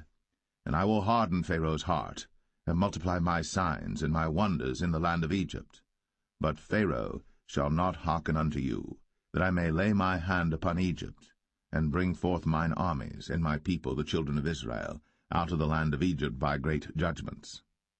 And the Egyptians shall know that I am the Lord, when I stretch forth mine hand upon Egypt, and bring out the children of Israel from among them. And Moses and Aaron did as the Lord commanded them, so did they. And Moses was 80 years old, and Aaron 83 years old, when they spake unto Pharaoh. And the Lord spake unto Moses and unto Aaron, saying, When Pharaoh shall speak unto you, saying, Show a miracle for you, then thou shalt say unto Aaron, Take thy rod, and cast it before Pharaoh, and it shall become a serpent. And Moses and Aaron went in unto Pharaoh, and they did so as the Lord had commanded. And Aaron cast down his rod before Pharaoh, and before his servants, and it became a serpent. Then Pharaoh also called the wise men and the sorcerers. Now the magicians of Egypt they also did in like manner with their enchantments. For they cast down every man his rod, and they became serpents. But Aaron's rod swallowed up their rods. And he hardened Pharaoh's heart, that he hearkened not unto them, as the Lord had said. And the Lord said unto Moses, Pharaoh's heart is hardened, he refuseth to let the people go. Get thee unto Pharaoh in the morning. Lo, he goeth out unto the water, and thou shalt stand by the river's brink against he come. And the rod which was turned to a serpent shalt thou take in thine hand. And thou shalt say unto him, The Lord God of the Hebrews hath sent me unto thee, saying, Let my people go, that they may serve me in the wilderness. And behold, hitherto thou wouldest not hear. Thus saith the Lord, In this thou shalt know that I am the Lord.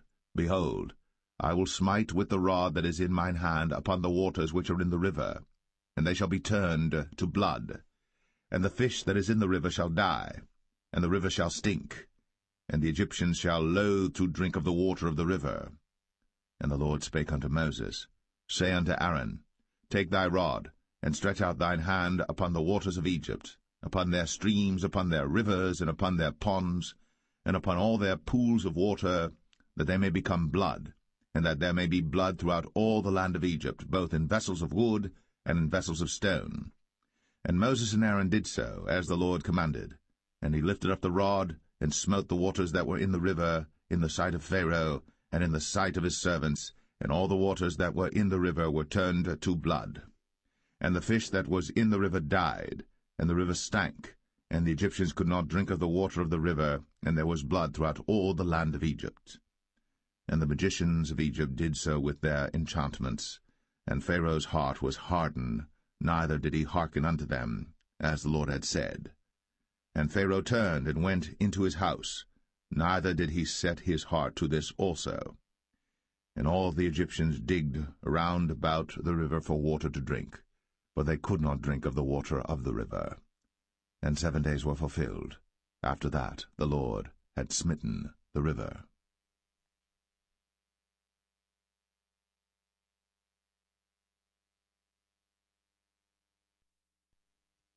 Exodus 8.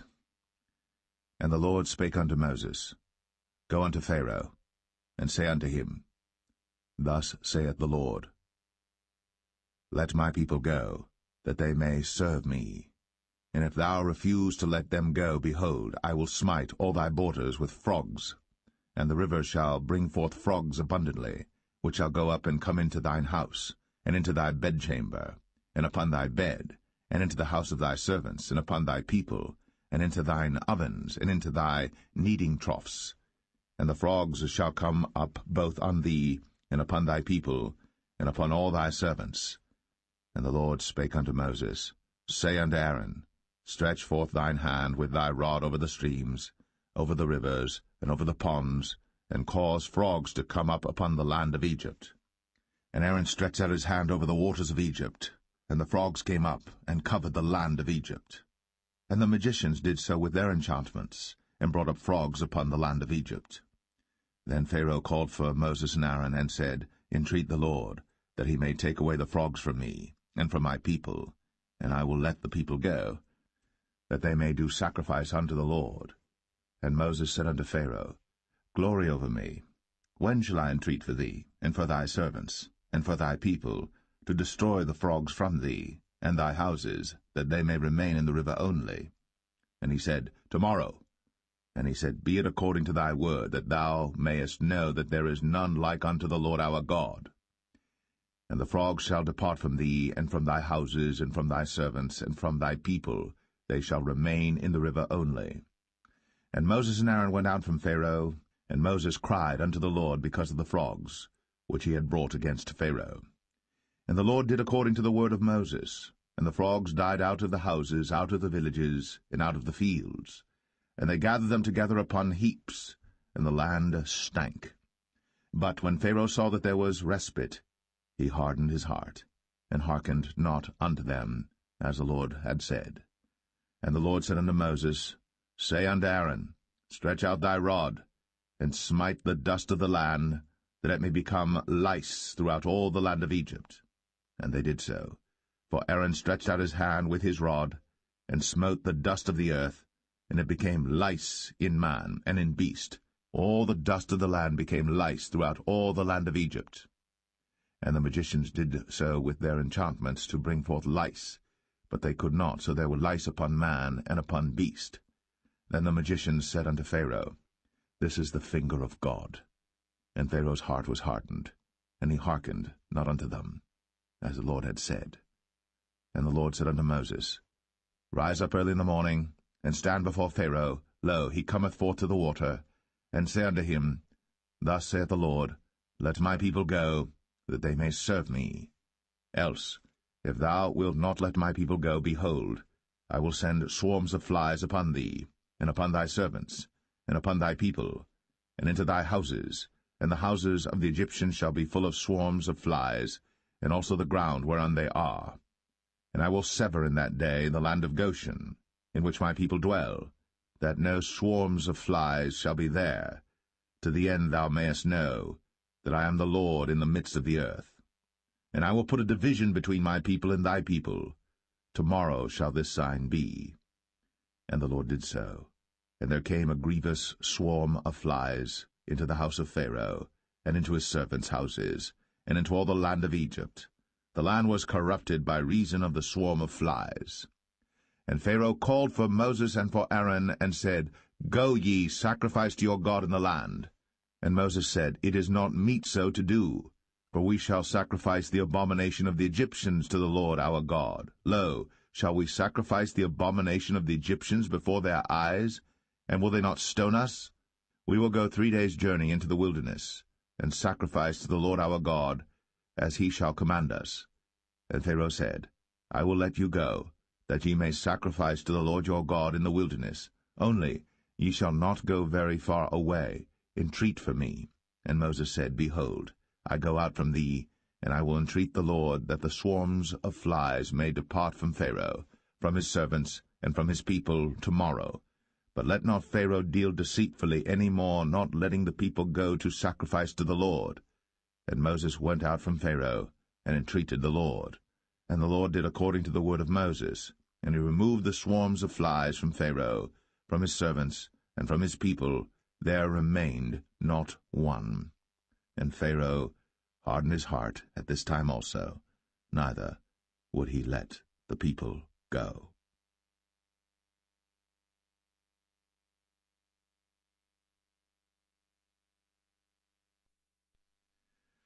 Exodus 9. Then the Lord said unto Moses, Go in unto Pharaoh, and tell him, Thus saith the Lord God of the Hebrews, Let my people go, that they may serve me.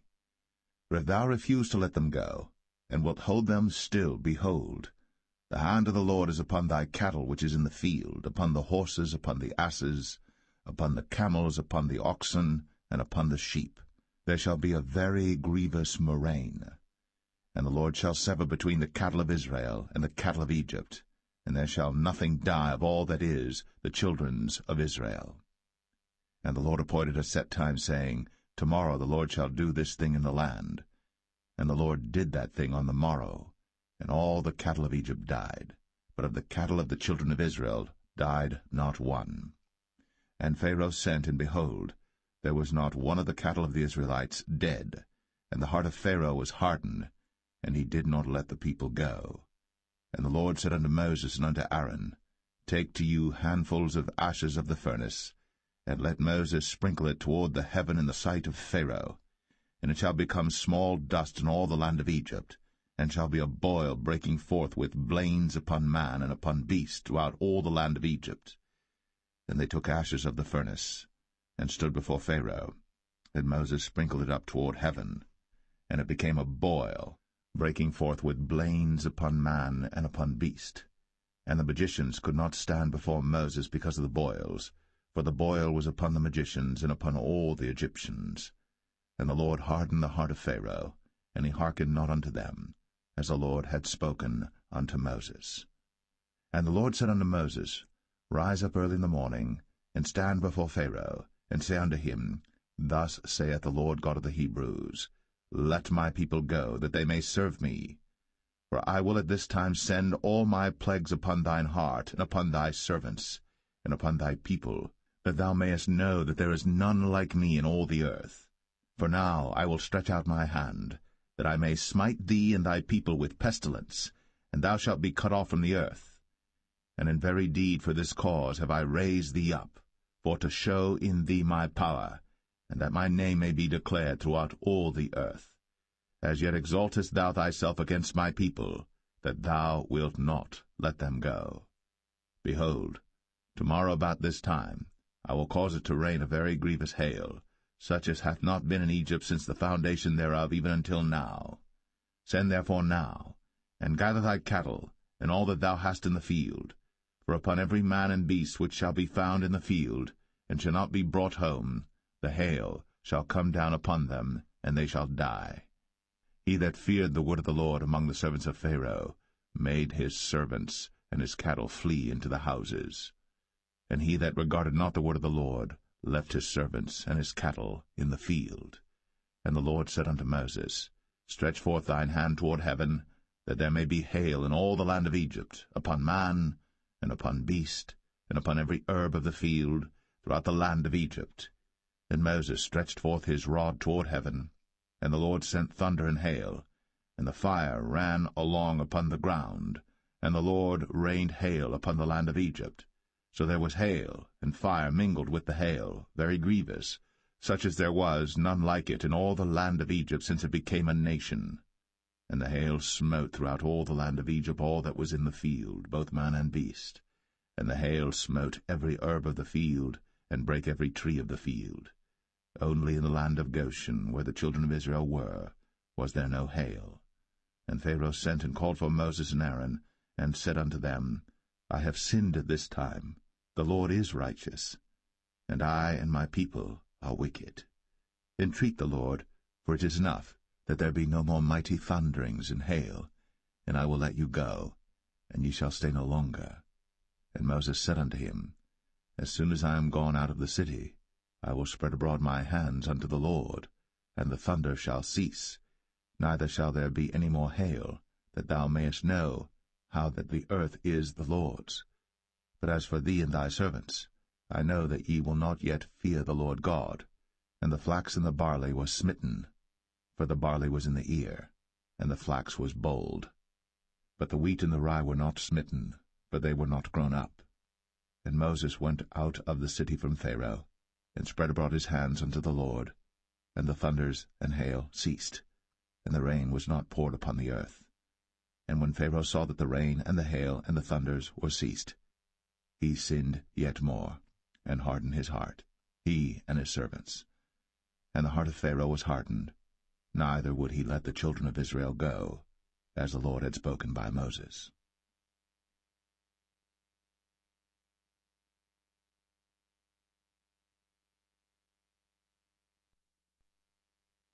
Exodus 10. And the Lord said unto Moses, Go in unto Pharaoh, for I have hardened his heart, and the heart of his servants, that I might show these my signs before him, and that thou mayest tell in the ears of thy son, and of thy son's son, what things I have wrought in Egypt, and my signs which I have done among them, that ye may know how that I am the Lord. And Moses and Aaron came in unto Pharaoh, and said unto him, Thus saith the Lord God of the Hebrews, How long wilt thou refuse to humble thyself before me? Let my people go, that they may serve me. Else, if thou refuse to let my people go, behold, tomorrow will I bring the locusts into thy coast. And they shall cover the face of the earth, that one cannot be able to see the earth. And they shall eat the residue of that which is escaped, which remaineth unto you from the hail, and shall eat every tree which groweth for you out of the field. And they shall fill thy houses, and the houses of all thy servants, and the houses of all the Egyptians, which neither thy fathers nor thy fathers' fathers have seen, since the day that they were upon the earth unto this day. And he turned himself, and went out from Pharaoh. And Pharaoh's servants said unto him, How long shall this man be a snare unto us? Let the men go, that they may serve the Lord their God. Knowest thou not yet that Egypt is destroyed? And Moses and Aaron were brought again unto Pharaoh, and he said unto them, Go, serve the Lord your God. But who are they that shall go? And Moses said, We will go with our young and with our old, with our sons and with our daughters, with our flocks and with our herds will we go, for we must hold a feast unto the Lord. And he said unto them, Let the Lord be so with you, as I will let you go, and your little ones. Look to it, for evil is before you. Not so. Go now, ye that are men, and serve the Lord, for that ye did desire. And they were driven out from Pharaoh's presence. And the Lord said unto Moses, Stretch out thine hand over the land of Egypt for the locusts, that they may come up upon the land of Egypt, and eat every herb of the land, even all that the hail hath left. And Moses stretched forth his rod over the land of Egypt. And the Lord brought an east wind upon the land all that day, and all that night. And when it was morning, the east wind brought the locusts. And the locusts went up over all the land of Egypt, and rested in all the coasts of Egypt. Very grievous were they. Before them there were no such locusts as they, neither after them shall be such. For they covered the face of the whole earth, so that the land was darkened. And they did eat every herb of the land, and all the fruit of the trees which the hail had left. And there remained not any green thing in the trees, or in the herbs of the field, through all the land of Egypt. Then Pharaoh called for Moses and Aaron in haste, and he said, I have sinned against the Lord your God and against you. Now therefore forgive, I pray thee, my sin only this once, and entreat the Lord your God, that he may take away from me this death only. And he went out from Pharaoh, and entreated the Lord. And the Lord turned a mighty strong west wind, which took away the locusts, and cast them into the Red Sea. There remained not one locust in all the coasts of Egypt. But the Lord hardened Pharaoh's heart, so that he would not let the children of Israel go. And the Lord said unto Moses, Stretch out thine hand toward heaven, that there may be darkness over the land of Egypt, even darkness which may be felt. And Moses stretched forth his hand toward heaven, and there was a thick darkness in all the land of Egypt 3 days. They saw not one another, neither rose any from his place for 3 days. But all the children of Israel had light in their dwellings. And Pharaoh called unto Moses, and said, Go ye, serve the Lord. Only let your flocks and your herds be stayed. Let your little ones also go with you. And Moses said, Thou must give us also sacrifices and burnt offerings, that we may sacrifice unto the Lord our God. Our cattle also shall go with us. There shall not an hoof be left behind, for thereof must we take to serve the Lord our God, and we know not with what we must serve the Lord until we come thither. But the Lord hardened Pharaoh's heart, and he would not let them go. And Pharaoh said unto him, Get thee from me, take heed to thyself, see my face no more, for in that day thou seest my face, thou shalt die. And Moses said, Thou hast spoken well. I will see thy face again no more.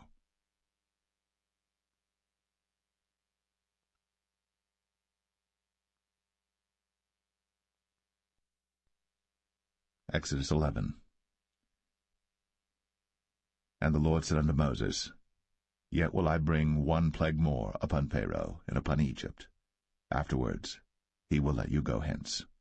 When he shall let you go, he shall surely thrust you out hence altogether. Speak now in the ears of the people, and let every man borrow of his neighbor, and every woman of her neighbor, jewels of silver and jewels of gold. And the Lord gave the people favor in the sight of the Egyptians. Moreover, the man Moses was very great in the land of Egypt, in the sight of Pharaoh's servants, and in the sight of the people.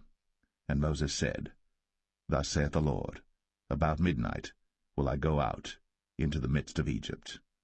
And all the firstborn in the land of Egypt shall die, from the firstborn of Pharaoh that sitteth upon his throne, even unto the firstborn of the maidservant that is behind the mill, and all the firstborn of beasts. And there shall be a great cry throughout all the land of Egypt, such as there was none like it, nor shall be like it any more. But against any of the children of Israel shall not a dog move his tongue, against man or beast, that ye may know how that the Lord doth put a difference between the Egyptians and Israel. And all these thy servants shall come down unto me, and bow down themselves unto me, saying, Get thee out, and all the people that follow thee, and after that I will go out. And he went out from Pharaoh in a great anger. And the Lord said unto Moses, Pharaoh shall not hearken unto you, that my wonders may be multiplied in the land of Egypt. And Moses and Aaron did all these wonders before Pharaoh. And the Lord hardened Pharaoh's heart, so that he would not let the children of Israel go out of his land.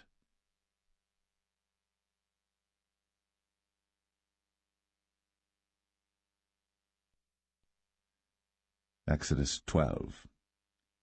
And the Lord spake unto Moses and Aaron in the land of Egypt, saying, This month shall be unto you the beginning of months.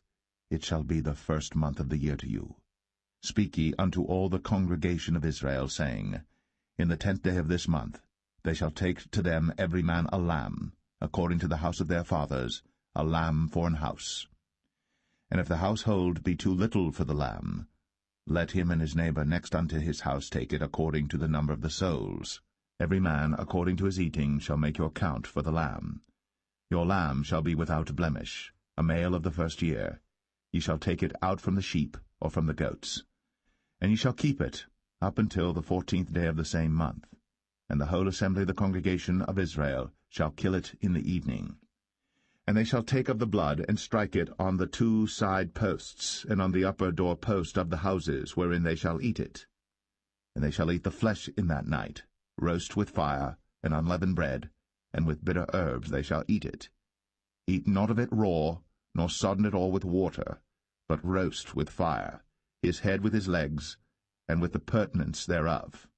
And ye shall let nothing of it remain until the morning, and that which remaineth of it until the morning ye shall burn with fire. And thus shall ye eat it, with your loins girded, your shoes on your feet, and your staff in your hand, and ye shall eat it in haste. It is the Lord's Passover. For I will pass through the land of Egypt this night, and will smite all the firstborn in the land of Egypt, both man and beast, and against all the gods of Egypt I will execute judgment. I am the Lord. And the blood shall be to you for a token upon the houses where ye are. And when I see the blood, I will pass over you, and the plague shall not be upon you to destroy you, when I smite the land of Egypt. And this day shall be unto you for a memorial, and ye shall keep it a feast to the Lord throughout your generations. Ye shall keep it a feast by an ordinance for ever. 7 days shall ye eat unleavened bread. Even the first day ye shall put away leaven out of your houses. For whosoever eateth leavened bread from the first day until the 7th day, that soul shall be cut off from Israel. And in the first day there shall be an holy convocation, and in the 7th day there shall be an holy convocation to you. No manner of work shall be done in them, save that which every man must eat, that only may be done of you. And ye shall observe the feast of unleavened bread. For in this selfsame day have I brought your armies out of the land of Egypt. Therefore shall ye observe this day in your generations by an ordinance for ever. In the 1st month, on the 14th day of the month at even, ye shall eat unleavened bread, until the 21st day of the month at even. 7 days shall there be no leaven found in your houses. For whosoever eateth that which is leavened, even that soul shall be cut off from the congregation of Israel, whether he be a stranger or born in the land. Ye shall eat nothing leavened. In all your habitations shall ye eat unleavened bread. Then Moses called for all the elders of Israel, and said unto them, Draw out, and take you a lamb according to your families, and kill the Passover. And ye shall take a bunch of hyssop, and dip it in the blood that is in the basin, and strike the lintel and the 2 side posts with the blood that is in the basin, and none of you shall go out at the door of his house until the morning. For the Lord will pass through to smite the Egyptians. And when he seeth the blood upon the lintel, and on the 2 side posts, the Lord will pass over the door, and will not suffer the destroyer to come in unto your houses to smite you. And ye shall observe this thing for an ordinance to thee, and to thy sons, for ever. And it shall come to pass, when ye be come to the land which the Lord will give you, according as he hath promised, that ye shall keep this service. And it shall come to pass, when your children shall say unto you, What mean ye by this service?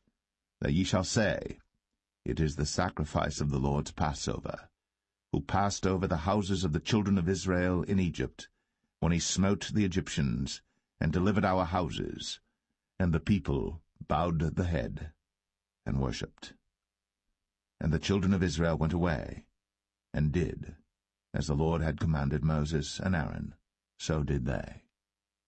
And it came to pass that at midnight the Lord smote all the firstborn in the land of Egypt, from the firstborn of Pharaoh that sat on his throne unto the firstborn of the captive that was in the dungeon, and all the firstborn of cattle. And Pharaoh rose up in the night, he and all his servants and all the Egyptians. And there was a great cry in Egypt, but there was not a house where there was not one dead. And he called for Moses and Aaron by night, and said, Rise up, and get you forth from among my people, both ye and the children of Israel, and go, serve the Lord, as ye have said. Also take your flocks and your herds, as ye have said, and be gone, and bless me also. And the Egyptians were urgent upon the people, that they might send them out of the land in haste. For they said, We be all dead men. And the people took their dough before it was leavened, their kneading troughs being bound up in their clothes upon their shoulders. And the children of Israel did according to the word of Moses. And they borrowed of the Egyptians jewels of silver, and jewels of gold and raiment. And the Lord gave the people favor in the sight of the Egyptians, so that they lent unto them such things as they required, and they spoiled the Egyptians. And the children of Israel journeyed from Ramses to Succoth, about 600,000 on foot, that were men, beside children. And a mixed multitude went up also with them, and flocks and herds, even very much cattle. And they baked unleavened cakes of the dough which they brought forth out of Egypt, for it was not leavened, because they were thrust out of Egypt, and could not tarry, neither had they prepared for themselves any victual. Now the sojourning of the children of Israel, who dwelt in Egypt, was 430 years. And it came to pass at the end of the 430 years, even the selfsame day it came to pass, that all the hosts of the Lord went out from the land of Egypt. It is a night to be much observed unto the Lord for bringing them out from the land of Egypt. This is that night of the Lord to be observed of all the children of Israel in their generations. And the Lord said unto Moses and Aaron, This is the ordinance of the Passover.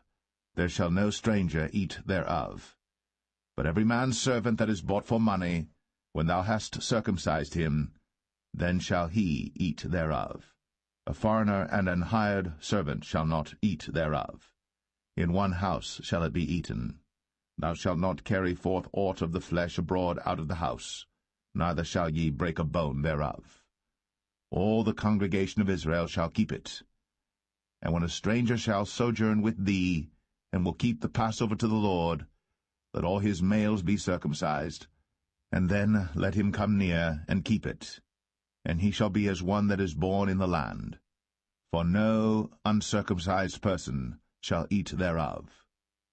One law shall be to him that is homeborn, and unto the stranger that sojourneth among you. Thus did all the children of Israel. As the Lord commanded Moses and Aaron, so did they. And it came to pass the selfsame day, that the Lord did bring the children of Israel out of the land of Egypt by their armies.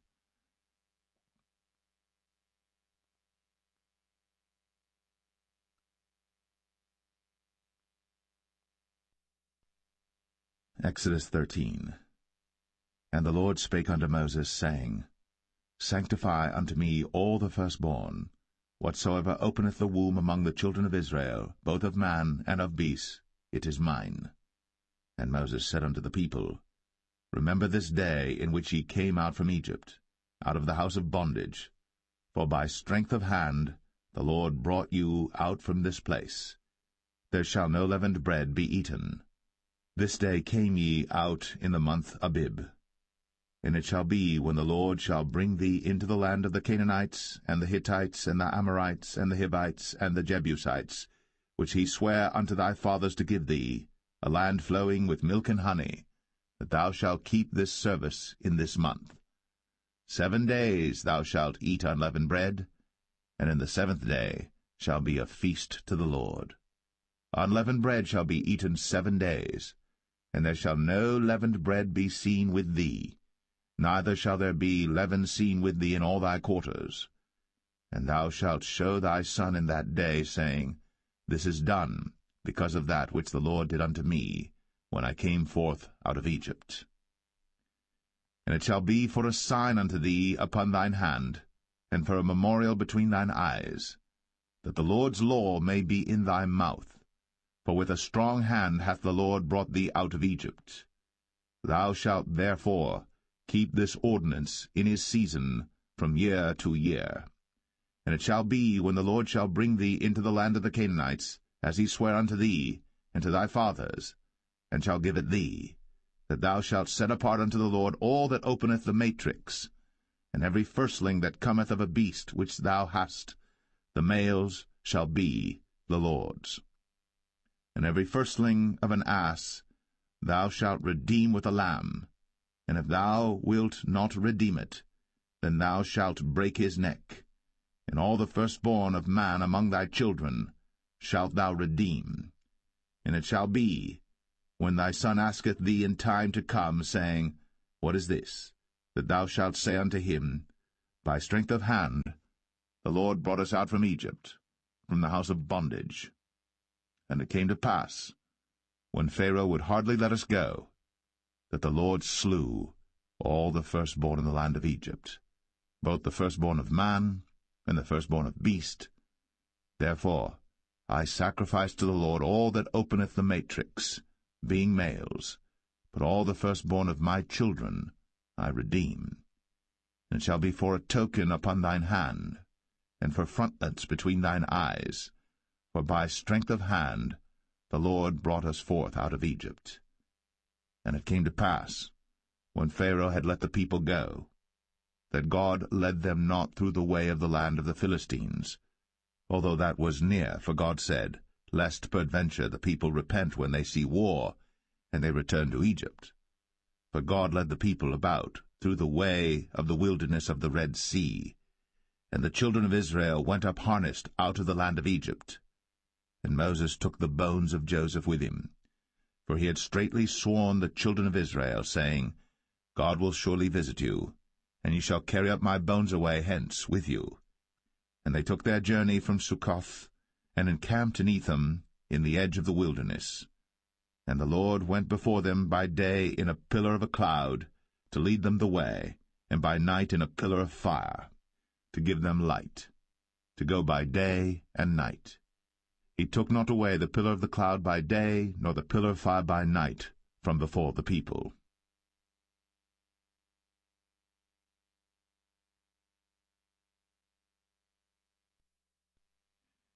Exodus 14.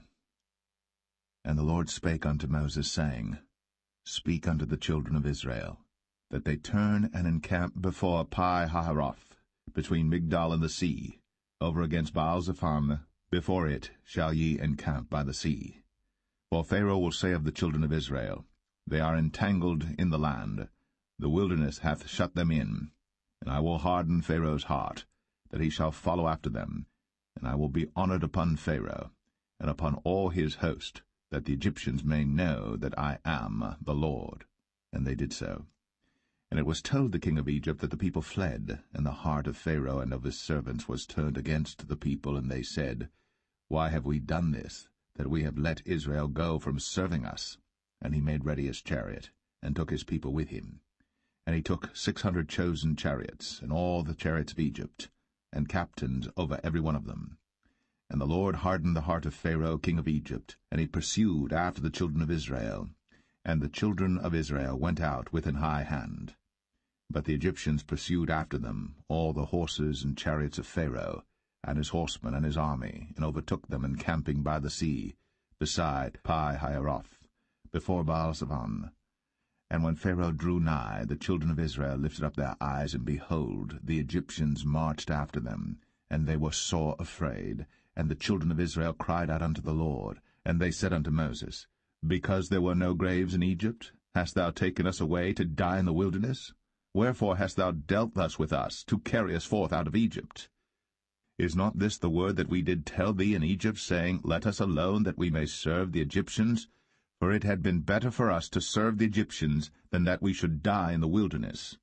And Moses said unto the people, Fear ye not, stand still, and see the salvation of the Lord, which he will show to you today. For the Egyptians whom ye have seen today, ye shall see them again no more for ever. The Lord shall fight for you, and ye shall hold your peace. And the Lord said unto Moses, Wherefore criest thou unto me? Speak unto the children of Israel, that they go forward. But lift thou up thy rod, and stretch out thine hand over the sea, and divide it. And the children of Israel shall go on dry ground through the midst of the sea. And I, behold, I will harden the hearts of the Egyptians, and they shall follow them. And I will get me honor upon Pharaoh, and upon all his host, upon his chariots, and upon his horsemen. And the Egyptians shall know that I am the Lord, when I have gotten me honor upon Pharaoh, upon his chariots, and upon his horsemen. And the angel of God, which went before the camp of Israel, removed, and went behind them. And the pillar of the cloud went from before their face, and stood behind them. And it came between the camp of the Egyptians and the camp of Israel. And it was a cloud and darkness to them, but it gave light by night to these, so that the one came not near the other all the night. And Moses stretched out his hand over the sea, and the Lord caused the sea to go back by a strong east wind all that night, and made the sea dry land, and the waters were divided. And the children of Israel went into the midst of the sea upon the dry ground, and the waters were a wall unto them on their right hand and on their left. And the Egyptians pursued, and went in after them to the midst of the sea, even all Pharaoh's horses, his chariots, and his horsemen. And it came to pass that in the morning watch the Lord looked unto the host of the Egyptians through the pillar of fire and of the cloud, and troubled the host of the Egyptians, and took off their chariot wheels, that they drave them heavily, so that the Egyptians said, Let us flee from the face of Israel, for the Lord fighteth for them against the Egyptians. And the Lord said unto Moses, Stretch out thine hand over the sea, that the waters may come again upon the Egyptians, upon their chariots, and upon their horsemen. And Moses stretched forth his hand over the sea, and the sea returned to his strength when the morning appeared, and the Egyptians fled against it. And the Lord overthrew the Egyptians in the midst of the sea. And the waters returned and covered the chariots, and the horsemen, and all the host of Pharaoh that came into the sea after them. There remained not so much as one of them. But the children of Israel walked upon dry land in the midst of the sea, and the waters were a wall unto them on their right hand and on their left. Thus the Lord saved Israel that day out of the hand of the Egyptians, and Israel saw the Egyptians dead upon the seashore. And Israel saw that great work which the Lord did upon the Egyptians, and the people feared the Lord, and believed the Lord and his servant Moses.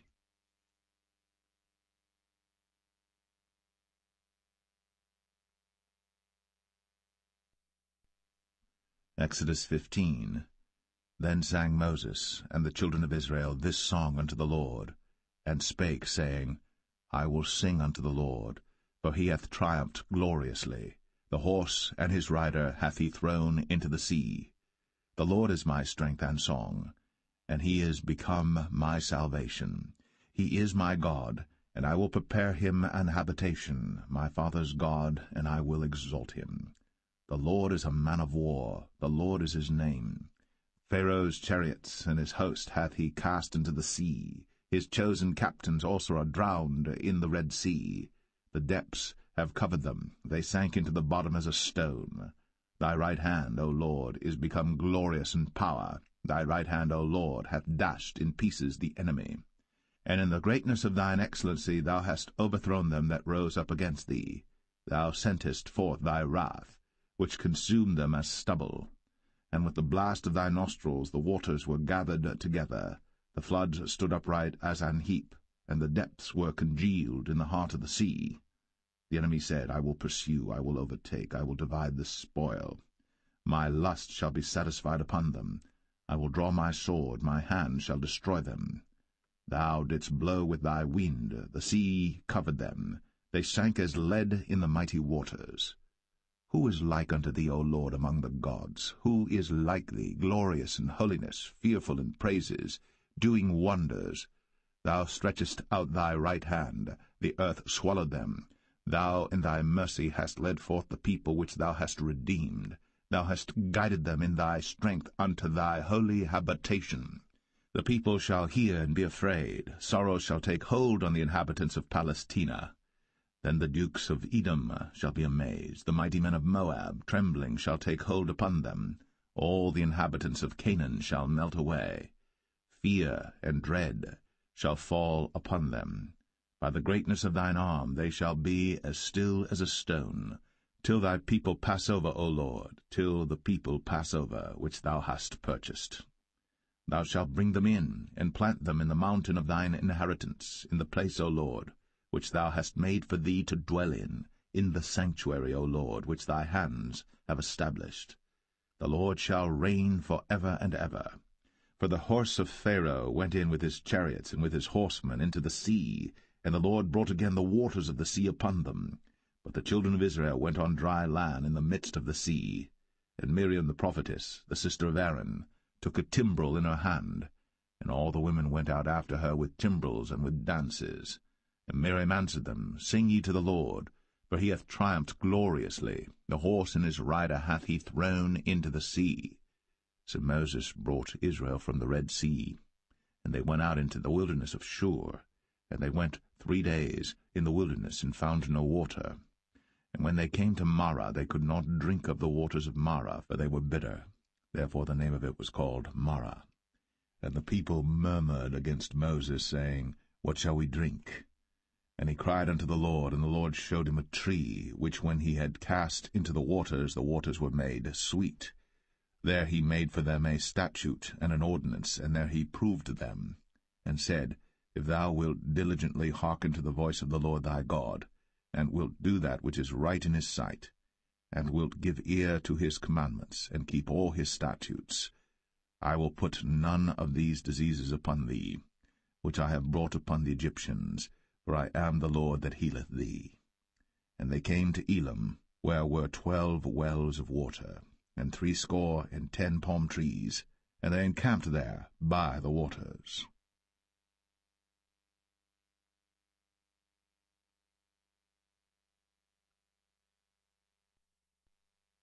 Exodus 16.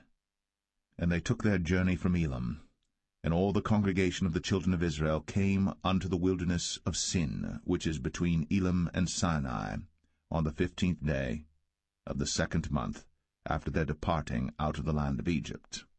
And the whole congregation of the children of Israel murmured against Moses and Aaron in the wilderness.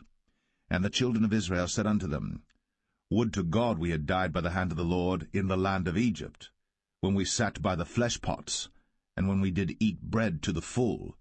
For ye have brought us forth into this wilderness to kill this whole assembly with hunger. Then said the Lord unto Moses, Behold, I will rain bread from heaven for you, and the people shall go out and gather a certain rate every day, that I may prove them, whether they will walk in my law or no. And it shall come to pass that on the 6th day they shall prepare that which they bring in, and it shall be twice as much as they gather daily. And Moses and Aaron said unto all the children of Israel, At even then ye shall know that the Lord hath brought you out from the land of Egypt. And in the morning then ye shall see the glory of the Lord, for that he heareth your murmurings against the Lord. And what are we, that ye murmur against us? And Moses said, This shall be when the Lord shall give you in the evening flesh to eat, and in the morning bread to the full, for that the Lord heareth your murmurings, which ye murmur against him. And what are we? Your murmurings are not against us, but against the Lord. And Moses spake unto Aaron, Say unto all the congregation of the children of Israel, Come near before the Lord, for he hath heard your murmurings. And it came to pass, as Aaron spake unto the whole congregation of the children of Israel, that they looked toward the wilderness, and behold, the glory of the Lord appeared in the cloud. And the Lord spake unto Moses, saying, I have heard the murmurings of the children of Israel. Speak unto them, saying, At even ye shall eat flesh, and in the morning ye shall be filled with bread, and ye shall know that I am the Lord your God. And it came to pass, that at even the quails came up, and covered the camp, and in the morning the dew lay round about the host. And when the dew that lay was gone up, behold, upon the face of the wilderness there lay a small round thing, as small as the hoarfrost on the ground. And when the children of Israel saw it, they said one to another, It is manna, for they wist not what it was. And Moses said unto them, This is the bread which the Lord hath given you to eat. This is the thing which the Lord hath commanded.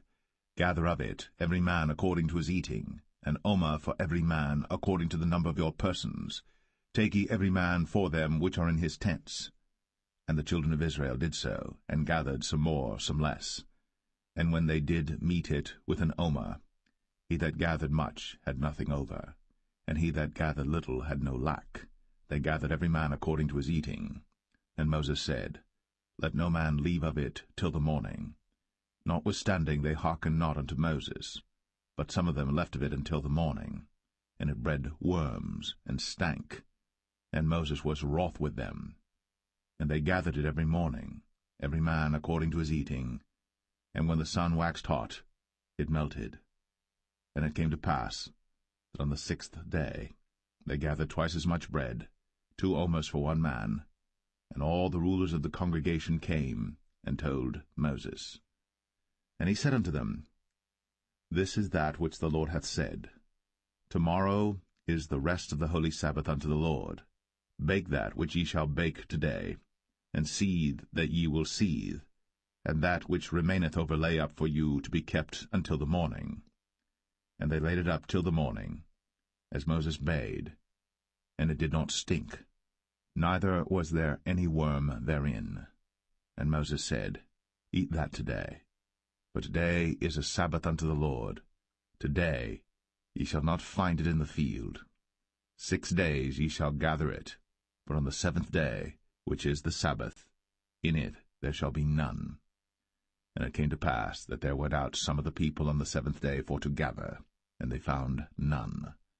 And the Lord said unto Moses, How long refuse ye to keep my commandments and my laws? See, for that the Lord hath given you the Sabbath. Therefore he giveth you on the 6th day the bread of 2 days. Abide ye every man in his place. Let no man go out of his place on the 7th day. So the people rested on the 7th day. And the house of Israel called the name thereof manna. And it was like coriander seed, white, and the taste of it was like wafers made with honey. And Moses said, This is the thing which the Lord commandeth. Fill an omer of it to be kept for your generations, that they may see the bread wherewith I have fed you in the wilderness, when I brought you forth from the land of Egypt. And Moses said unto Aaron, Take a pot, and put an omer full of manna therein, and lay it up before the Lord, to be kept for your generations. As the Lord commanded Moses, so Aaron laid it up before the testimony to be kept. And the children of Israel did eat manna 40 years, until they came to a land inhabited. They did eat manna, until they came unto the borders of the land of Canaan. Now an omer is the 10th part of an ephah.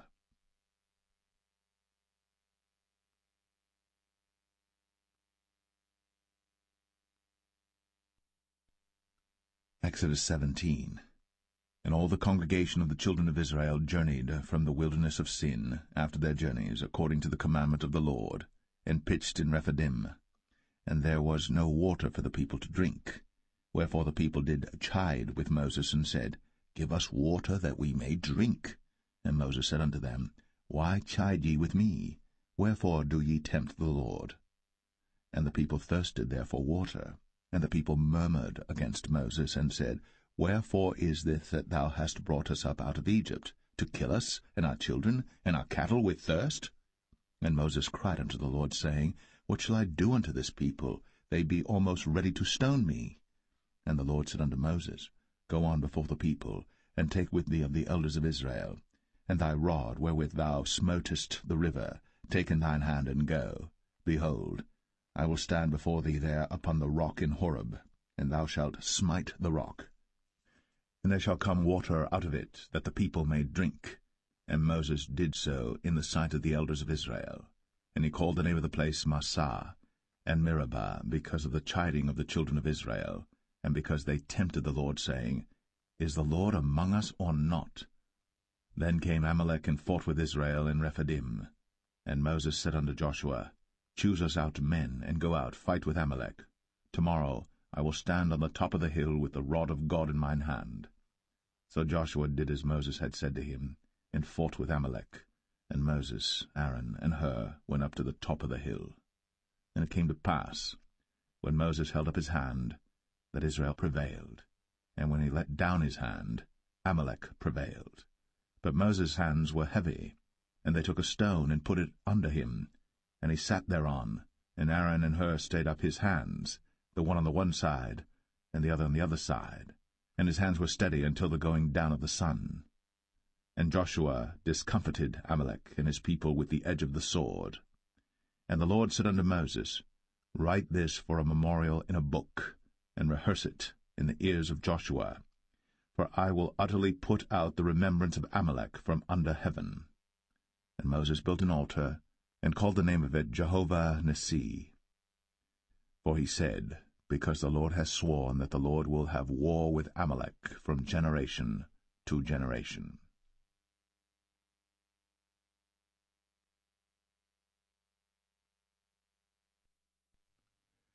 Exodus 18.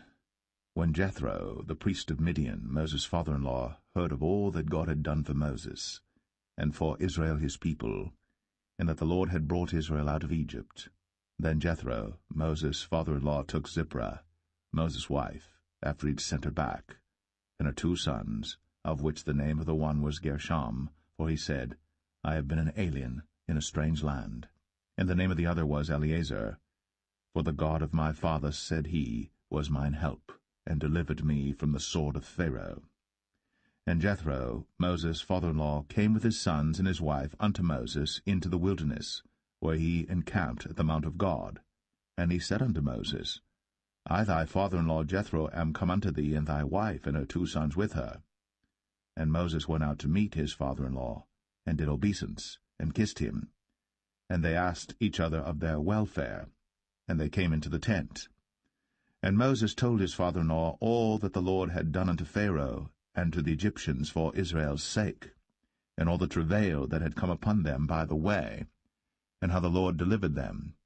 And Jethro rejoiced for all the goodness which the Lord had done to Israel, whom he had delivered out of the hand of the Egyptians. And Jethro said, Blessed be the Lord, who hath delivered you out of the hand of the Egyptians, and out of the hand of Pharaoh, who hath delivered the people from under the hand of the Egyptians. Now I know that the Lord is greater than all gods, for in the thing wherein they dealt proudly he was above them. And Jethro, Moses' father-in-law, took a burnt offering and sacrifices for God. And Aaron came, and all the elders of Israel, to eat bread with Moses' father-in-law before God. And it came to pass on the morrow that Moses sat to judge the people, and the people stood by Moses from the morning unto the evening. And when Moses' father-in-law saw all that he did to the people, he said, What is this thing that thou doest to the people?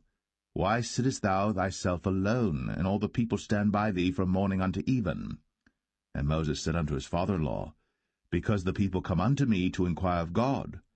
When they have a matter they come unto me, and I judge between one and another, and I do make them know the statutes of God and his laws. And Moses' father-in-law said unto him, The thing that thou doest is not good. Thou wilt surely wear away, both thou and this people that is with thee. For this thing is too heavy for thee. Thou art not able to perform it thyself alone. Hearken now unto my voice. I will give thee counsel, and God shall be with thee. Be thou for the people too Godward, that thou mayest bring the causes unto God. And thou shalt teach them ordinances and laws, and shalt show them the way wherein they must walk, and the work that they must do.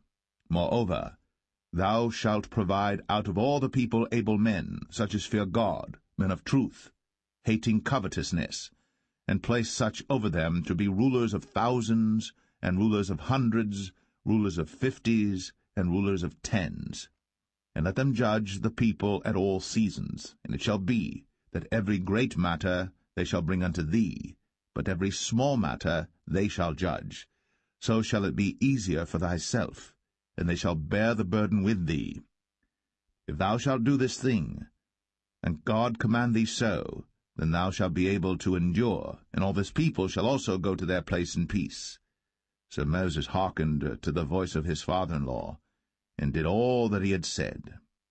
And Moses chose able men out of all Israel, and made them heads over the people, rulers of thousands, rulers of hundreds, rulers of 50s, and rulers of 10s. And they judged the people at all seasons. The hard causes they brought unto Moses, but every small matter they judged themselves.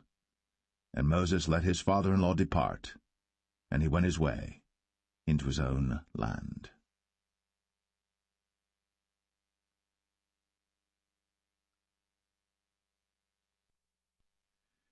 Exodus 19. In the 3rd month, when the children of Israel were gone forth out of the land of Egypt, the same day came they into the wilderness of Sinai. But they were departed from Rephidim, and were come to the desert of Sinai, and had pitched in the wilderness, and there Israel camped before the mount. And Moses went up unto God, and the Lord called unto him out of the mountain, saying, Thus shalt thou say to the house of Jacob, and tell the children of Israel, Ye have seen what I did unto the Egyptians, and how I bare you on eagle's wings, and brought you unto myself. Now therefore, if ye will obey my voice indeed, and keep my covenant, then ye shall be a peculiar treasure unto me above all people. For all the earth is mine, and ye shall be unto me a kingdom of priests, and an holy nation. These are the words which thou shalt speak unto the children of Israel. And Moses came and called for the elders of the people, and laid before their faces all these words which the Lord commanded him. And all the people answered together, and said, All that the Lord hath spoken we will do. And Moses returned the words of the people unto the Lord. And the Lord said unto Moses, Lo, I come unto thee in a thick cloud, that the people may hear when I speak with thee, and believe thee for ever.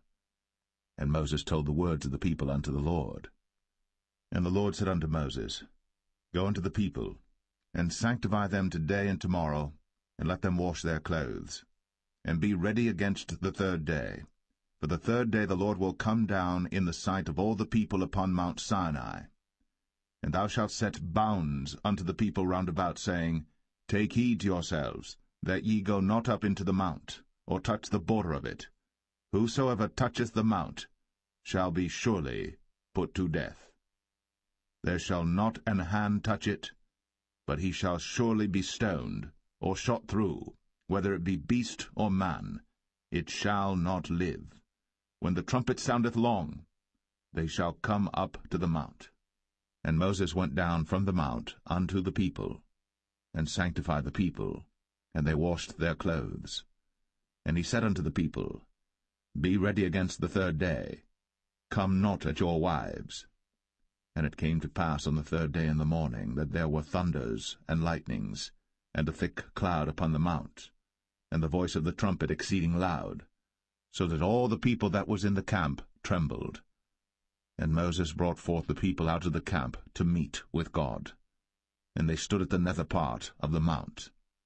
And Mount Sinai was altogether on a smoke, because the Lord descended upon it in fire, and the smoke thereof ascended as the smoke of a furnace, and the whole mount quaked greatly. And when the voice of the trumpet sounded long, and waxed louder and louder, Moses spake, and God answered him by a voice. And the Lord came down upon Mount Sinai, on the top of the mount, and the Lord called Moses up to the top of the mount, and Moses went up. And the Lord said unto Moses, Go down, charge the people, lest they break through unto the Lord to gaze, and many of them perish. And let the priests also, which come near to the Lord, sanctify themselves, lest the Lord break forth upon them. And Moses said unto the Lord, The people cannot come up to Mount Sinai, for thou chargest us, saying, Set bounds about the mount, and sanctify it. And the Lord said unto him, Away, get thee down, and thou shalt come up, thou and Aaron with thee. But let not the priests and the people break through to come up unto the Lord, lest he break forth upon them. So Moses went down unto the people, and spake unto them.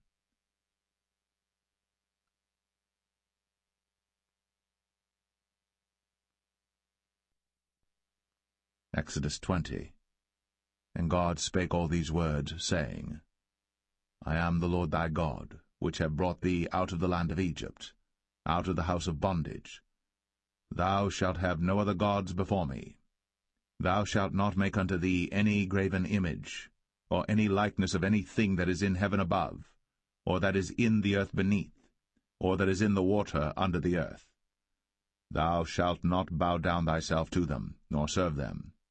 For I, the Lord thy God, am a jealous God, visiting the iniquity of the fathers upon the children unto the third and fourth generation of them that hate me, and showing mercy unto thousands of them that love me, and keep my commandments. Thou shalt not take the name of the Lord thy God in vain, for the Lord will not hold him guiltless that taketh his name in vain. Remember the Sabbath day, to keep it holy. 6 days shalt thou labor, and do all thy work. But the 7th day is the Sabbath of the Lord thy God. In it thou shalt not do any work, thou, nor thy son, nor thy daughter, thy manservant, nor thy maidservant, nor thy cattle, nor thy stranger that is within thy gates.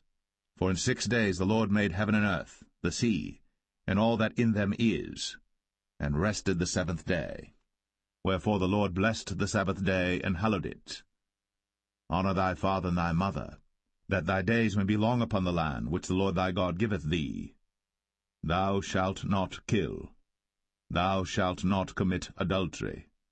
Thou shalt not steal. Thou shalt not bear false witness against thy neighbor. Thou shalt not covet thy neighbor's house. Thou shalt not covet thy neighbor's wife, nor his manservant, nor his maidservant, nor his ox, nor his ass, nor anything that is thy neighbor's. And all the people saw the thunderings, and the lightnings, and the noise of the trumpet, and the mountain smoking. And when the people saw it, they removed, and stood afar off. And they said unto Moses, Speak thou with us, and we will hear. But let not God speak with us, lest we die.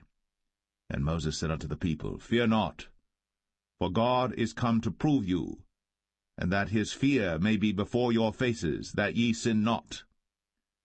And the people stood afar off. And Moses drew near unto the thick darkness where God was. And the Lord said unto Moses, Thus thou shalt say unto the children of Israel, Ye have seen that I have talked with you from heaven. Ye shall not make with me gods of silver, neither shall ye make unto you gods of gold. An altar of earth thou shalt make unto me, and shalt sacrifice thereon thy burnt offerings, and thy peace offerings, thy sheep and thine oxen. In all places where I record my name I will come unto thee, and I will bless thee. And if thou wilt make me an altar of stone, thou shalt not build it of hewn stone, for if thou lift up thy tool upon it, thou hast polluted it. Neither shalt thou go up by steps unto mine altar, that thy nakedness be not discovered thereon.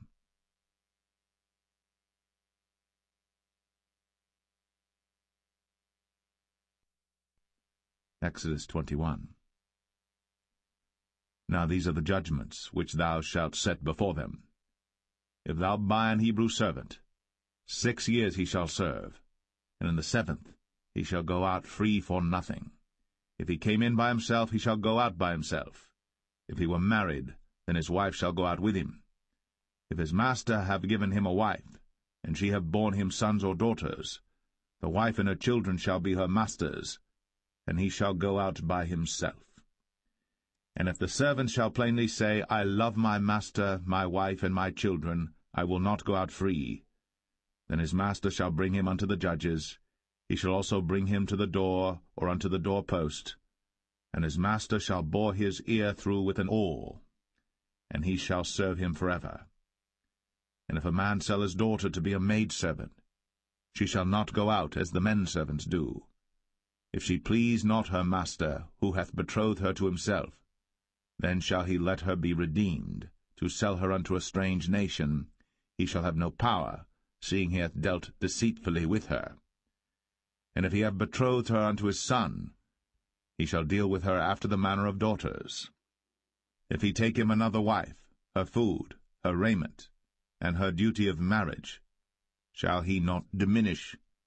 And if he do not these 3 unto her, then shall she go out free without money. He that smiteth a man so that he die shall be surely put to death. And if a man lie not in wait, but God deliver him into his hand, then I will appoint thee a place whither he shall flee. But if a man come presumptuously upon his neighbor, to slay him with guile, thou shalt take him from mine altar, that he may die. And he that smiteth his father or his mother shall be surely put to death. And he that stealeth a man, and selleth him, or if he be found in his hand, he shall surely be put to death. And he that curseth his father or his mother shall surely be put to death. And if men strive together, and one smite another with a stone, or with his fist, and he die not, but keepeth his bed, if he rise again and walk abroad upon his staff, then shall he that smote him be quit, only he shall pay for the loss of his time, and shall cause him to be thoroughly healed. And if a man smite his servant or his maid with a rod, and he die under his hand, he shall be surely punished. Notwithstanding, if he continue a day or 2, he shall not be punished, for he is his money. If men strive and hurt a woman with child, so that her fruit depart from her, and yet no mischief follow, he shall be surely punished, according as the woman's husband will lay upon him, and he shall pay as the judges determine. And if any mischief follow, then thou shalt give life for life, eye for eye, tooth for tooth, hand for hand, foot for foot, burning for burning, wound for wound, stripe for stripe.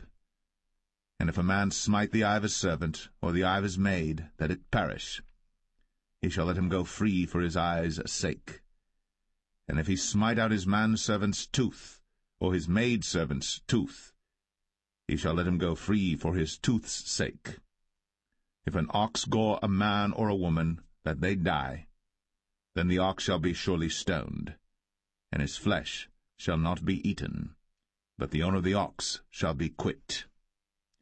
But if the ox were wont to push with his horn in time past, and hath been testified to his owner, and he hath not kept him in, but that he hath killed a man or a woman, the ox shall be stoned, and his owner also shall be put to death. If there be laid on him a sum of money, then he shall give for the ransom of his life whatsoever is laid upon him. Whether he have gored a son, or have gored a daughter, according to this judgment shall it be done unto him. If the ox shall push a manservant or a maidservant, he shall give unto their master 30 shekels of silver, and the ox shall be stoned. And if a man shall open a pit, or if a man shall dig a pit, and not cover it, and an ox or an ass fall therein, the owner of the pit shall make it good, and give money unto the owner of them, and the dead beast shall be his. And if one man's ox hurt another's, that he die, then they shall sell the live ox, and divide the money of it, and the dead ox also they shall divide. For if it be known that the ox hath used to push in time past, and his owner hath not kept him in, he shall surely pay ox for ox, and the dead shall be his own.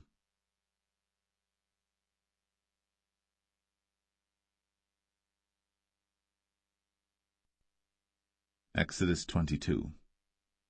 If a man shall steal an ox or a sheep and kill it or sell it, he shall restore 5 oxen for an ox and 4 sheep for a sheep. If a thief be found breaking up, and be smitten that he die, there shall no blood be shed for him. If the sun be risen upon him, there shall be blood shed for him, for he should make full restitution. If he have nothing, then he shall be sold for his theft. If the theft be certainly found in his hand alive, whether it be ox or ass or sheep, he shall restore double. If a man shall cause a field or vineyard to be eaten, and shall put in his beast, and shall feed in another man's field, of the best of his own field and of the best of his own vineyard, shall he make restitution. If fire break out and catch in thorns, so that stacks of corn or the standing corn of the field be consumed therewith, he that kindled the fire shall surely make restitution. If a man shall deliver unto his neighbor money or stuff to keep, and it be stolen out of the man's house, if the thief be found, let him pay double.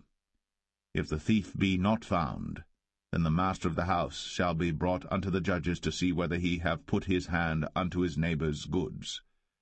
For all manner of trespass, whether it be for ox, for ass, for sheep, for raiment, or for any manner of lost thing, which another challengeth to be his, the cause of both parties shall come before the judges, and whom the judges shall condemn, he shall pay double unto his neighbor. If a man deliver unto his neighbor an ass, or an ox, or a sheep, or any beast to keep, and it die, or be hurt, or driven away, no man seeing it, then shall an oath of the Lord be between them both, that he hath not put his hand unto his neighbor's goods, and the owner of it shall accept thereof, and he shall not make it good. And if it be stolen from him, he shall make restitution unto the owner thereof. If it be torn in pieces, then let him bring it for witness, and he shall not make good that which was torn. And if a man borrow aught of his neighbor, and it be hurt or die, the owner thereof being not with it, he shall surely make it good. But if the owner thereof be with it, he shall not make it good. If it be an hired thing, it came for his hire. And if a man entice a maid that is not betrothed, and lie with her, he shall surely endow her to be his wife. If her father utterly refuse to give her unto him, he shall pay money according to the dowry of virgins. Thou shalt not suffer a witch to live. Whosoever lieth with a beast shall surely be put to death. He that sacrificeth unto any god, save unto the Lord only, he shall be utterly destroyed. Thou shalt neither vex a stranger nor oppress him, for ye were strangers in the land of Egypt. Ye shall not afflict any widow or fatherless child. If thou afflict them in any wise, and they cry at all unto me, I will surely hear their cry, and my wrath shall wax hot, and I will kill you with the sword, and your wives shall be widows, and your children fatherless. If thou lend money to any of my people that is poor by thee, thou shalt not be to him as an usurer, neither shalt thou lay upon him usury. If thou at all take thy neighbour's raiment to pledge, thou shalt deliver it unto him by that the sun goeth down. For that is his covering only, it is his raiment for his skin. Wherein shall he sleep? And it shall come to pass, when he crieth unto me, that I will hear, for I am gracious. Thou shalt not revile the gods, nor curse the ruler of thy people. Thou shalt not delay to offer the first of thy ripe fruits, and of thy liquors, the firstborn of thy sons shalt thou give unto me. Likewise shalt thou do with thine oxen, and with thy sheep. 7 days it shall be with his dam. On the 8th day thou shalt give it me. And ye shall be holy men unto me. Neither shall ye eat any flesh that is torn of beasts in the field. Ye shall cast it to the dogs.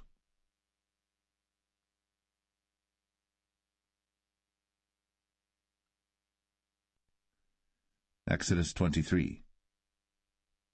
Thou shalt not raise a false report. Put not thine hand with the wicked to be an unrighteous witness. Thou shalt not follow a multitude to do evil. Neither shalt thou speak in a cause to decline after many to wrest judgment. Neither shalt thou countenance a poor man in his cause. If thou meet thine enemy's ox or his ass going astray, thou shalt surely bring it back to him again. If thou see the ass of him that hateth thee lying under his burden, and wouldest forbear to help him, thou shalt surely help with him. Thou shalt not wrest the judgment of thy poor in his cause. Keep thee far from a false matter, and the innocent and righteous slay thou not, for I will not justify the wicked. And thou shalt take no gift, for the gift blindeth the wise, and perverteth the words of the righteous. Also, thou shalt not oppress a stranger. For ye know the heart of a stranger, seeing ye were strangers in the land of Egypt. And 6 years thou shalt sow thy land, and shalt gather in the fruits thereof. But the 7th year thou shalt let it rest and lie still, that the poor of thy people may eat, and what they leave the beasts of the field shall eat. In like manner thou shalt deal with thy vineyard, and with thy oliveyard. 6 days thou shalt do thy work, and on the 7th day thou shalt rest, that thine ox and thine ass may rest, and the son of thy handmaid, and the stranger may be refreshed. And in all things that I have said unto you be circumspect, and make no mention of the name of other gods, neither let it be heard out of thy mouth. 3 times thou shalt keep a feast unto me in the year. Thou shalt keep the feast of unleavened bread. Thou shalt eat unleavened bread 7 days, as I commanded thee, in the time appointed of the month Abib. For in it thou camest out from Egypt, and none shall appear before me empty. And the feast of harvest, the firstfruits of thy labours, which thou hast sown in the field, and the feast of ingathering, which is in the end of the year, when thou hast gathered in thy labours out of the field. 3 times in the year all thy males shall appear before the Lord God. Thou shalt not offer the blood of my sacrifice with leavened bread, neither shall the fat of my sacrifice remain until the morning. the first of the firstfruits of thy land, thou shalt bring into the house of the Lord thy God. Thou shalt not see the kid in his mother's milk. Behold, I send an angel before thee, to keep thee in the way, and to bring thee into the place which I have prepared. Beware of him, and obey his voice. Provoke him not, for he will not pardon your transgressions, for my name is in him. But if thou shalt indeed obey his voice, and do all that I speak, then I will be an enemy unto thine enemies, and an adversary unto thine adversaries. For mine angel shall go before thee, and bring thee in unto the Amorites, and the Hittites, and the Perizzites, and the Canaanites, the Hivites, and the Jebusites, and I will cut them off. Thou shalt not bow down to their gods, nor serve them, nor do after their works, but thou shalt utterly overthrow them, and quite break down their images. And ye shall serve the Lord your God, and he shall bless thy bread and thy water, and I will take sickness away from the midst of thee. There shall nothing cast their young, nor be barren in thy land. The number of thy days I will fulfill. I will send my fear before thee, and will destroy all the people to whom thou shalt come, and I will make all thine enemies turn their backs unto thee, and I will send hornets before thee, which shall drive out the Hivite, the Canaanite, and the Hittite from before thee. I will not drive them out from before thee in 1 year, lest the land become desolate, and the beasts of the field multiply against thee.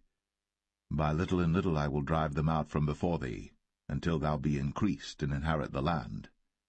And I will set thy bounds from the Red Sea even unto the sea of the Philistines, and from the desert unto the river. For I will deliver the inhabitants of the land into your hand, and thou shalt drive them out before thee. Thou shalt make no covenant with them, nor with their gods. They shall not dwell in thy land, lest they make thee sin against me. For if thou serve their gods, it will surely be a snare unto thee.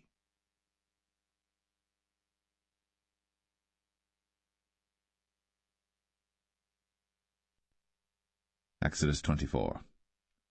And he said unto Moses, Come up unto the Lord, thou and Aaron, Nadab and Abihu, and 70 of the elders of Israel, and worship ye afar off. And Moses alone shall come near the Lord, but they shall not come nigh, neither shall the people go up with him. And Moses came, and told the people all the words of the Lord, and all the judgments, and all the people answered with one voice, and said, All the words which the Lord hath said will we do. And Moses wrote all the words of the Lord, and rose up early in the morning, and builded an altar under the hill, and 12 pillars according to the 12 tribes of Israel. And he sent young men of the children of Israel, which offered burnt offerings, and sacrificed peace offerings of oxen unto the Lord. And Moses took half of the blood, and put it in basins, and half of the blood he sprinkled on the altar. And he took the book of the covenant, and read in the audience of the people, and they said, All that the Lord hath said will we do, and be obedient. And Moses took the blood, and sprinkled it on the people, and said, Behold, the blood of the covenant which the Lord hath made with you concerning all these words. Then went up Moses, and Aaron, Nadab and Abihu, and 70 of the elders of Israel. And they saw the God of Israel. And there was under his feet, as it were, a paved work of a sapphire stone, and as it were the body of heaven in his clearness. And upon the nobles of the children of Israel he laid not his hand. Also they saw God, and did eat and drink. And the Lord said unto Moses, Come up to me into the mount, and be there. And I will give thee tables of stone, and a law and commandments which I have written, that thou mayest teach them. And Moses rose up, and his minister Joshua, and Moses went up into the mount of God. And he said unto the elders, Tarry ye here for us, until we come again unto you. And behold, Aaron and Hur are with you. If any man have any matters to do, let him come unto them. And Moses went up into the mount, and a cloud covered the mount. And the glory of the Lord abode upon Mount Sinai, and the cloud covered it 6 days. And the 7th day he called unto Moses out of the midst of the cloud. And the sight of the glory of the Lord was like devouring fire on the top of the mount in the eyes of the children of Israel. And Moses went into the midst of the cloud, and gat him up into the mount. And Moses was in the mount 40 days and 40 nights.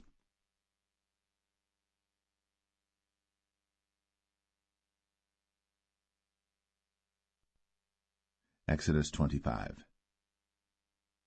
And the Lord spake unto Moses, saying, Speak unto the children of Israel, that they bring me an offering of every man that giveth it willingly with his heart. Ye shall take my offering.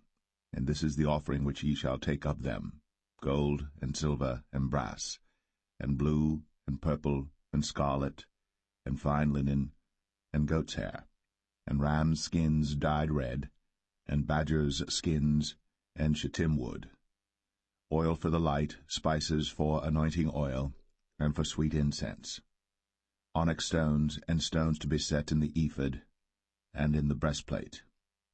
And let them make me a sanctuary, that I may dwell among them, according to all that I show thee, after the pattern of the tabernacle, and the pattern of all the instruments thereof, even so shall ye make it. And they shall make an ark of shittim wood. 2 cubits and a half shall be the length thereof, and 1 cubit and a half the breadth thereof, and 1 cubit and a half the height thereof. And thou shalt overlay it with pure gold, within and without shalt thou overlay it, and shalt make upon it a crown of gold round about. And thou shalt cast 4 rings of gold for it, and put them in the 4 corners thereof, and 2 rings shall be in the one side of it, and 2 rings in the other side of it. And thou shalt make staves of shittim wood, and overlay them with gold.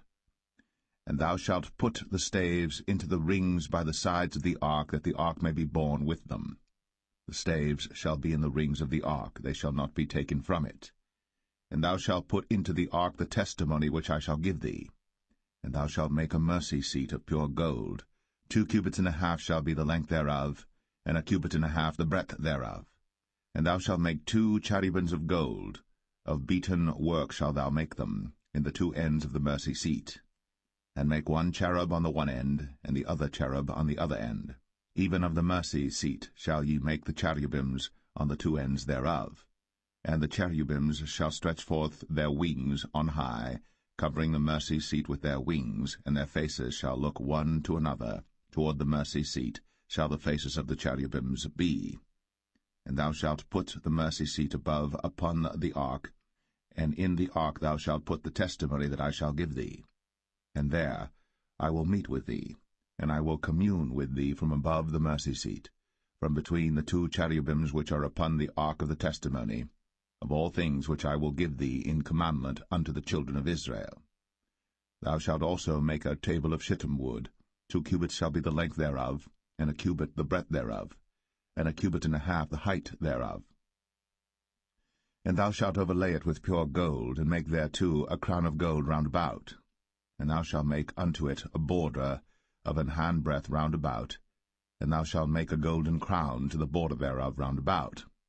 And thou shalt make for it 4 rings of gold, and put the rings in the 4 corners that are on the 4 feet thereof. Over against the border shall the rings be for places of the staves to bear the table. And thou shalt make the staves of shittim wood, and overlay them with gold, that the table may be borne with them. And thou shalt make the dishes thereof, and spoons thereof, and covers thereof, and bowls thereof, to cover withal. Of pure gold shalt thou make them. And thou shalt set upon the table showbread before me always. And thou shalt make a candlestick of pure gold. Of beaten work shall the candlestick be made. His shaft, and his branches, his bowls, his knobs and his flowers shall be of the same.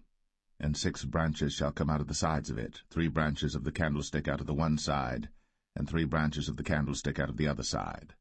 3 bowls made like unto almonds, with a knob and a flower in one branch, and 3 bowls made like almonds in the other branch, with a knob and a flower. So in the 6 branches that come out of the candlestick. And in the candlestick shall be 4 bowls made like unto almonds, with their knobs and their flowers. And there shall be a knob under 2 branches of the same, and a knob under 2 branches of the same, and a knob under 2 branches of the same, according to the 6 branches that proceed out of the candlestick. their knobs, and their branches shall be of the same. All it shall be one beaten work of pure gold. And thou shalt make the 7 lamps thereof, and they shall light the lamps thereof, that they may give light over against it, and the tongs thereof, and the snuff dishes thereof, shall be of pure gold. Of a talent of pure gold shall he make it with all these vessels. And look that thou make them after their pattern which was shown thee in the mount.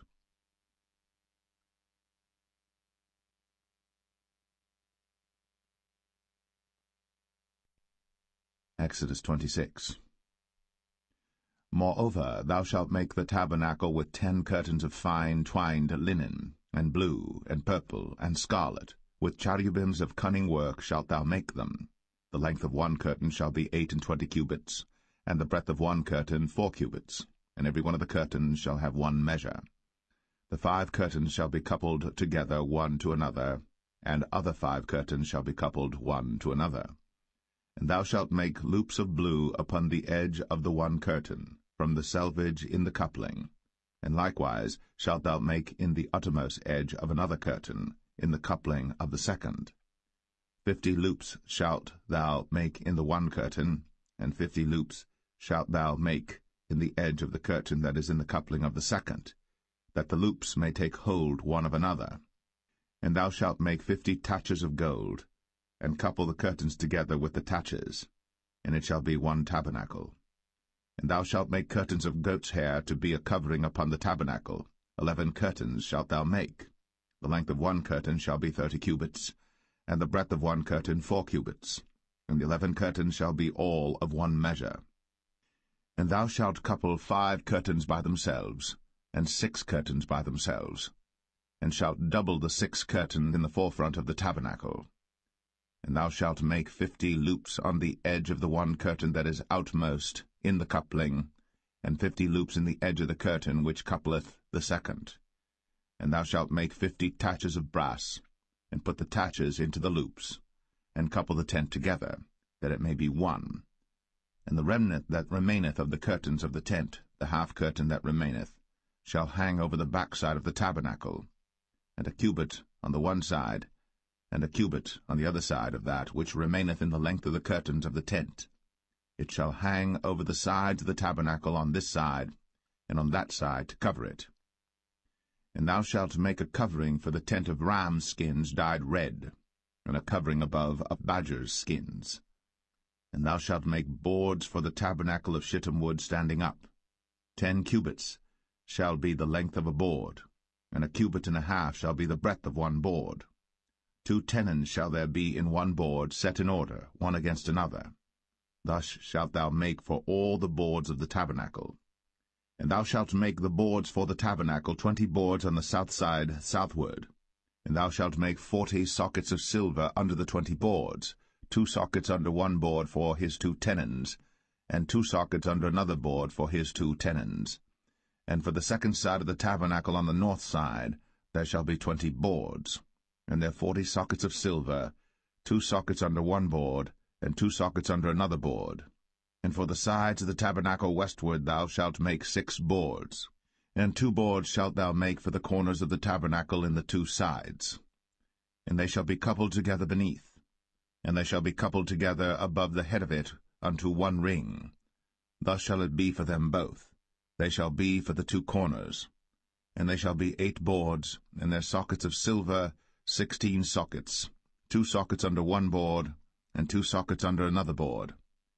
And thou shalt make bars of shittim wood, 5 for the boards of the one side of the tabernacle, and 5 bars for the boards of the other side of the tabernacle, and 5 bars for the boards of the side of the tabernacle for the 2 sides westward.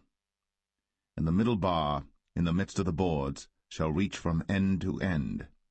And thou shalt overlay the boards with gold, and make their rings of gold, for places for the bars, and thou shalt overlay the bars with gold. And thou shalt rear up the tabernacle according to the fashion thereof which was shown thee in the mount. And thou shalt make a veil of blue, and purple, and scarlet, and fine twined linen of cunning work. With cherubims shall it be made. And thou shalt hang it upon 4 pillars of shittim wood overlaid with gold. Their hooks shall be of gold, upon the 4 sockets of silver.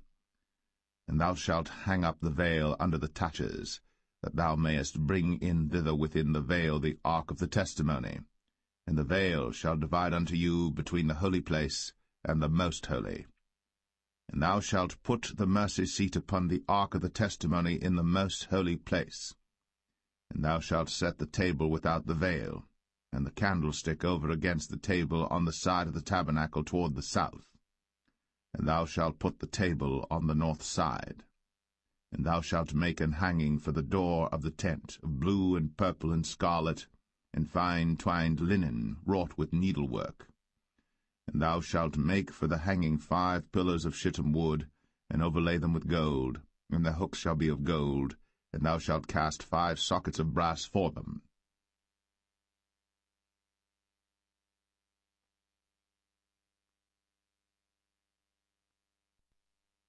Exodus 27.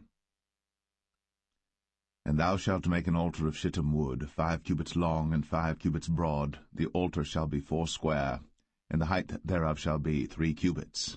And thou shalt make the horns of it upon the 4 corners thereof.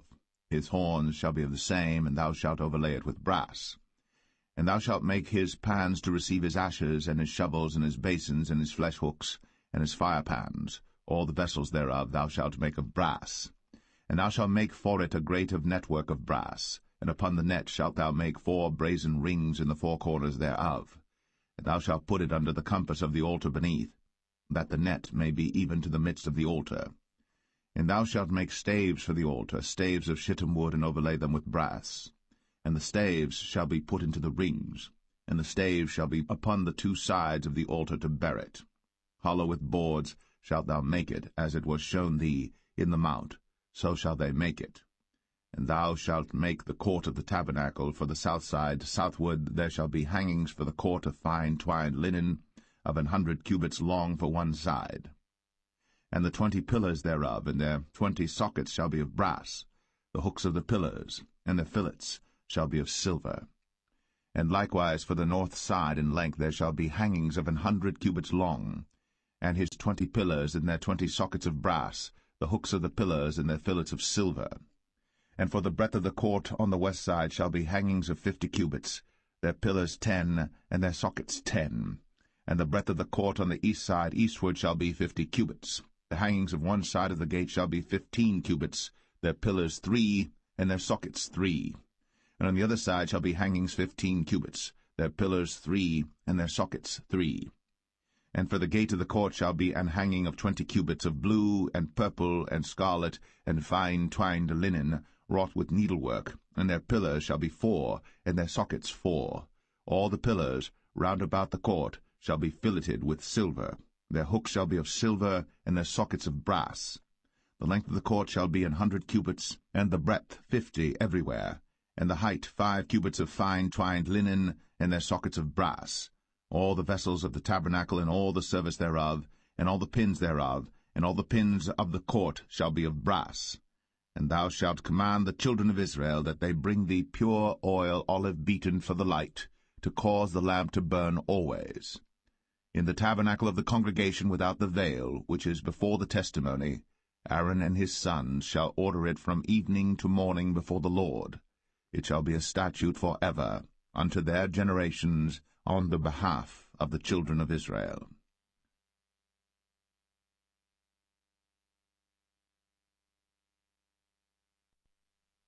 Exodus 28.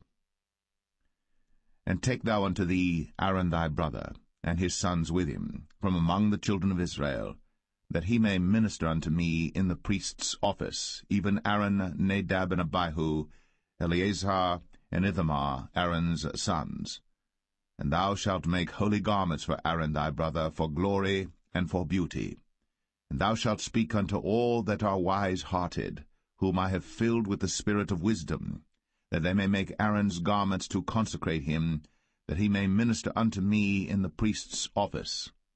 And these are the garments which they shall make, a breastplate, and an ephod, and a robe, and a broidered coat, a mitre, and a girdle. And they shall make holy garments for Aaron thy brother, and his sons, that he may minister unto me in the priest's office. And they shall take gold, and blue, and purple, and scarlet, and fine linen. And they shall make the ephod of gold, of blue, and of purple, of scarlet, and fine twined linen with cunning work. It shall have the 2 shoulder pieces thereof joined at the 2 edges thereof, and so it shall be joined together. And the curious girdle of the ephod which is upon it shall be of the same, according to the work thereof, even of gold, of blue, and purple, and scarlet, and fine twined linen. And thou shalt take 2 onyx stones, and grave on them the names of the children of Israel, 6 of their names on one stone, and the other 6 names of the rest on the other stone, according to their birth.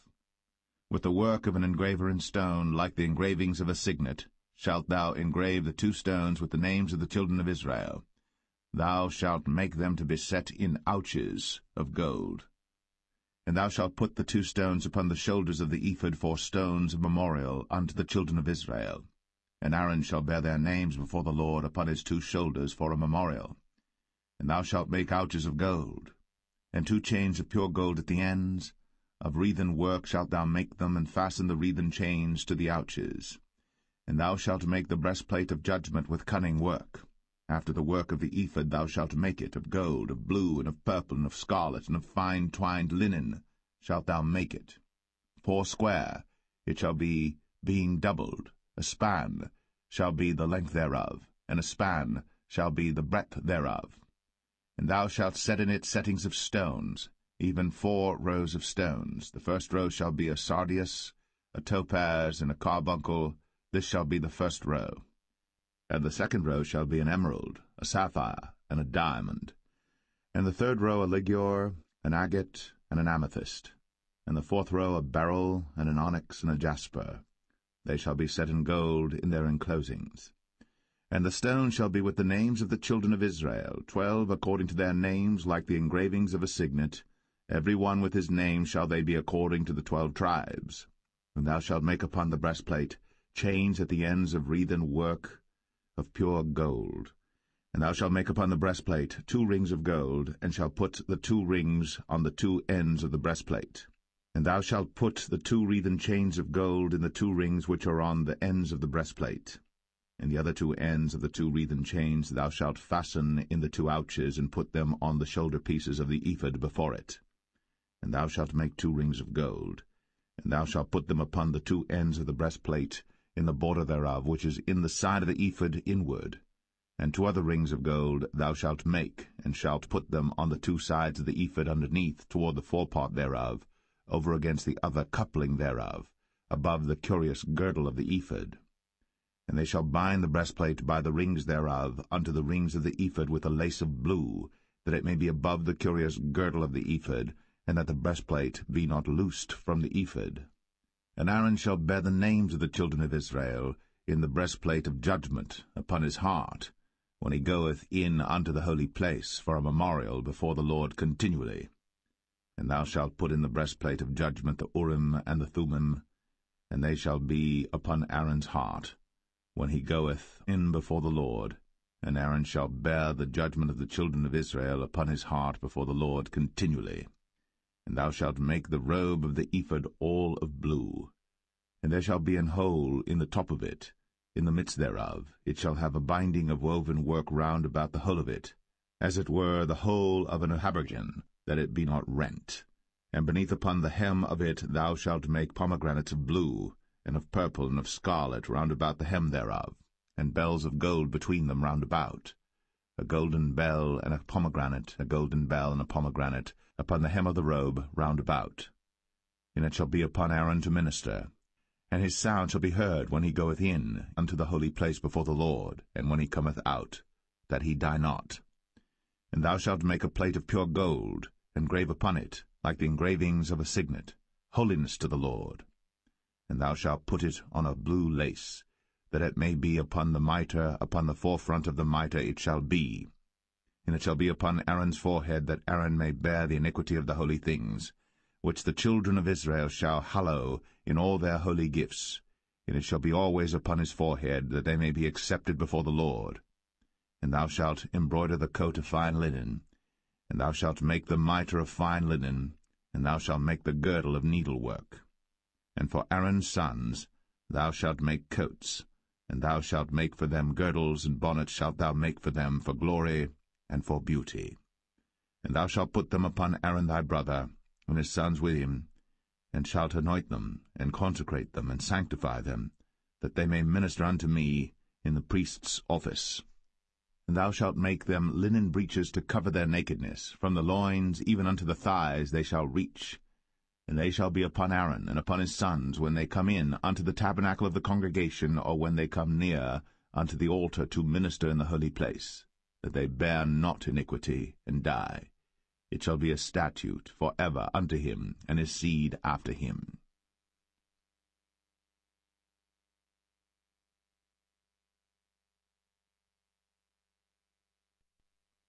Exodus 29. And this is the thing that thou shalt do unto them to hallow them, to minister unto me in the priest's office. Take 1 young bullock, and 2 rams without blemish, and unleavened bread and cakes unleavened tempered with oil, and wafers unleavened anointed with oil, of wheaten flour shalt thou make them. And thou shalt put them into 1 basket, and bring them in the basket, with the bullock and the 2 rams. And Aaron and his sons thou shalt bring unto the door of the tabernacle of the congregation, and shalt wash them with water.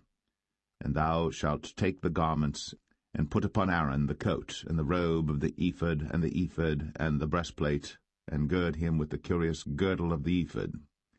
And thou shalt put the mitre upon his head, and put the holy crown upon the mitre. Then shalt thou take the anointing oil, and pour it upon his head, and anoint him. And thou shalt bring his sons, and put coats upon them. And thou shalt gird them with girdles, Aaron and his sons, and put the bonnets on them, and the priest's office shall be theirs for a perpetual statute. And thou shalt consecrate Aaron and his sons. And thou shalt cause a bullock to be brought before the tabernacle of the congregation, and Aaron and his sons shall put their hands upon the head of the bullock. And thou shalt kill the bullock before the Lord, by the door of the tabernacle of the congregation. And thou shalt take of the blood of the bullock, and put it upon the horns of the altar with thy finger, and pour all the blood beside the bottom of the altar. And thou shalt take all the fat that covereth the inwards, and the caul that is above the liver, and the 2 kidneys, and the fat that is upon them, and burn them upon the altar. But the flesh of the bullock, and his skin, and his dung, shalt thou burn with fire without the camp. It is a sin offering. Thou shalt also take 1 ram, and Aaron and his sons shall put their hands upon the head of the ram. And thou shalt slay the ram, and thou shalt take his blood, and sprinkle it round about upon the altar. And thou shalt cut the ram in pieces, and wash the inwards of him and his legs, and put them unto his pieces and unto his head. And thou shalt burn the whole ram upon the altar. It is a burnt offering unto the Lord. It is a sweet savour, an offering made by fire unto the Lord. And thou shalt take the other ram, and Aaron and his sons shall put their hands upon the head of the ram. Then shalt thou kill the ram, and take of his blood, and put it upon the tip of the right ear of Aaron, and upon the tip of the right ear of his sons, and upon the thumb of their right hand, and upon the great toe of their right foot, and sprinkle the blood upon the altar round about. And thou shalt take of the blood that is upon the altar, and of the anointing oil, and sprinkle it upon Aaron, and upon his garments, and upon his sons, and upon the garments of his sons with him. And he shall be hallowed, and his garments, and his sons' garments with him. Also thou shalt take of the ram the fat and the rump, and the fat that covereth the inwards, and the caul above the liver, and the 2 kidneys, and the fat that is upon them, and the right shoulder, for it is a ram of consecration. And 1 loaf of bread, and 1 cake of oiled bread, and 1 wafer out of the basket of the unleavened bread that is before the Lord. And thou shalt put all in the hands of Aaron, and in the hands of his sons, and shalt wave them for a wave offering before the Lord. And thou shalt receive them of their hands, and burn them upon the altar for a burnt offering, for a sweet savour before the Lord. It is an offering made by fire unto the Lord. And thou shalt take the breast of the ram of Aaron's consecration, and wave it for a wave offering before the Lord. And it shall be thy part. And thou shalt sanctify the breast of the wave offering, and the shoulder of the heave offering, which is waved, and which is heaved up, of the ram of the consecration, even of that which is for Aaron, and of that which is for his sons. And it shall be Aaron's and his sons by a statute for ever from the children of Israel. For it is an heave offering. And it shall be an heave offering from the children of Israel of the sacrifice of their peace offerings, even their heave offering unto the Lord. And the holy garments of Aaron shall be his sons after him, to be anointed therein, and to be consecrated in them. And that son that is priest in his stead shall put them on 7 days, when he cometh into the tabernacle of the congregation to minister in the holy place. And thou shalt take the ram of the consecration, and seethe his flesh in the holy place. And Aaron and his sons shall eat the flesh of the ram, and the bread that is in the basket by the door of the tabernacle of the congregation. And they shall eat those things wherewith the atonement was made, to consecrate and to sanctify them. But a stranger shall not eat thereof, because they are holy. And if aught of the flesh of the consecrations, or of the bread, remain unto the morning, then thou shalt burn the remainder with fire. It shall not be eaten, because it is holy. And thus shalt thou do unto Aaron and to his sons, according to all things which I have commanded thee. 7 days shalt thou consecrate them. And thou shalt offer every day a bullock for a sin offering, for atonement. And thou shalt cleanse the altar, when thou hast made an atonement for it. And thou shalt anoint it, to sanctify it. 7 days thou shalt make an atonement for the altar, and sanctify it. And it shall be an altar most holy. Whatsoever toucheth the altar shall be holy. Now this is that which thou shalt offer upon the altar: 2 lambs of the first year, day by day, continually. The 1 lamb thou shalt offer in the morning, and the other lamb thou shalt offer at even. And with the 1 lamb 1/10 deal of flour mingled with the 4th part of an hin of beaten oil, and the 4th part of an hin of wine for a drink offering. And the other lamb thou shalt offer at even, and shalt do thereto according to the meat offering of the morning, and according to the drink offering thereof, for a sweet savour, an offering made by fire unto the Lord. This shall be a continual burnt offering throughout your generations at the door of the tabernacle of the congregation before the Lord, where I will meet you, to speak there unto thee. And there I will meet with the children of Israel, and the tabernacle shall be sanctified by my glory. And I will sanctify the tabernacle of the congregation and the altar. I will sanctify also both Aaron and his sons to minister to me in the priest's office. And I will dwell among the children of Israel, and will be their God. And they shall know that I am the Lord their God, that brought them forth out of the land of Egypt, that I may dwell among them. I am the Lord their God.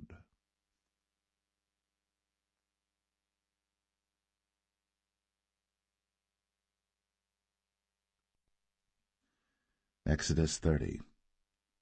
And thou shalt make an altar to burn incense upon. Of shittim wood shalt thou make it. 1 cubit shall be the length thereof, and 1 cubit the breadth thereof. 4 square shall it be. And 2 cubits shall be the height thereof. The horns thereof shall be of the same. And thou shalt overlay it with pure gold, the top thereof and the sides thereof round about, and the horns thereof. And thou shalt make unto it a crown of gold round about. And 2 golden rings shalt thou make to it under the crown of it. By the 2 corners thereof upon the 2 sides of it shalt thou make it. And they shall be for places for the staves to bear it withal. And thou shalt make the staves of shittim wood, and overlay them with gold.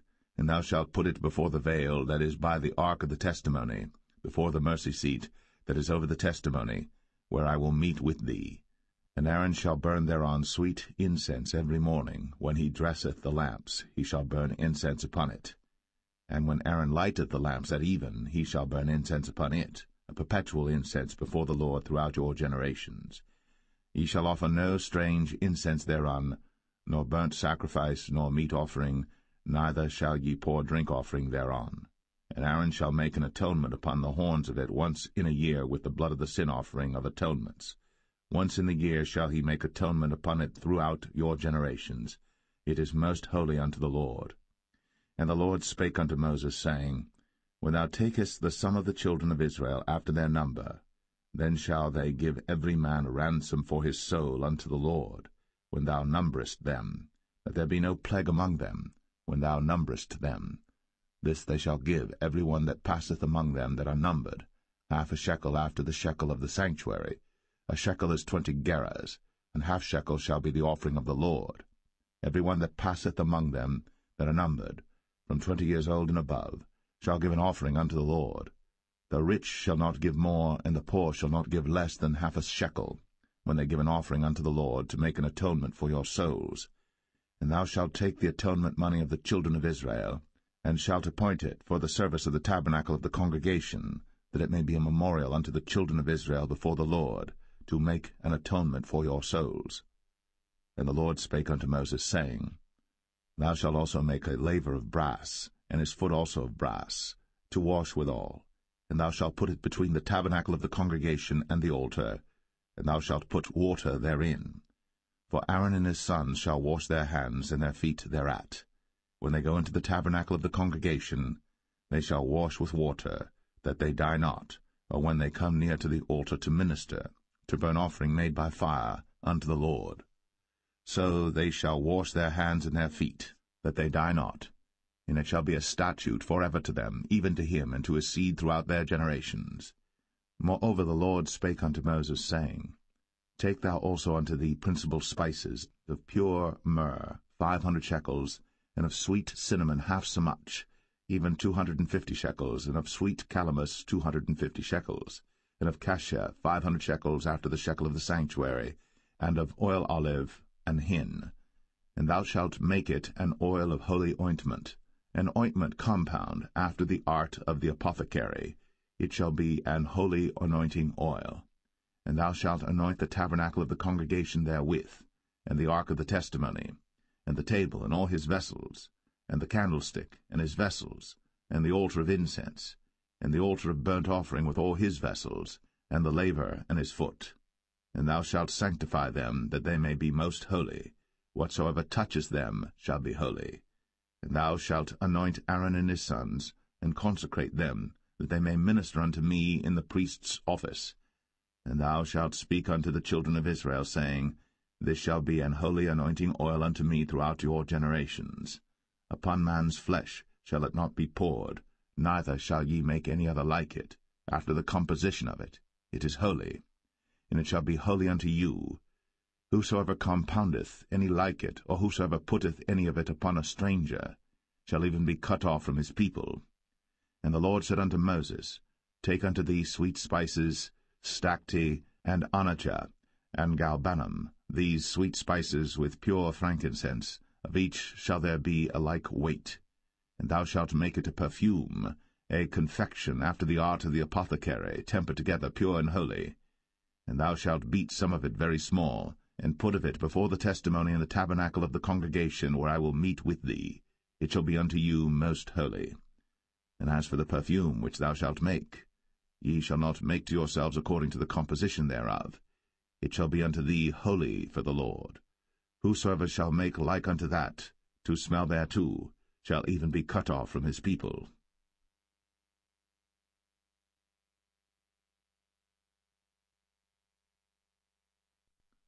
Exodus 31.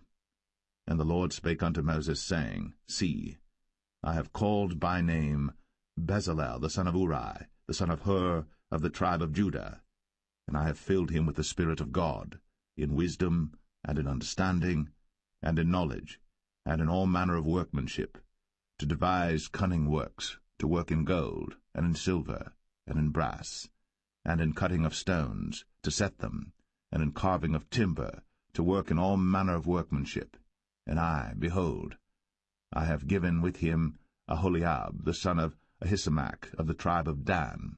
And in the hearts of all that are wise-hearted I have put wisdom, that they may make all that I have commanded thee: the tabernacle of the congregation, and the ark of the testimony, and the mercy seat that is thereupon, and all the furniture of the tabernacle, and the table and his furniture, and the pure candlestick with all his furniture, and the altar of incense, and the altar of burnt offering with all his furniture, and the laver and his foot, and the cloths of service, and the holy garments for Aaron the priest, and the garments of his sons to minister in the priest's office, and the anointing oil, and sweet incense for the holy place, according to all that I have commanded thee shall they do.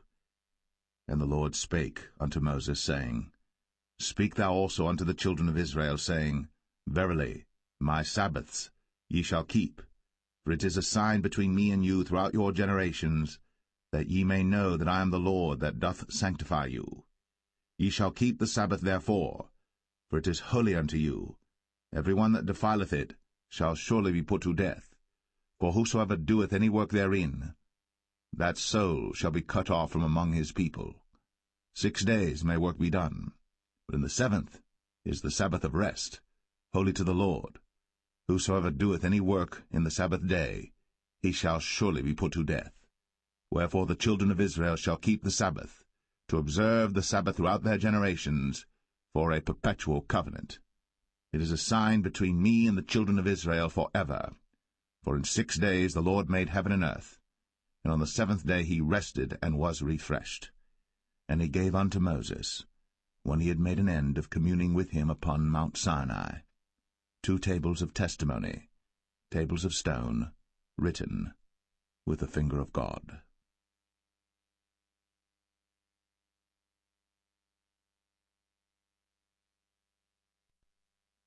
Exodus 32. And when the people saw that Moses delayed to come down out of the mount, the people gathered themselves together unto Aaron, and said unto him, Up, make us gods, which shall go before us. For as for this Moses, the man that brought us up out of the land of Egypt, we wot not what is become of him. And Aaron said unto them, Break off the golden earrings which are in the ears of your wives, of your sons, and of your daughters, and bring them unto me. And all the people brake off the golden earrings which were in their ears, and brought them unto Aaron. And he received them at their hand, and fashioned it with a graving tool, after he had made it a molten calf. And they said, These be thy gods, O Israel, which brought thee up out of the land of Egypt. And when Aaron saw it, he built an altar before it. And Aaron made proclamation and said, Tomorrow is a feast to the Lord. And they rose up early on the morrow, and offered burnt offerings, and brought peace offerings. And the people sat down to eat and to drink, and rose up to play. And the Lord said unto Moses, Go, get thee down, for thy people, which thou broughtest out of the land of Egypt, have corrupted themselves. They have turned aside quickly out of the way which I commanded them. They have made them a molten calf, and have worshipped it, and have sacrificed thereunto, and said, These be thy gods, O Israel, which have brought thee up out of the land of Egypt. And the Lord said unto Moses, I have seen this people, and behold, it is a stiff-necked people. Now therefore let me alone, that my wrath may wax hot against them, and that I may consume them, and I will make of thee a great nation. And Moses besought the Lord his God, and said, Lord, why doth thy wrath wax hot against thy people, which thou hast brought forth out of the land of Egypt with great power, and with a mighty hand?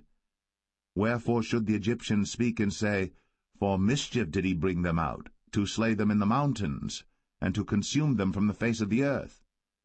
Turn from thy fierce wrath, and repent of this evil against thy people. Remember Abraham, Isaac, and Israel, thy servants, to whom thou swarest by thine own self, and saidst unto them, I will multiply your seed as the stars of heaven, and all this land that I have spoken of will I give unto your seed, and they shall inherit it forever. And the Lord repented of the evil which he thought to do unto his people. And Moses turned, and went down from the mount, and the 2 tables of the testimony were in his hand. The tables were written on both their sides. On the one side and on the other were they written. And the tables were the work of God, and the writing was the writing of God, graven upon the tables. And when Joshua heard the noise of the people as they shouted, he said unto Moses, There is a noise of war in the camp.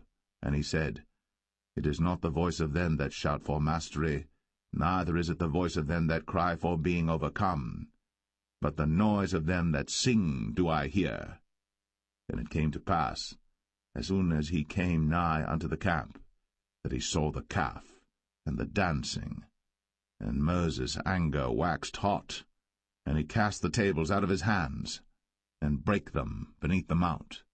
And he took the calf which they had made, and burnt it in the fire, and ground it to powder, and strawed it upon the water, and made the children of Israel drink of it. And Moses said unto Aaron, What did this people unto thee, that thou hast brought so great a sin upon them? And Aaron said, Let not the anger of my Lord wax hot. Thou knowest the people, that they are set on mischief. For they said unto me, Make us gods, which shall go before us. For as for this Moses, the man that brought us up out of the land of Egypt, we wot not what is become of him. And I said unto them, Whosoever hath any gold, let them break it off. So they gave it to me. Then I cast it into the fire, and there came out this calf.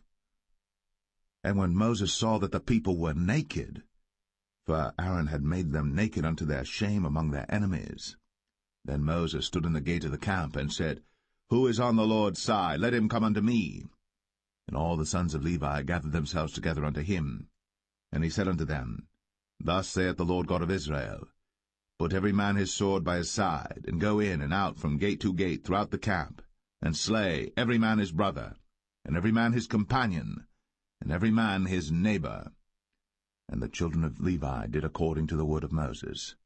And there fell of the people that day about 3,000 men.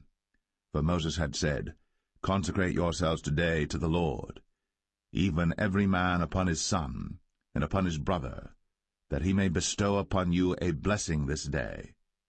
And it came to pass on the morrow, that Moses said unto the people, Ye have sinned a great sin, and now I will go up unto the Lord. Peradventure I shall make an atonement for your sin. And Moses returned unto the Lord, and said, O this people have sinned a great sin, and have made them gods of gold. Yet now, if thou wilt forgive their sin, and if not, blot me, I pray thee, out of thy book, which thou hast written. And the Lord said unto Moses, Whosoever hath sinned against me, him will I blot out of my book. Therefore now go, lead the people unto the place of which I have spoken unto thee. Behold, mine angel shall go before thee. Nevertheless, in the day when I visit, I will visit their sin upon them. And the Lord plagued the people, because they made the calf, which Aaron made.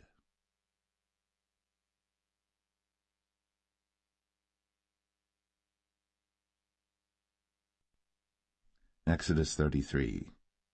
And the Lord said unto Moses, Depart, and go up hence, thou, and the people which thou hast brought up out of the land of Egypt, unto the land which I sware unto Abraham, to Isaac, and to Jacob, saying, Unto thy seed will I give it. And I will send an angel before thee, and I will drive out the Canaanite, the Amorite, and the Hittite, and the Perizzite, the Hivite, and the Jebusite, unto a land flowing with milk and honey.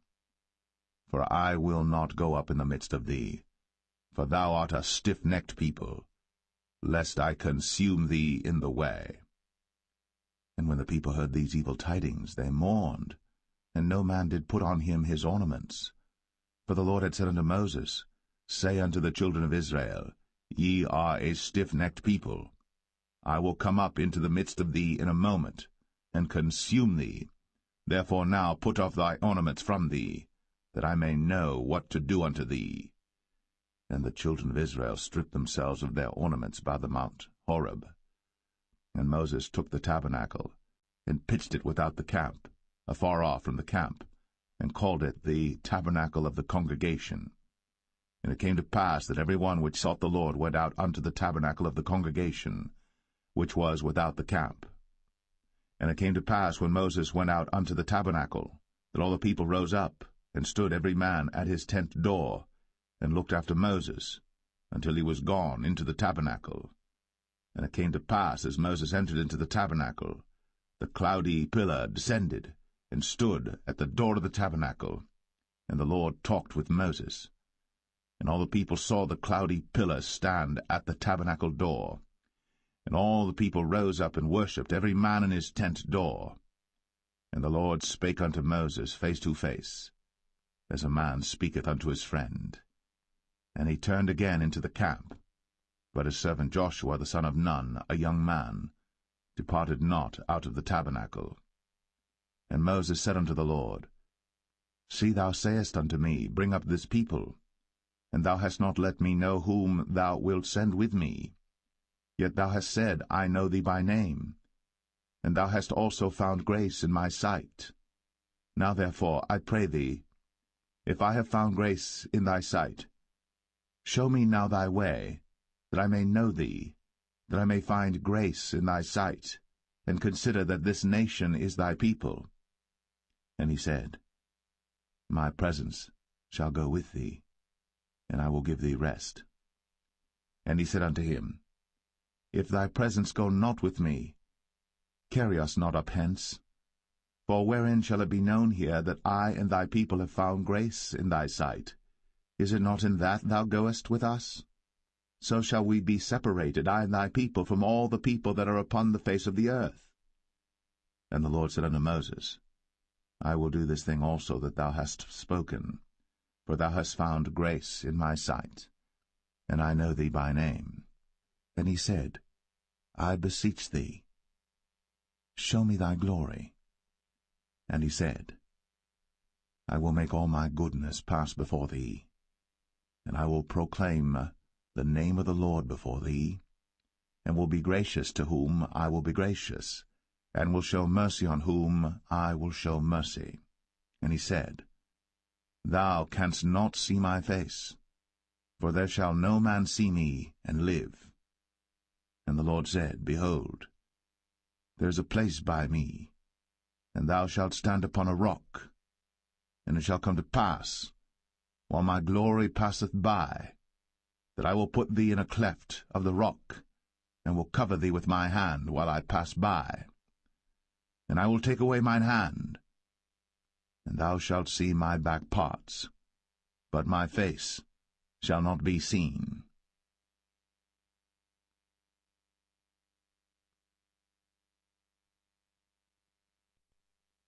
Exodus 34. And the Lord said unto Moses, Hew thee 2 tables of stone like unto the first. And I will write upon these tables the words that were in the first tables which thou breakest. And be ready in the morning, and come up in the morning unto Mount Sinai, and present thyself there to me in the top of the mount. And no man shall come up with thee, neither let any man be seen throughout all the mount. Neither let the flocks nor herds feed before that mount. And he hewed 2 tables of stone like unto the first. And Moses rose up early in the morning, and went up unto Mount Sinai, as the Lord had commanded him, and took in his hand the 2 tables of stone. And the Lord descended in the cloud, and stood with him there, and proclaimed the name of the Lord. And the Lord passed by before him, and proclaimed, the Lord God, merciful and gracious, long-suffering, and abundant in goodness and truth, keeping mercy for thousands, forgiving iniquity, and transgression and sin, and that will by no means clear the guilty, visiting the iniquity of the fathers upon the children, and upon the children's children, unto the 3rd and to the 4th generation. And Moses made haste, and bowed his head toward the earth, and worshipped. And he said, If now I have found grace in thy sight, O Lord, let my Lord, I pray thee, go among us. For it is a stiff-necked people, and pardon our iniquity and our sin, and take us for thine inheritance.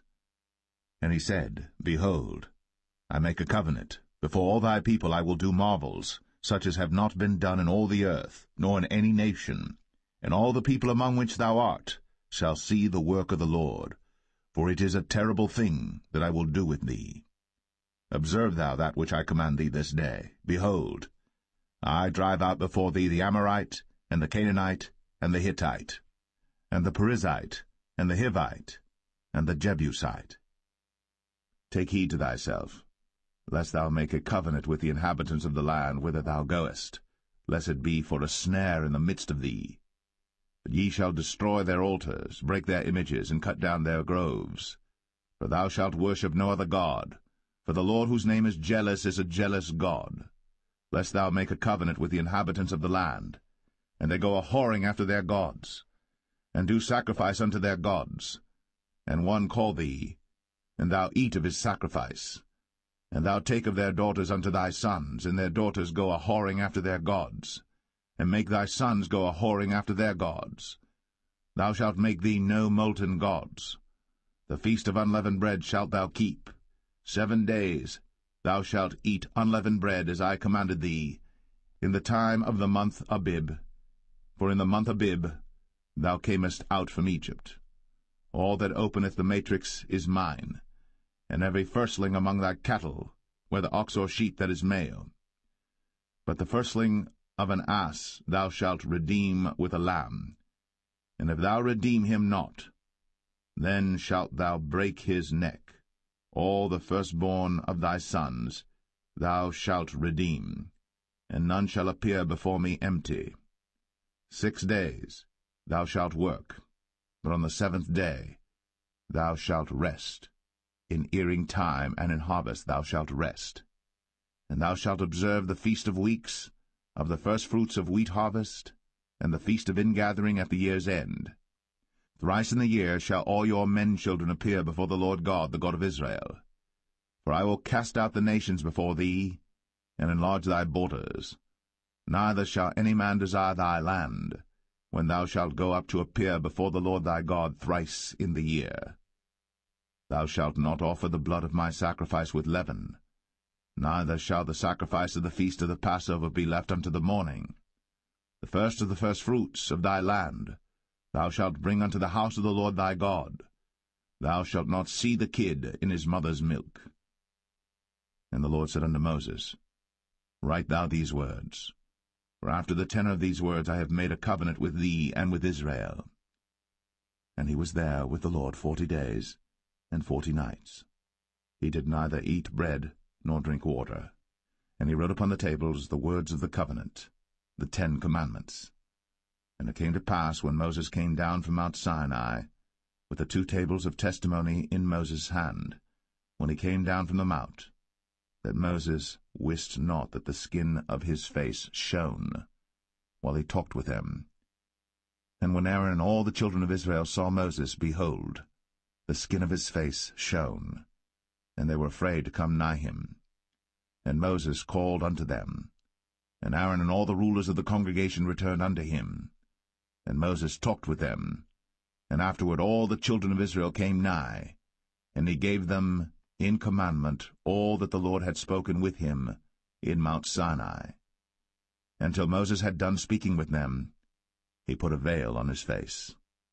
But when Moses went in before the Lord to speak with him, he took the veil off until he came out. And he came out, and spake unto the children of Israel that which he was commanded. And the children of Israel saw the face of Moses, that the skin of Moses' face shone. And Moses put the veil upon his face again, until he went in to speak with him.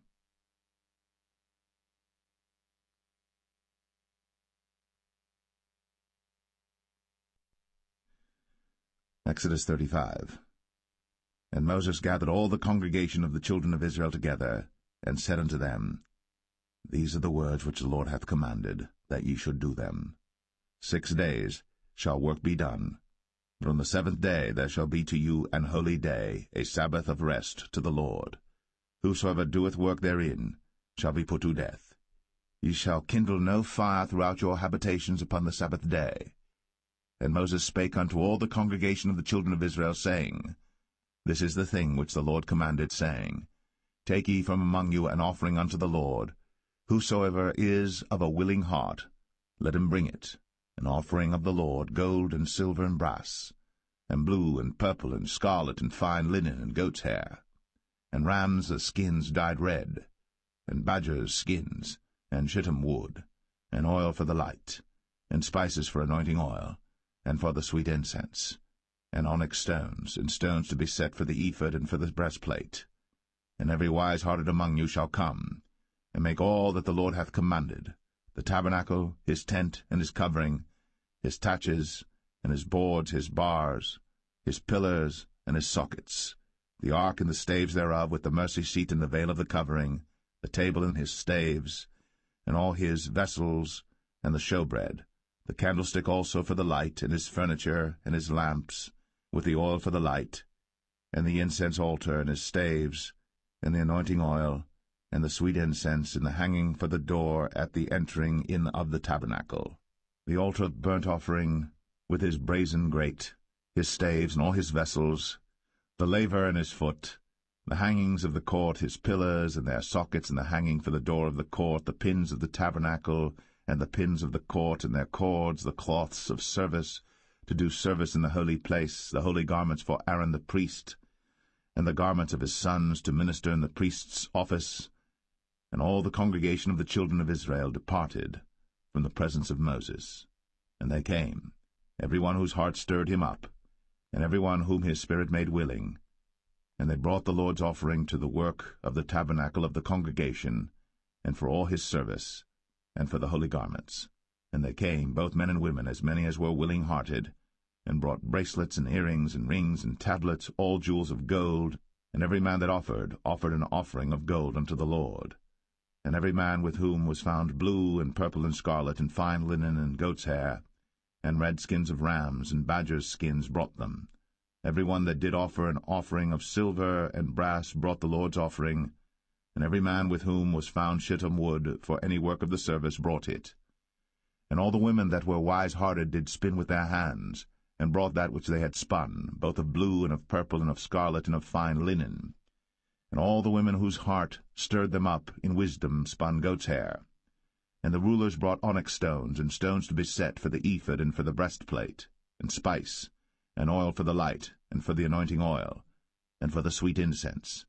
The children of Israel brought a willing offering unto the Lord, every man and woman whose heart made them willing to bring for all manner of work, which the Lord had commanded to be made by the hand of Moses. And Moses said unto the children of Israel, See, the Lord hath called by name Bezalel the son of Uri, the son of Hur, of the tribe of Judah.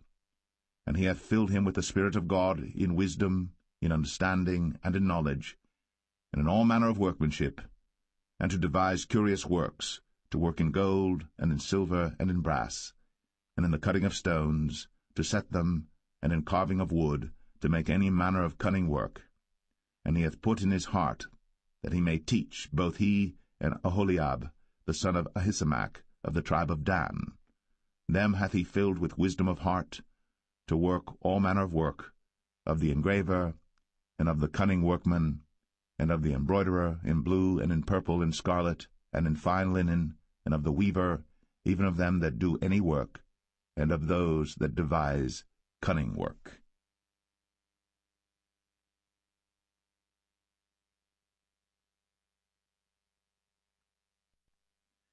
Exodus 36. Then wrought Bezalel and Aholiab, and every wise-hearted man, in whom the Lord put wisdom and understanding to know how to work all manner of work for the service of the sanctuary, according to all that the Lord had commanded. And Moses called Bezalel and Aholiab, and every wise-hearted man, in whose heart the Lord had put wisdom, even every one whose heart stirred him up to come unto the work to do it. And they received of Moses all the offering, which the children of Israel had brought for the work of the service of the sanctuary, to make it withal. And they brought yet unto him free offerings every morning. And all the wise men that wrought all the work of the sanctuary came every man from his work which they made. And they spake unto Moses, saying, The people bring much more than enough for the service of the work, which the Lord commanded to make. And Moses gave commandment, and they caused it to be proclaimed throughout the camp, saying, Let neither man nor woman make any more work for the offering of the sanctuary. So the people were restrained from bringing. For the stuff they had was sufficient for all the work to make it, and too much. And every wise-hearted man among them that wrought the work of the tabernacle made 10 curtains of fine twined linen and blue and purple and scarlet. With cherubims of cunning work made he them. The length of one curtain was 28 cubits, and the breadth of one curtain 4 cubits. The curtains were all of one size. And he coupled the 5 curtains one unto another, and the other 5 curtains he coupled one unto another. And he made loops of blue on the edge of one curtain from the selvage in the coupling. Likewise he made in the uttermost side of another curtain in the coupling of the second. 50 loops made he in one curtain, and 50 loops made he in the edge of the curtain which was in the coupling of the second. The loops held one curtain to another. And he made 50 taches of gold, and coupled the curtains one unto another with the taches. So it became one tabernacle. And he made curtains of goat's hair for the tent over the tabernacle. 11 curtains he made them. The length of one curtain was 30 cubits, and 4 cubits was the breadth of one curtain. The 11 curtains were of one size. And he coupled 5 curtains by themselves, and 6 curtains by themselves. And he made 50 loops upon the uttermost edge of the curtain in the coupling, and 50 loops made he upon the edge of the curtain which coupleth the second. And he made 50 taches of brass to couple the tent together, that it might be one. And he made a covering for the tent of ram skins dyed red, and a covering of badger skins above that. And he made boards for the tabernacle of shittim wood standing up. The length of a board was 10 cubits, and the breadth of a board 1 cubit and a half. One board had 2 tenons, equally distant one from another. Thus did he make for all the boards of the tabernacle. And he made boards for the tabernacle, 20 boards for the south side southward. And 40 sockets of silver he made under the 20 boards, 2 sockets under one board for his 2 tenons, and 2 sockets under another board for his 2 tenons. And for the other side of the tabernacle, which is toward the north corner, he made 20 boards, and there 40 sockets of silver, 2 sockets under one board and 2 sockets under another board. And for the sides of the tabernacle westward he made 6 boards, and 2 boards made he for the corners of the tabernacle in the 2 sides, and they were coupled beneath and coupled together at the head thereof to one ring. Thus he did to both of them in both the corners. And there were 8 boards, and their sockets were 16 sockets of silver, under every board 2 sockets. And he made bars of shittim wood, 5 for the boards of the one side of the tabernacle, and 5 bars for the boards of the other side of the tabernacle, and 5 bars for the boards of the tabernacle for the sides westward. And he made the middle bar to shoot through the boards from the one end to the other. And he overlaid the boards with gold, and made their rings of gold to be places for the bars, and overlaid the bars with gold. And he made a veil of blue and purple and scarlet, and fine twined linen with cherubims made he it of cunning work. And he made thereunto 4 pillars of shittim wood, and overlaid them with gold. Their hooks were of gold, and he cast for them 4 sockets of silver. And he made an hanging for the tabernacle door of blue and purple and scarlet and fine twined linen of needlework, and the 5 pillars of it with their hooks, and he overlaid their chapiters and their fillets with gold, but their 5 sockets were of brass.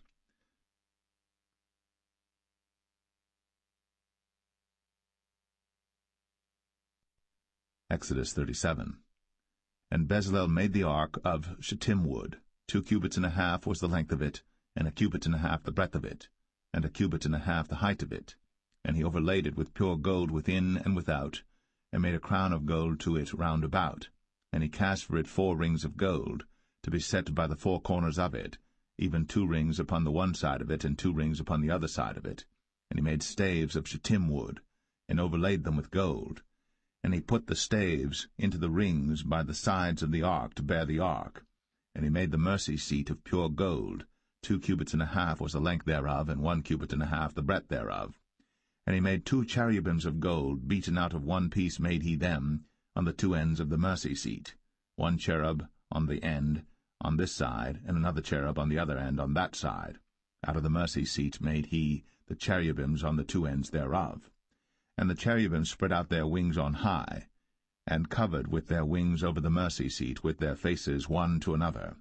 Even to the mercy seatward were the faces of the cherubims. And he made the table of shittim wood. 2 cubits was the length thereof, and 1 cubit the breadth thereof, and 1 cubit and a half the height thereof. And he overlaid it with pure gold, and made thereunto a crown of gold round about. Also he made thereunto a border of an handbreadth round about, and made a crown of gold for the border thereof round about. And he cast for it 4 rings of gold, and put the rings upon the 4 corners that were in the 4 feet thereof. Over against the border were the rings, the places for the staves to bear the table. And he made the staves of shittim wood, and overlaid them with gold to bear the table. And he made the vessels which were upon the table, his dishes, and his spoons, and his bowls, and his covers, to cover withal of pure gold. And he made the candlestick of pure gold. Of beaten work made he the candlestick. His shaft and his branch, his bowls, his knobs, and his flowers were of the same.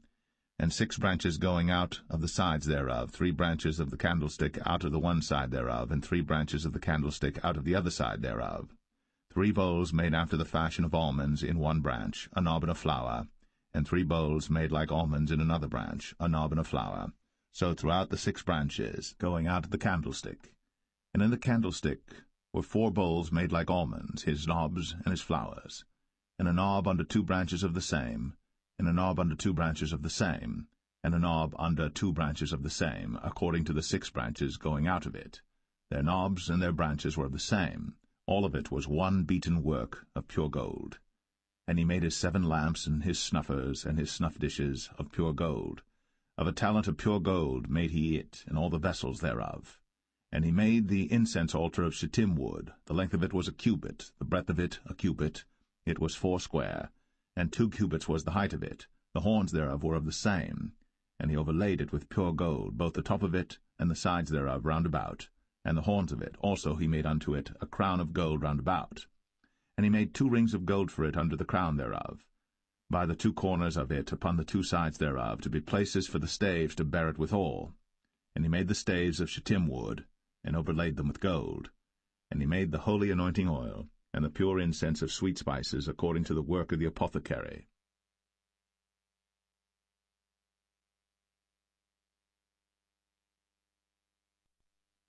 Exodus 38. And he made the altar of burnt offering of shittim wood. 5 cubits was the length thereof, and 5 cubits the breadth thereof. It was foursquare, and 3 cubits the height thereof. And he made the horns thereof on the 4 corners of it. The horns thereof were of the same, and he overlaid it with brass. And he made all the vessels of the altar, the pots and the shovels and the basins and the flesh hooks, and the firepans, all the vessels thereof made he of brass. And he made for the altar a brazen grate of network under the compass thereof beneath unto the midst of it. And he cast 4 rings for the 4 ends of the grate of brass, to be places for the staves. And he made the staves of shittim wood, and overlaid them with brass. And he put the staves into the rings on the sides of the altar, to bear it withal. He made the altar hollow with boards. And he made the laver of brass, and the foot of it of brass, of the looking-glasses of the women assembling, which assembled at the door of the tabernacle of the congregation. And he made the court. On the south side southward the hangings of the court were of fine twined linen, 100 cubits. Their pillars were 20, and their brazen sockets 20. The hooks of the pillars and their fillets were of silver. And for the north side the hangings were 100 cubits, their pillars were 20, and their sockets of brass 20. The hooks of the pillars and their fillets of silver. And for the west side were hangings of 50 cubits, their pillars 10, and their sockets 10, the hooks of the pillars and their fillets of silver. And for the east side eastward 50 cubits. The hangings of the one side of the gate were 15 cubits, their pillars 3, and their sockets 3. And for the other side of the court gate, on this hand and that hand, were hangings of 15 cubits, their pillars 3, and their sockets 3. All the hangings of the court round about were of fine twined linen, and the sockets for the pillars were of brass, the hooks of the pillars and their fillets of silver, and the overlaying of their chapiters of silver, and all the pillars of the court were filleted with silver. And the hanging for the gate of the court was needlework, of blue and purple and scarlet and fine twined linen, and 20 cubits was the length, and the height and the breadth was 5 cubits, answerable to the hangings of the court. And their pillars were 4, and their sockets of brass 4, their hooks of silver, and the overlaying of their chapiters and their fillets of silver. And all the pins of the tabernacle and of the court round about were of brass. This is the sum of the tabernacle, even of the tabernacle of testimony, as it was counted, according to the commandment of Moses, for the service of the Levites, by the hand of Ithamar, son to Aaron the priest. And Bezalel, the son of Uri, the son of Hur, of the tribe of Judah, made all that the Lord commanded Moses. And with him was Aholiab, son of Ahisamach, of the tribe of Dan, an engraver, and a cunning workman, and an embroiderer in blue, and in purple, and in scarlet, and fine linen. All the gold that was occupied for the work, and all the work of the holy place, even the gold of the offering, was 29 talents, and 730 shekels after the shekel of the sanctuary. And the silver of them that were numbered of the congregation was 100 talents, and 1,760 shekels after the shekel of the sanctuary. A bekah for every man, that is, half a shekel, after the shekel of the sanctuary, for every one that went to be numbered, from 20 years old and upward, for 600,000 and 3,550 men. And of the 100 talents of silver were cast the sockets of the sanctuary, and the sockets of the veil, and 100 sockets of the 100 talents, a talent for a socket. And of the 1,775 shekels he made hooks for the pillars, and overlaid their chapiters, and filleted them. And the brass of the offering was 70 talents, and 2,400 shekels. And therewith he made the sockets to the door of the tabernacle of the congregation, and the brazen altar, and the brazen grate for it, and all the vessels of the altar, and the sockets of the court round about, and the sockets of the court gate, and all the pins of the tabernacle, and all the pins of the court round about.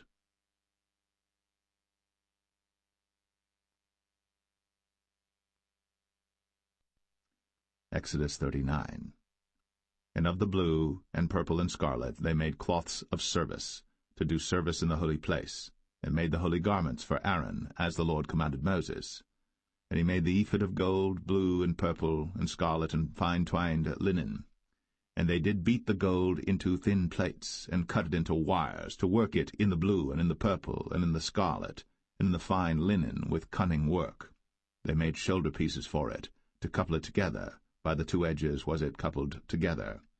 And the curious girdle of his ephod that was upon it was of the same, according to the work thereof, of gold, blue, and purple, and scarlet, and fine twined linen, as the Lord commanded Moses. And they wrought onyx stones enclosed in ouches of gold, graven as signets are graven, with the names of the children of Israel.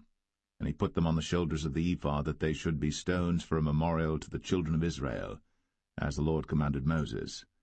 And he made the breastplate of cunning work, like the work of the ephod, of gold, blue, and purple, and scarlet, and fine twined linen. It was foursquare. They made the breastplate double. A span was the length thereof, and a span the breadth thereof, being doubled. And they set in it 4 rows of stones. The first row was a sardius, a topaz, and a carbuncle. This was the first row. And the second row an emerald, a sapphire, and a diamond. And the third row a ligure, an agate, and an amethyst. And the fourth row a beryl, an onyx, and a jasper. They were enclosed in ouches of gold in their enclosings. And the stones were according to the names of the children of Israel, 12 according to their names, like the engravings of a signet, every one with his name, according to the 12 tribes. And they made upon the breastplate chains at the ends of wreathen work of pure gold. And they made 2 ouches of gold and 2 gold rings, and put the 2 rings in the 2 ends of the breastplate. And they put the 2 wreathen chains of gold in the 2 rings on the ends of the breastplate. And the 2 ends of the 2 wreathen chains they fastened in the 2 ouches, and put them on the shoulder pieces of the ephod before it. And they made 2 rings of gold, and put them on the 2 ends of the breastplate, upon the border of it, which was on the side of the ephod inward. And they made 2 other golden rings, and put them on the 2 sides of the ephod underneath, toward the forepart of it, over against the other coupling thereof, above the curious girdle of the ephod. And they did bind the breastplate by his rings unto the rings of the ephod with a lace of blue, that it might be above the curious girdle of the ephod, and that the breastplate might not be loosed from the ephod, as the Lord commanded Moses. And he made the robe of the ephod of woven work, all of blue.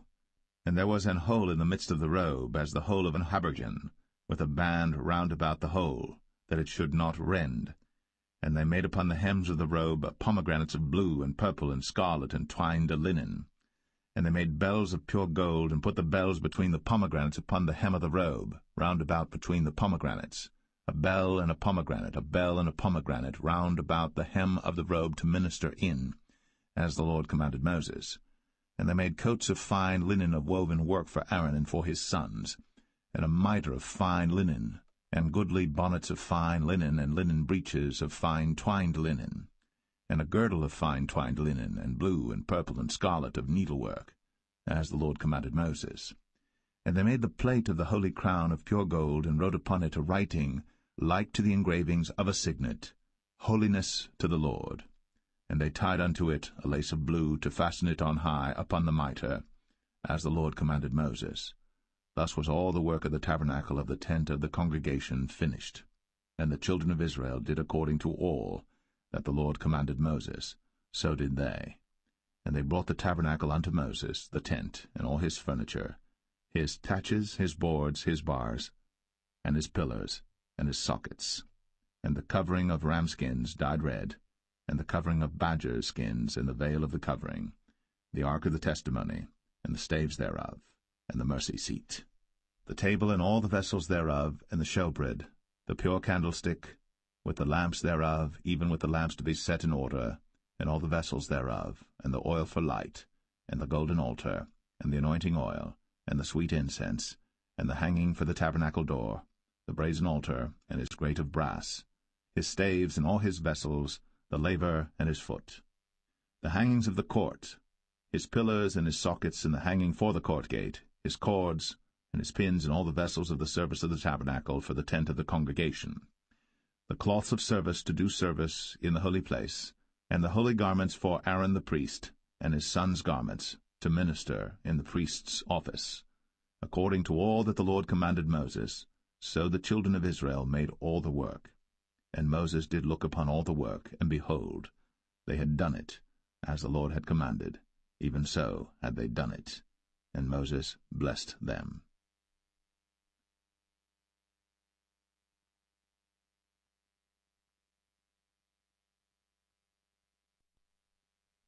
Exodus 40.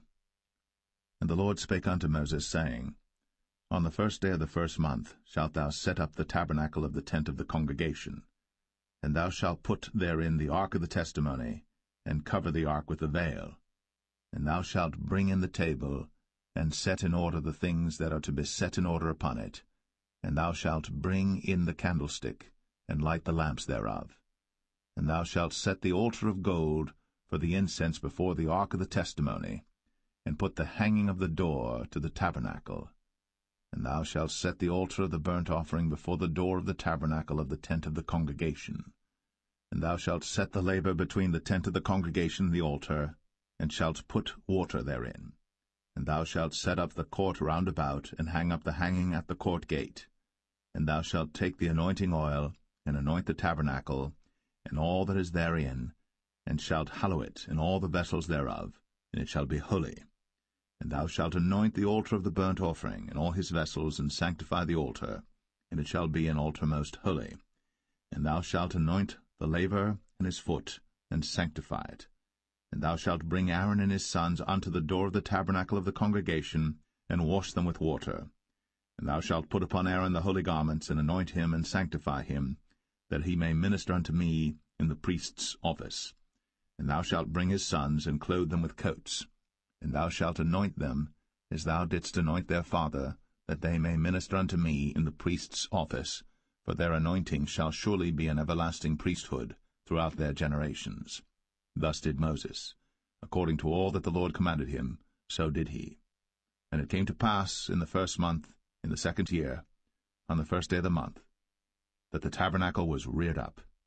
And Moses reared up the tabernacle, and fastened his sockets, and set up the boards thereof, and put in the bars thereof, and reared up his pillars.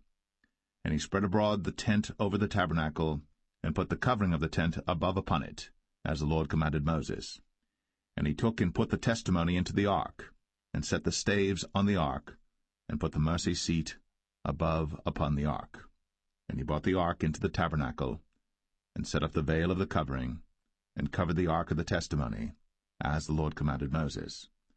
And he put the table in the tent of the congregation upon the side of the tabernacle northward without the veil. And he set the bread in order upon it before the Lord, as the Lord had commanded Moses. And he put the candlestick in the tent of the congregation over against the table on the side of the tabernacle southward. And he lighted the lamps before the Lord, as the Lord commanded Moses. And he put the golden altar in the tent of the congregation before the veil. And he burnt sweet incense thereon, as the Lord commanded Moses. And he set up the hanging at the door of the tabernacle. And he put the altar of burnt offering by the door of the tabernacle of the tent of the congregation, and offered upon it the burnt offering and the meat offering, as the Lord commanded Moses. And he set the laver between the tent of the congregation and the altar, and put water there to wash withal.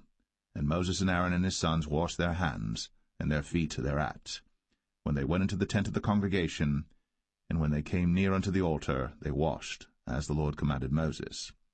And he reared up the court round about the tabernacle and the altar, and set up the hanging of the court gate. So Moses finished the work. Then a cloud covered the tent of the congregation, and the glory of the Lord filled the tabernacle. And Moses was not able to enter into the tent of the congregation, because the cloud abode thereon, and the glory of the Lord filled the tabernacle. And when the cloud was taken up from over the tabernacle, the children of Israel went onward in all their journeys. But if the cloud were not taken up, then they journeyed not till the day that it was taken up. For the cloud of the Lord was upon the tabernacle by day, and fire was on it by night, in the sight of all the house of Israel, throughout all their journeys.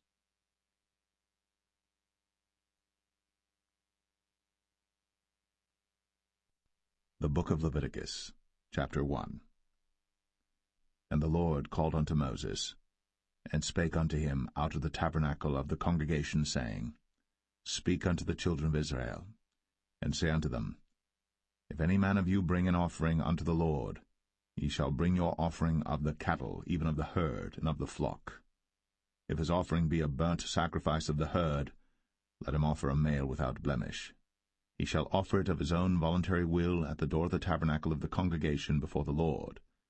And he shall put his hand upon the head of the burnt offering, and it shall be accepted for him to make atonement for him.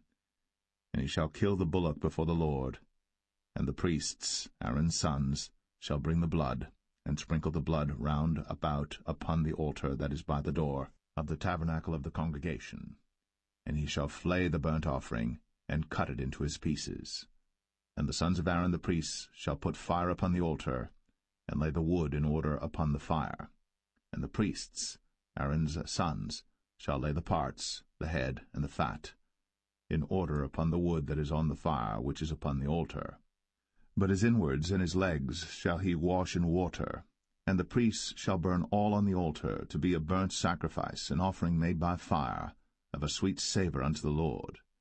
And if his offering be of the flocks, namely of the sheep or of the goats, for a burnt sacrifice, he shall bring it a male without blemish, and he shall kill it on the side of the altar northward before the Lord, and the priests, Aaron's sons, shall sprinkle his blood round about upon the altar. And he shall cut it into his pieces, with his head and his fat, and the priest shall lay them in order on the wood that is on the fire which is upon the altar. But he shall wash the inwards and the legs with water, and the priest shall bring it all, and burn it upon the altar. It is a burnt sacrifice, an offering made by fire, of a sweet savour unto the Lord. And if the burnt sacrifice for his offering to the Lord be of fowls, then he shall bring his offering of turtle doves or of young pigeons. And the priest shall bring it unto the altar, and wring off his head, and burn it on the altar, and the blood thereof shall be wrung out at the side of the altar. And he shall pluck away his crop with his feathers, and cast it beside the altar on the east part, by the place of the ashes. And he shall cleave it with the wings thereof, but shall not divide it asunder. And the priest shall burn it upon the altar, upon the wood that is upon the fire. It is a burnt sacrifice, an offering made by fire, of a sweet savour unto the Lord.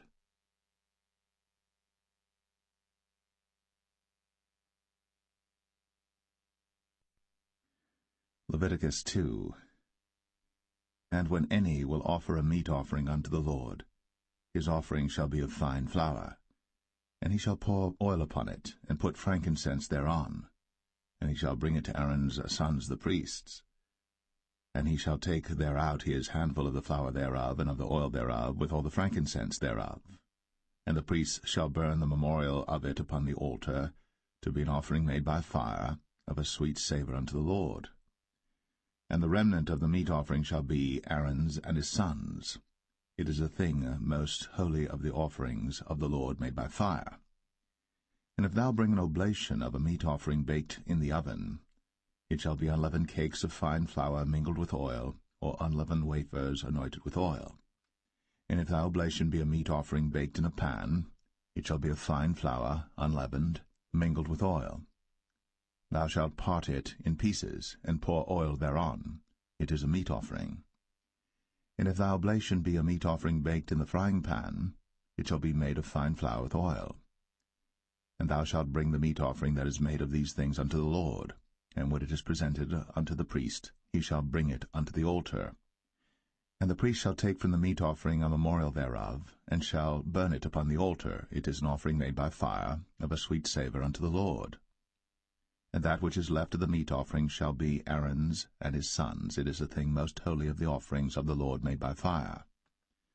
No meat offering which ye shall bring unto the Lord shall be made with leaven, for ye shall burn no leaven, nor any honey, in any offering of the Lord made by fire. As for the oblation of the firstfruits, ye shall offer them unto the Lord, but they shall not be burnt on the altar for a sweet savour. And every oblation of thy meat offering shalt thou season with salt, neither shalt thou suffer the salt of the covenant of thy God to be lacking from thy meat offering. With all thine offerings thou shalt offer salt. And if thou offer a meat offering of thy firstfruits unto the Lord, thou shalt offer for the meat offering of thy firstfruits green ears of corn dried by the fire, even corn beaten out of full ears. And thou shalt put oil upon it, and lay frankincense thereon. It is a meat offering. And the priest shall burn the memorial of it, part of the beaten corn thereof, and part of the oil thereof, with all the frankincense thereof. It is an offering made by fire unto the Lord.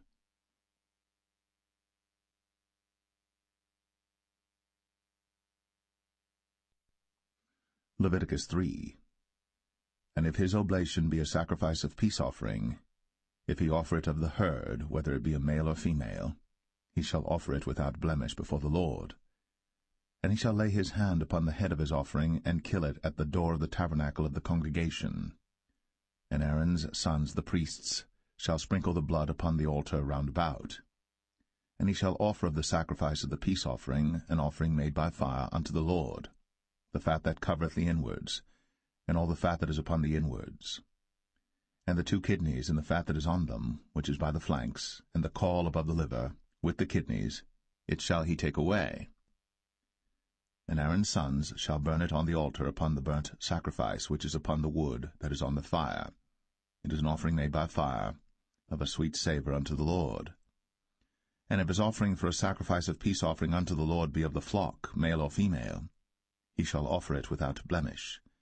If he offer a lamb for his offering, then shall he offer it before the Lord.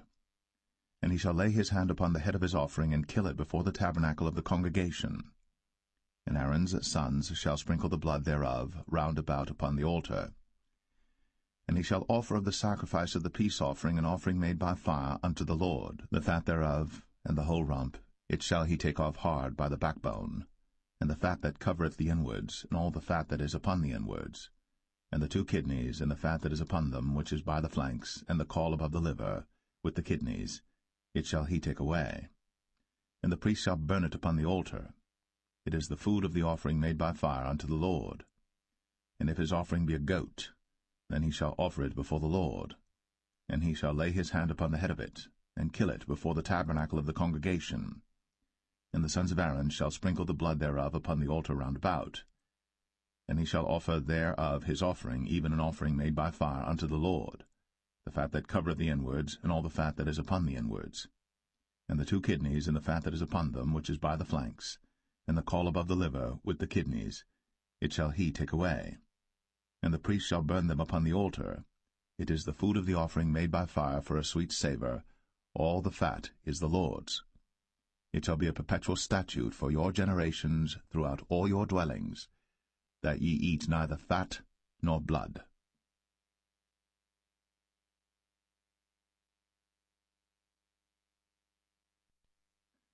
Leviticus 4. And the Lord spake unto Moses, saying, Speak unto the children of Israel, saying, If a soul shall sin through ignorance against any of the commandments of the Lord, concerning things which ought not to be done, and shall do against any of them, if the priest that is anointed do sin according to the sin of the people, then let him bring for his sin which he hath sinned a young bullock without blemish unto the Lord for a sin offering. And he shall bring the bullock unto the door of the tabernacle of the congregation before the Lord, and shall lay his hand upon the bullock's head, and kill the bullock before the Lord. And the priest that is anointed shall take of the bullock's blood, and bring it to the tabernacle of the congregation. And the priest shall dip his finger in the blood, and sprinkle of the blood 7 times before the Lord, before the veil of the sanctuary. And the priest shall put some of the blood upon the horns of the altar of sweet incense before the Lord, which is in the tabernacle of the congregation, and shall pour all the blood of the bullock at the bottom of the altar of the burnt offering, which is at the door of the tabernacle of the congregation. And he shall take off from it all the fat of the bullock for the sin offering, the fat that covereth the inwards, and all the fat that is upon the inwards, and the 2 kidneys, and the fat that is upon them, which is by the flanks, and the caul above the liver, with the kidneys, it shall he take away, as it was taken off from the bullock of the sacrifice of peace offerings, and the priest shall burn them upon the altar of the burnt offering. And the skin of the bullock, and all his flesh, with his head, and with his legs, and his inwards, and his dung, even the whole bullock shall he carry forth without the camp unto a clean place, where the ashes are poured out, and burn him on the wood with fire. Where the ashes are poured out shall he be burnt. And if the whole congregation of Israel sin through ignorance, and the thing be hid from the eyes of the assembly, and they have done somewhat against any of the commandments of the Lord concerning things which should not be done, and are guilty, when the sin which they have sinned against it is known, then the congregation shall offer a young bullock for the sin, and bring him before the tabernacle of the congregation. And the elders of the congregation shall lay their hands upon the head of the bullock before the Lord, and the bullock shall be killed before the Lord. And the priest that is anointed shall bring of the bullock's blood to the tabernacle of the congregation. And the priest shall dip his finger in some of the blood, and sprinkle it 7 times before the Lord, even before the veil. And he shall put some of the blood upon the horns of the altar which is before the Lord, that is, in the tabernacle of the congregation, and shall pour out all the blood at the bottom of the altar of the burnt offering, which is at the door of the tabernacle of the congregation. And he shall take all his fat from him, and burn it upon the altar. And he shall do with the bullock as he did with the bullock for a sin offering. So shall he do with this, and the priest shall make an atonement for them, and it shall be forgiven them. And he shall carry forth the bullock without the camp, and burn him as he burned the first bullock. It is a sin offering for the congregation. When a ruler hath sinned, and done somewhat through ignorance against any of the commandments of the Lord his God, concerning things which should not be done, and is guilty, or if his sin, wherein he hath sinned, come to his knowledge, he shall bring his offering, a kid of the goats, a male without blemish. And he shall lay his hand upon the head of the goat, and kill it in the place where they killed the burnt offering before the Lord. It is a sin offering. And the priest shall take of the blood of the sin offering with his finger, and put it upon the horns of the altar of burnt offering, and shall pour out his blood at the bottom of the altar of burnt offering. And he shall burn all his fat upon the altar, as the fat of the sacrifice of peace offerings. And the priest shall make an atonement for him as concerning his sin, and it shall be forgiven him.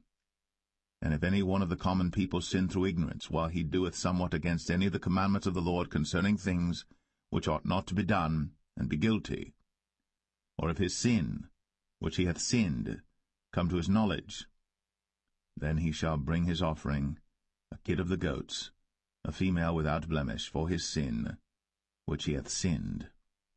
And he shall lay his hand upon the head of the sin offering, and slay the sin offering in the place of the burnt offering. And the priest shall take of the blood thereof with his finger, and put it upon the horns of the altar of burnt offering, and shall pour out all the blood thereof at the bottom of the altar. And he shall take away all the fat thereof, as the fat is taken away from off the sacrifice of peace offerings.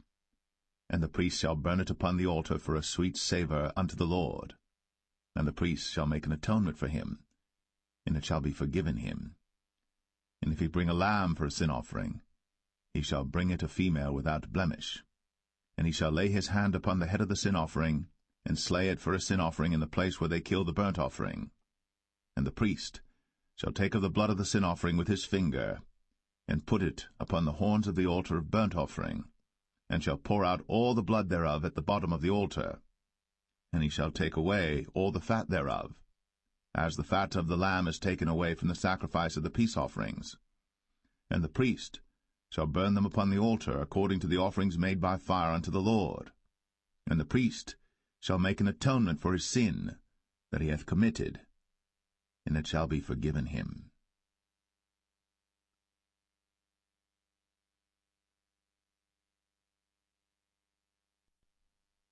Leviticus 5.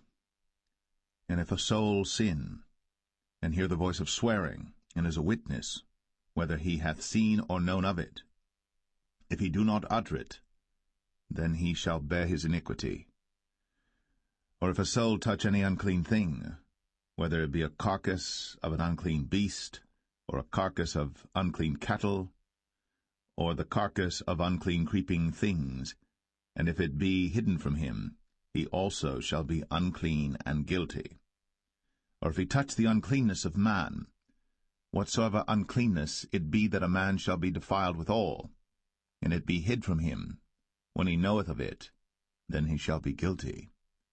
Or if a soul swear, pronouncing with his lips to do evil, or to do good, whatsoever it be that a man shall pronounce with an oath, and it be hid from him, when he knoweth of it, then he shall be guilty in one of these. And it shall be, when he shall be guilty in one of these things, that he shall confess that he hath sinned in that thing. And he shall bring his trespass offering unto the Lord for his sin which he hath sinned, a female from the flock, a lamb or a kid of the goats, for a sin offering, and the priest shall make an atonement for him concerning his sin. And if he be not able to bring a lamb, then he shall bring for his trespass which he hath committed 2 turtle doves, or 2 young pigeons unto the Lord, one for a sin offering, and the other for a burnt offering. And he shall bring them unto the priest, who shall offer that which is for the sin offering first, and wring off his head from his neck, but shall not divide it asunder. And he shall sprinkle of the blood of the sin offering upon the side of the altar, and the rest of the blood shall be wrung out at the bottom of the altar. It is a sin offering. And he shall offer the second for a burnt offering according to the manner, and the priest shall make an atonement for him for his sin which he hath sinned, and it shall be forgiven him. But if he be not able to bring 2 turtle doves or 2 young pigeons, then he that sinned shall bring for his offering the 10th part of an ephah of fine flour for a sin offering. He shall put no oil upon it, neither shall he put any frankincense thereon, for it is a sin offering. Then shall he bring it to the priest, and the priest shall take his handful of it, even a memorial thereof, and burn it on the altar, according to the offerings made by fire unto the Lord. It is a sin offering. And the priest shall make an atonement for him as touching his sin that he hath sinned in one of these, and it shall be forgiven him. And the remnant shall be the priest's, as a meat offering. And the Lord spake unto Moses, saying, If a soul commit a trespass, and sin through ignorance in the holy things of the Lord, then he shall bring for his trespass unto the Lord a ram without blemish out of the flocks, with thy estimation by shekels of silver, after the shekel of the sanctuary, for a trespass offering. And he shall make amends for the harm that he hath done in the holy thing, and shall add the 5th part thereto, and give it unto the priest. And the priest shall make an atonement for him with the ram of the trespass offering, and it shall be forgiven him. And if a soul sin, and commit any of these things which are forbidden to be done by the commandments of the Lord, though he wist it not, yet is he guilty, and shall bear his iniquity. And he shall bring a ram without blemish out of the flock, with thy estimation, for a trespass offering unto the priest. And the priest shall make an atonement for him concerning his ignorance, wherein he erred and wist it not, and it shall be forgiven him. It is a trespass offering. He hath certainly trespassed against the Lord.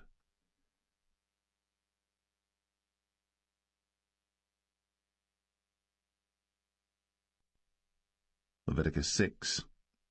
And the Lord spake unto Moses, saying, If a soul sin, and commit a trespass against the Lord, and lie unto his neighbor in that which was delivered him to keep, for in fellowship or in a thing taken away by violence, or hath deceived his neighbor, or have found that which was lost, and lieth concerning it, and sweareth falsely, in any of all these that a man doeth, sinning therein, then it shall be, because he hath sinned, and is guilty, that he shall restore that which he took violently away, or the thing which he hath deceitfully gotten, or that which was delivered him to keep, or the lost thing which he found, or all that about which he hath sworn falsely. He shall even restore it in the principal, and shall add the 5th part more thereto, and give it unto him to whom it appertaineth in the day of his trespass offering. And he shall bring his trespass offering unto the Lord, a ram without blemish out of the flock, with thy estimation, for a trespass offering unto the priest. And the priest shall make an atonement for him before the Lord, and it shall be forgiven him for anything of all that he hath done in trespassing therein. And the Lord spake unto Moses, saying, Command Aaron and his sons, saying, This is the law of the burnt offering. It is the burnt offering because of the burning upon the altar all night unto the morning, and the fire of the altar shall be burning in it. And the priest shall put on his linen garment, and his linen breeches shall he put upon his flesh, and take up the ashes which the fire hath consumed with the burnt offering on the altar. And he shall put them beside the altar. And he shall put off his garments, and put on other garments, and carry forth the ashes without the camp unto a clean place. And the fire upon the altar shall be burning in it. It shall not be put out. And the priest shall burn wood on it every morning, and lay the burnt offering in order upon it. And he shall burn thereon the fat of the peace offerings. The fire shall ever be burning upon the altar. It shall never go out. And this is the law of the meat offering. The sons of Aaron shall offer it before the Lord, before the altar.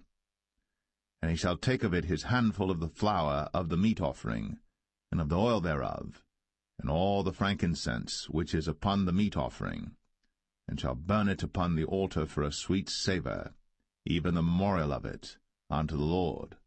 And the remainder thereof shall Aaron and his sons eat. With unleavened bread shall it be eaten in the holy place. In the court of the tabernacle of the congregation they shall eat it. It shall not be baked with leaven. I have given it unto them for their portion of my offerings made by fire. It is most holy, as is the sin offering, and as the trespass offering. All the males among the children of Aaron shall eat of it. It shall be a statute for ever in your generations concerning the offerings of the Lord made by fire. Every one that toucheth them shall be holy. And the Lord spake unto Moses, saying, This is the offering of Aaron and of his sons, which they shall offer unto the Lord in the day when he is anointed. The 10th part of an ephah of fine flour for a meat offering perpetual, half of it in the morning, and half thereof at night. In a pan it shall be made with oil, and when it is baked, thou shalt bring it in. And the baked pieces of the meat offering shalt thou offer for a sweet savour unto the Lord. And the priest of his sons that is anointed in his stead shall offer it. It is a statute for ever unto the Lord. It shall be wholly burnt. For every meat offering for the priest shall be wholly burnt. It shall not be eaten. And the Lord spake unto Moses, saying, Speak unto Aaron and to his sons, saying, This is the law of the sin offering. In the place where the burnt offering is killed shall the sin offering be killed before the Lord. It is most holy. The priest that offereth it for sin shall eat it. In the holy place shall it be eaten, in the court of the tabernacle of the congregation. Whatsoever shall touch the flesh thereof shall be holy. And when there is sprinkled of the blood thereof upon any garment, thou shalt wash that whereon it was sprinkled in the holy place. But the earthen vessel wherein it is sodden shall be broken, and if it be sodden in a brazen pot, it shall be both scoured and rinsed in water. All the males among the priests shall eat thereof. It is most holy. And no sin offering, whereof any of the blood is brought into the tabernacle of the congregation to reconcile with all in the holy place, shall be eaten. It shall be burnt in the fire.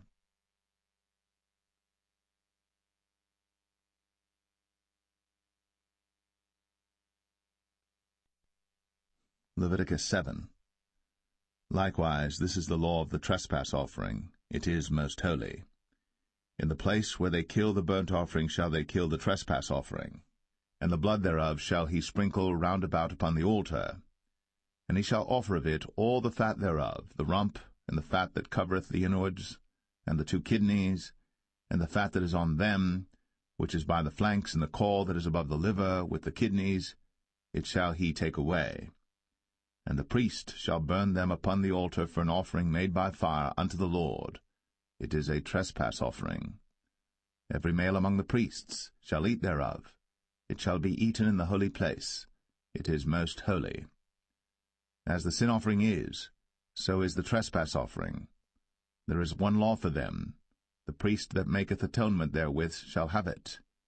And the priest that offereth any man's burnt offering, even the priest, shall have to himself the skin of the burnt offering which he hath offered.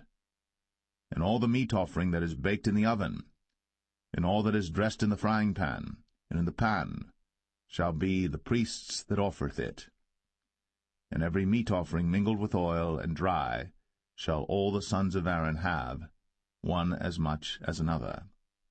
And this is the law of the sacrifice of peace offerings which he shall offer unto the Lord. If he offer it for a thanksgiving, then he shall offer with the sacrifice of thanksgiving unleavened cakes mingled with oil, and unleavened wafers anointed with oil, and cakes mingled with oil of fine flour fried.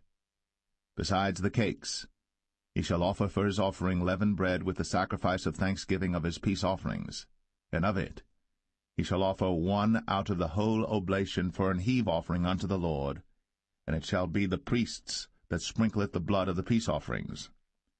And the flesh of the sacrifice of his peace offerings for thanksgiving shall be eaten the same day that it is offered. He shall not leave any of it until the morning. But if the sacrifice of his offering be a vow or a voluntary offering, it shall be eaten the same day that he offereth his sacrifice, and on the morrow also the remainder of it shall be eaten. But the remainder of the flesh of the sacrifice on the third day shall be burnt with fire. And if any of the flesh of the sacrifice of his peace offerings be eaten at all on the third day, it shall not be accepted, neither shall it be imputed unto him that offereth it. It shall be an abomination, and the soul that eateth of it shall bear his iniquity. And the flesh that toucheth any unclean thing shall not be eaten. It shall be burnt with fire. And as for the flesh, all that be clean shall eat thereof. But the soul that eateth of the flesh of the sacrifice of peace offerings that pertain unto the Lord, having his uncleanness upon him, even that soul shall be cut off from his people. Moreover, the soul that shall touch any unclean thing, as the uncleanness of man, or any unclean beast, or any abominable unclean thing, and eat of the flesh of the sacrifice of peace offerings, which pertain unto the Lord, even that soul shall be cut off from his people. And the Lord spake unto Moses, saying, Speak unto the children of Israel, saying, Ye shall eat no manner of fat, of ox, or of sheep, or of goat, and the fat of the beast that dieth of itself, and the fat of that which is torn with beasts, may be used in any other use, but ye shall in no wise eat of it. For whosoever eateth the fat of the beast, of which men offer an offering made by fire unto the Lord, even the soul that eateth it shall be cut off from his people. Moreover, ye shall eat no manner of blood, whether it be of fowl or of beast, in any of your dwellings. Whatsoever soul it be that eateth any manner of blood, even that soul shall be cut off from his people. And the Lord spake unto Moses, saying, Speak unto the children of Israel, saying, He that offereth the sacrifice of his peace offerings unto the Lord shall bring his oblation unto the Lord the sacrifice of his peace offerings. His own hands shall bring the offerings of the Lord made by fire, the fat with the breast. It shall he bring, that the breast may be waved for a wave offering before the Lord. And the priest shall burn the fat upon the altar, but the breast shall be Aaron's and his sons'. And the right shoulder shall ye give unto the priest for an heave offering of the sacrifices of your peace offerings. He among the sons of Aaron, that offereth the blood of the peace offerings, and the fat, shall have the right shoulder for his part. For the wave breast, and the heave shoulder, have I taken of the children of Israel, from off the sacrifices of their peace offerings, and have given them unto Aaron the priest, and unto his sons by a statute for ever from among the children of Israel. This is the portion of the anointing of Aaron, and of the anointing of his sons, out of the offerings of the Lord made by fire, in the day, when he presented them to minister unto the Lord in the priest's office, which the Lord commanded to be given them of the children of Israel, in the day that he anointed them, by a statute for ever throughout their generations. This is the law of the burnt offering, of the meat offering, and of the sin offering, and of the trespass offering, and of the consecrations, and of the sacrifice of the peace offerings, which the Lord commanded Moses in Mount Sinai, in the day that he commanded the children of Israel to offer their oblations unto the Lord in the wilderness of Sinai.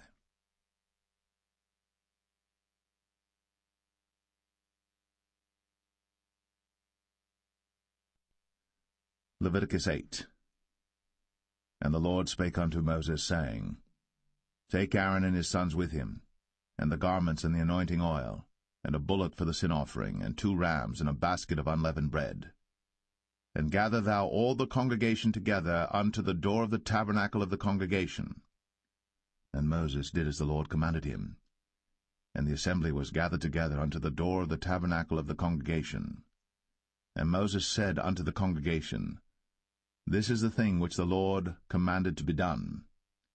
And Moses brought Aaron and his sons, and washed them with water. And he put upon him the coat, and girded him with the girdle, and clothed him with the robe, and put the ephod upon him. And he girded him with the curious girdle of the ephod, and bound it unto him therewith. And he put the breastplate upon him. Also he put in the breastplate the Urim and the Thummim. And he put the mitre upon his head. Also upon the mitre, even upon his forefront, did he put the golden plate, the holy crown, as the Lord commanded Moses. And Moses took the anointing oil, and anointed the tabernacle and all that was therein, and sanctified them. And he sprinkled thereof upon the altar 7 times, and anointed the altar and all his vessels, both the laver and his foot, to sanctify them. And he poured of the anointing oil upon Aaron's head, and anointed him, to sanctify him. And Moses brought Aaron's sons, and put coats upon them, and girded them with girdles, and put bonnets upon them, as the Lord commanded Moses. And he brought the bullock for the sin offering, and Aaron and his sons laid their hands upon the head of the bullock for the sin offering, and he slew it. And Moses took the blood, and put it upon the horns of the altar round about with his finger, and purified the altar, and poured the blood at the bottom of the altar, and sanctified it, to make reconciliation upon it. And he took all the fat that was upon the inwards, and the caul above the liver, and the 2 kidneys, and their fat, and Moses burned it upon the altar. But the bullock and his hide, his flesh and his dung, he burnt with fire without the camp, as the Lord commanded Moses. And he brought the ram for the burnt offering, and Aaron and his sons laid their hands upon the head of the ram, and he killed it. And Moses sprinkled the blood upon the altar round about. And he cut the ram into pieces. And Moses burnt the head, and the pieces, and the fat. And he washed the inwards and the legs in water. And Moses burnt the whole ram upon the altar. It was a burnt sacrifice for a sweet savour, and an offering made by fire unto the Lord, as the Lord commanded Moses. And he brought the other ram, the ram of consecration. And Aaron and his sons laid their hands upon the head of the ram, and he slew it. And Moses took of the blood of it, and put it upon the tip of Aaron's right ear, and upon the thumb of his right hand, and upon the great toe of his right foot. And he brought Aaron's sons, and Moses put of the blood upon the tip of their right ear, and upon the thumbs of their right hands, and upon the great toes of their right feet. And Moses sprinkled the blood upon the altar round about. And he took the fat, and the rump, and all the fat that was upon the inwards, and the caul above the liver, and the 2 kidneys in their fat, and the right shoulder, and out of the basket of unleavened bread that was before the Lord, he took 1 unleavened cake, and a cake of oiled bread, and 1 wafer, and put them on the fat, and upon the right shoulder. And he put all upon Aaron's hands, and upon his sons' hands, and waved them for a wave offering before the Lord. And Moses took them from off their hands, and burnt them on the altar upon the burnt offering. They were consecrations for a sweet savour. It is an offering made by fire unto the Lord. And Moses took the breast, and waved it for a wave offering before the Lord. For of the ram of consecration it was Moses' part, as the Lord commanded Moses. And Moses took of the anointing oil, and of the blood which was upon the altar, and sprinkled it upon Aaron, and upon his garments, and upon his sons, and upon his sons' garments with him, and sanctified Aaron, and his garments, and his sons' garments with him. And Moses said unto Aaron and to his sons, Boil the flesh at the door of the tabernacle of the congregation, and there eat it with the bread that is in the basket of consecrations, as I commanded, saying, Aaron and his sons shall eat it. And that which remaineth of the flesh and of the bread shall ye burn with fire. And ye shall not go out of the door of the tabernacle of the congregation in 7 days, until the days of your consecration be at an end. For 7 days shall he consecrate you.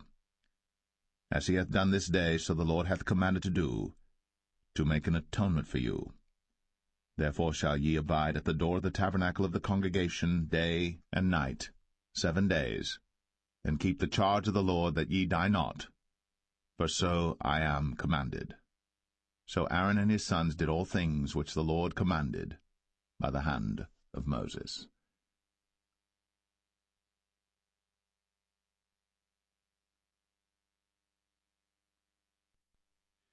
Leviticus 9. And it came to pass on the 8th day that Moses called Aaron and his sons and the elders of Israel.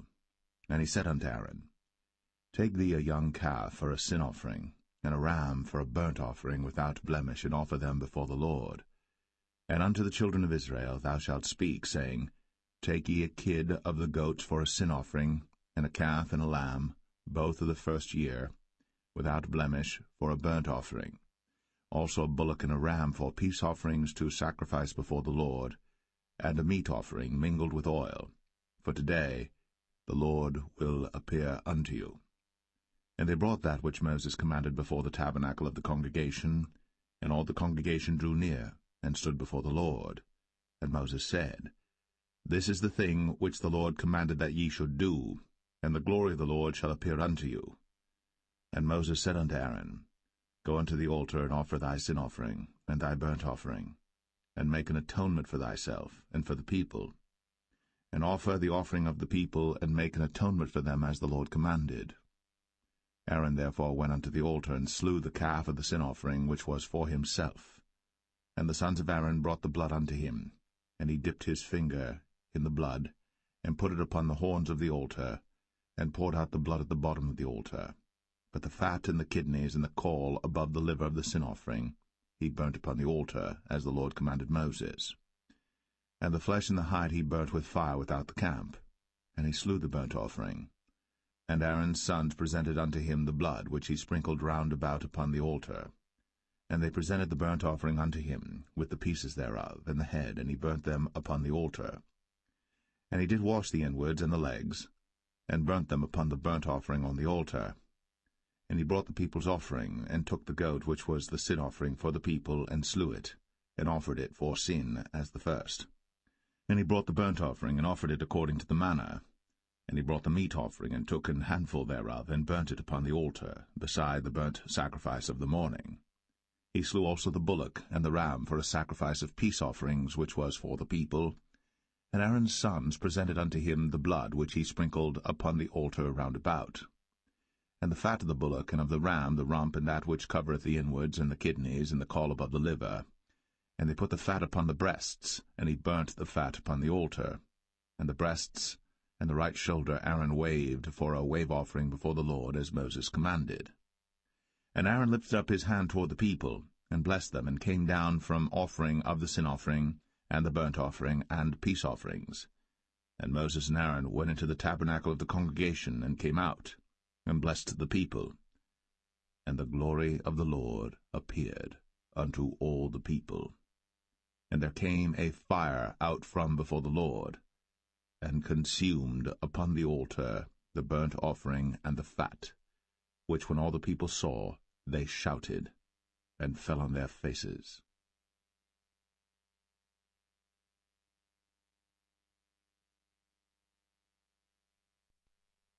Leviticus 10. And Nadab and Abihu, the sons of Aaron, took either of them his censer, and put fire therein, and put incense thereon, and offered strange fire before the Lord, which he commanded them not. And there went out fire from the Lord, and devoured them, and they died before the Lord. Then Moses said unto Aaron, This is it that the Lord spake, saying, I will be sanctified in them that come nigh me, and before all the people I will be glorified. And Aaron held his peace. And Moses called Mishael and Elzaphan, the sons of Uzziel, the uncle of Aaron, and said unto them, Come near, carry your brethren from before the sanctuary out of the camp. So they went near, and carried them in their coats out of the camp, as Moses had said. And Moses said unto Aaron, and unto Eleazar, and unto Ithamar his sons, Uncover not your heads, neither rend your clothes, lest ye die, and lest wrath come upon all the people. But let your brethren, the whole house of Israel, bewail the burning which the Lord hath kindled. And ye shall not go out from the door of the tabernacle of the congregation, lest ye die. For the anointing oil of the Lord is upon you. And they did according to the word of Moses. And the Lord spake unto Aaron, saying, Do not drink wine nor strong drink, thou nor thy sons with thee, when ye go into the tabernacle of the congregation, lest ye die. It shall be a statute for ever throughout your generations. And that ye may put difference between holy and unholy, and between unclean and clean, and that ye may teach the children of Israel all the statutes which the Lord hath spoken unto them by the hand of Moses. And Moses spake unto Aaron, and unto Eleazar, and unto Ithamar, his sons that were left, Take the meat offering that remaineth of the offerings of the Lord made by fire, and eat it without leaven beside the altar, for it is most holy. And ye shall eat it in the holy place, because it is thy due, and thy son's due, of the sacrifices of the Lord made by fire, for so I am commanded. And the wave breast and heave shoulder shall ye eat in a clean place, thou and thy sons, and thy daughters with thee, for they be thy due, and thy son's due, which are given out of the sacrifices of peace offerings of the children of Israel. The heave shoulder and the wave breast shall they bring with the offerings made by fire of the fat, to wave it for a wave offering before the Lord, and it shall be thine, and thy sons with thee, by a statute for ever, as the Lord hath commanded. And Moses diligently sought the goat of the sin offering, and behold, it was burnt. And he was angry with Eleazar and Ithamar, the sons of Aaron, which were left alive, saying, Wherefore have ye not eaten the sin offering in the holy place, seeing it is most holy? And God hath given it you to bear the iniquity of the congregation, to make atonement for them before the Lord. Behold, the blood of it was not brought in within the holy place. Ye should indeed have eaten it in the holy place, as I commanded. And Aaron said unto Moses, Behold, this day have they offered their sin offering and their burnt offering before the Lord. And such things have befallen me. And if I had eaten the sin offering today, should it have been accepted in the sight of the Lord? And when Moses heard that, he was content.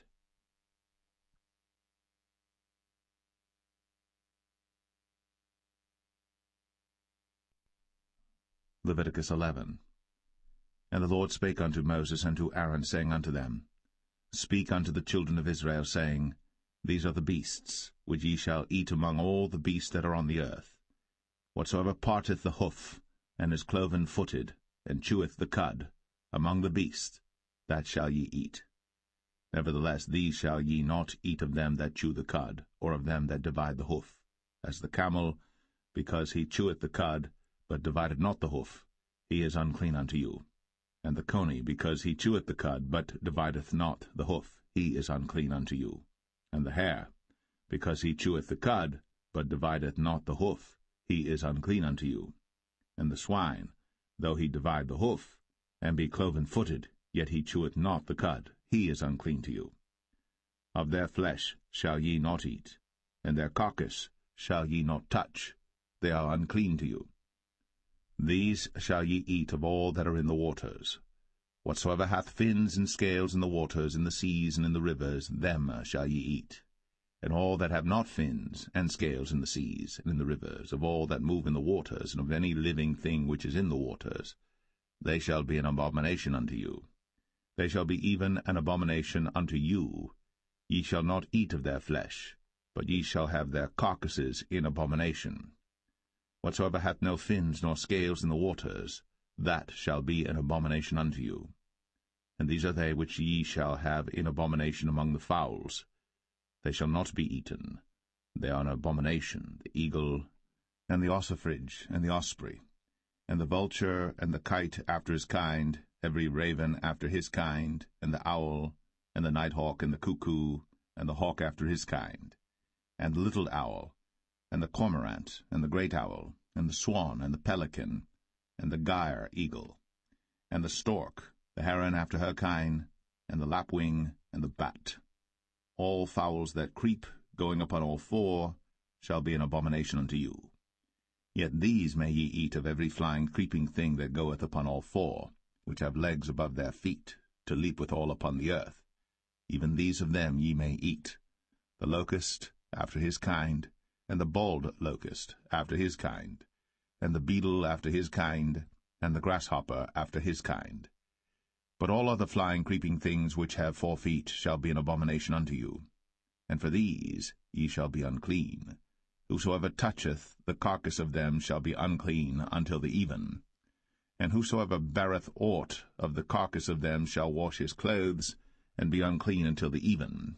The carcasses of every beast which divideth the hoof, and is not cloven-footed, nor cheweth the cud, are unclean unto you. Every one that toucheth them shall be unclean. And whatsoever goeth upon his paws among all manner of beasts that go on all four, those are unclean unto you. Whoso toucheth their carcass shall be unclean until the even. And he that beareth the carcass of them shall wash his clothes, and be unclean until the even. They are unclean unto you. These also shall be unclean unto you among the creeping things that creep upon the earth, the weasel, and the mouse, and the tortoise after his kind, and the ferret, and the chameleon, and the lizard, and the snail, and the mole. These are unclean to you among all that creep. Whosoever doth touch them, when they be dead, shall be unclean until the even. And upon whatsoever any of them, when they are dead, doth fall, it shall be unclean, whether it be any vessel of wood, or raiment, or skin, or sack, whatsoever vessel it be, wherein any work is done, it must be put into water, and it shall be unclean until the even. So it shall be cleansed. And every earthen vessel, whereinto any of them falleth, whatsoever is in it shall be unclean, and ye shall break it. Of all meat which may be eaten, that on which such water cometh shall be unclean, and all drink that may be drunk in every such vessel shall be unclean. And everything whereupon any part of their carcass falleth shall be unclean, whether it be oven, or ranges, or pots, they shall be broken down, for they are unclean, and shall be unclean unto you. Nevertheless a fountain or pit wherein there is plenty of water shall be clean, but that which toucheth their carcass shall be unclean. And if any part of their carcass fall upon any sowing seed which is to be sown, it shall be clean. But if any water be put upon the seed, and any part of their carcass fall thereon, it shall be unclean unto you. And if any beast, of which ye may eat, die, he that toucheth the carcass thereof shall be unclean until the even. And he that eateth of the carcass of it shall wash his clothes, and be unclean until the even. He also that beareth the carcass of it shall wash his clothes, and be unclean until the even. And every creeping thing that creepeth upon the earth shall be an abomination, it shall not be eaten. Whatsoever goeth upon the belly, and whatsoever goeth upon all four, or whatsoever hath more feet among all creeping things that creep upon the earth, them ye shall not eat, for they are an abomination. Ye shall not make yourselves abominable with any creeping thing that creepeth, neither shall ye make yourselves unclean with them, that ye should be defiled thereby.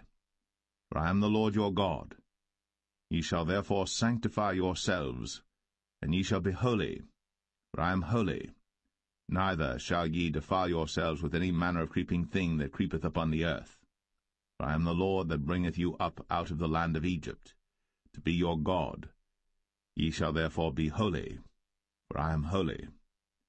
This is the law of the beasts, and of the fowl, and of every living creature that moveth in the waters, and of every creature that creepeth upon the earth, to make a difference between the unclean and the clean, and between the beast that may be eaten and the beast that may not be eaten.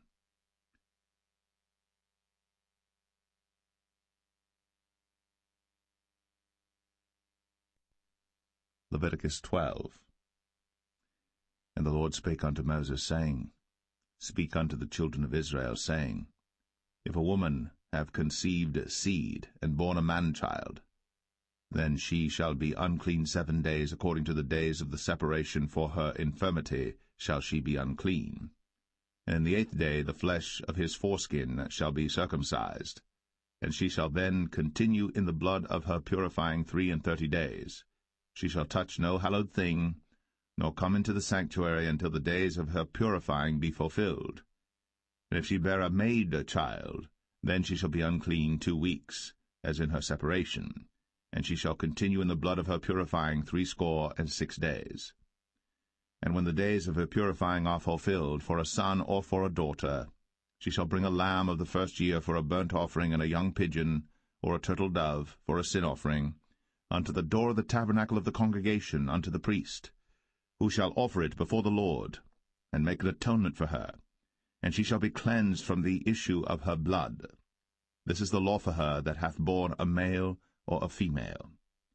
And if she be not able to bring a lamb, then she shall bring 2 turtles or 2 young pigeons, the one for the burnt offering and the other for a sin offering, and the priest shall make an atonement for her, and she shall be clean.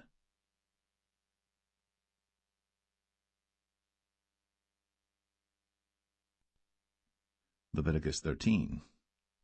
And the Lord spake unto Moses and Aaron, saying, When a man shall have in the skin of his flesh a rising, a scab, or bright spot, and it be in the skin of his flesh like the plague of leprosy, then he shall be brought unto Aaron the priest, or unto one of his sons the priests.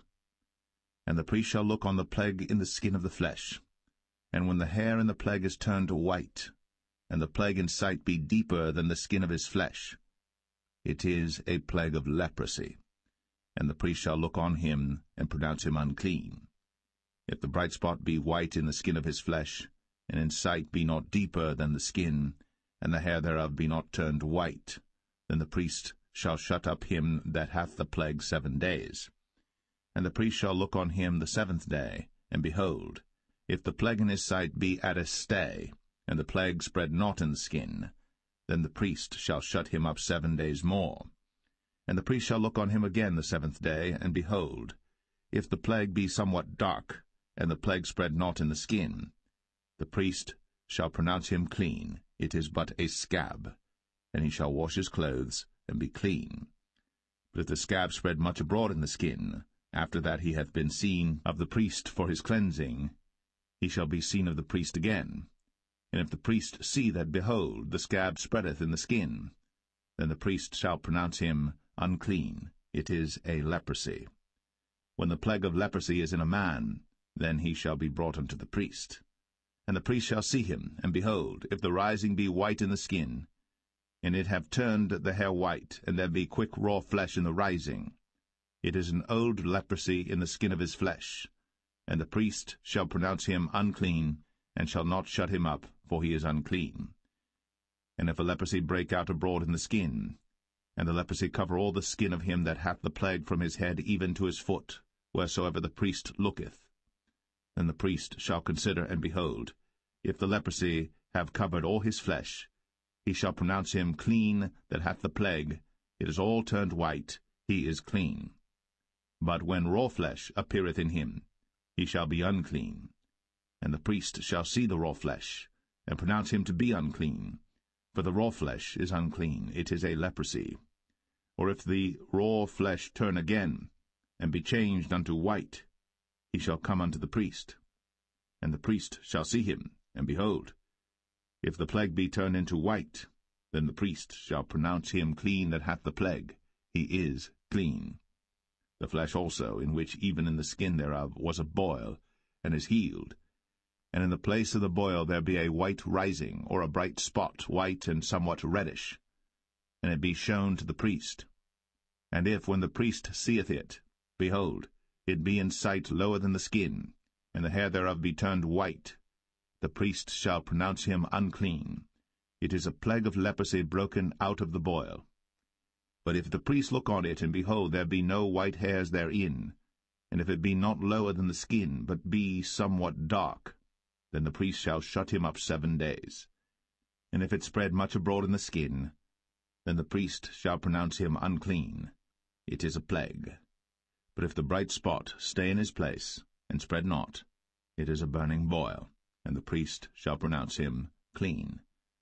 Or if there be any flesh in the skin whereof there is a hot burning, and the quick flesh that burneth have a white bright spot, somewhat reddish or white, then the priest shall look upon it, and behold, if the hair in the bright spot be turned white, and it be in sight deeper than the skin, it is a leprosy broken out of the burning. Wherefore the priest shall pronounce him unclean. It is the plague of leprosy. But if the priest look on it, and behold, there be no white hair in the bright spot, and it be no lower than the other skin, but be somewhat dark, then the priest shall shut him up 7 days. And the priest shall look upon him the 7th day, and if it be spread much abroad in the skin, then the priest shall pronounce him unclean. It is the plague of leprosy. And if the bright spot stay in his place, and spread not in the skin, but it be somewhat dark, it is a rising of the burning, and the priest shall pronounce him clean. For it is an inflammation of the burning. If a man or woman have a plague upon the head or the beard, then the priest shall see the plague, and behold, if it be in sight deeper than the skin, and there be in it a yellow thin hair, then the priest shall pronounce him unclean. It is a dry scall, even a leprosy upon the head or beard. And if the priest look on the plague of the scall, and behold, it be not in sight deeper than the skin, and that there is no black hair in it, then the priest shall shut up him that hath the plague of the scall 7 days.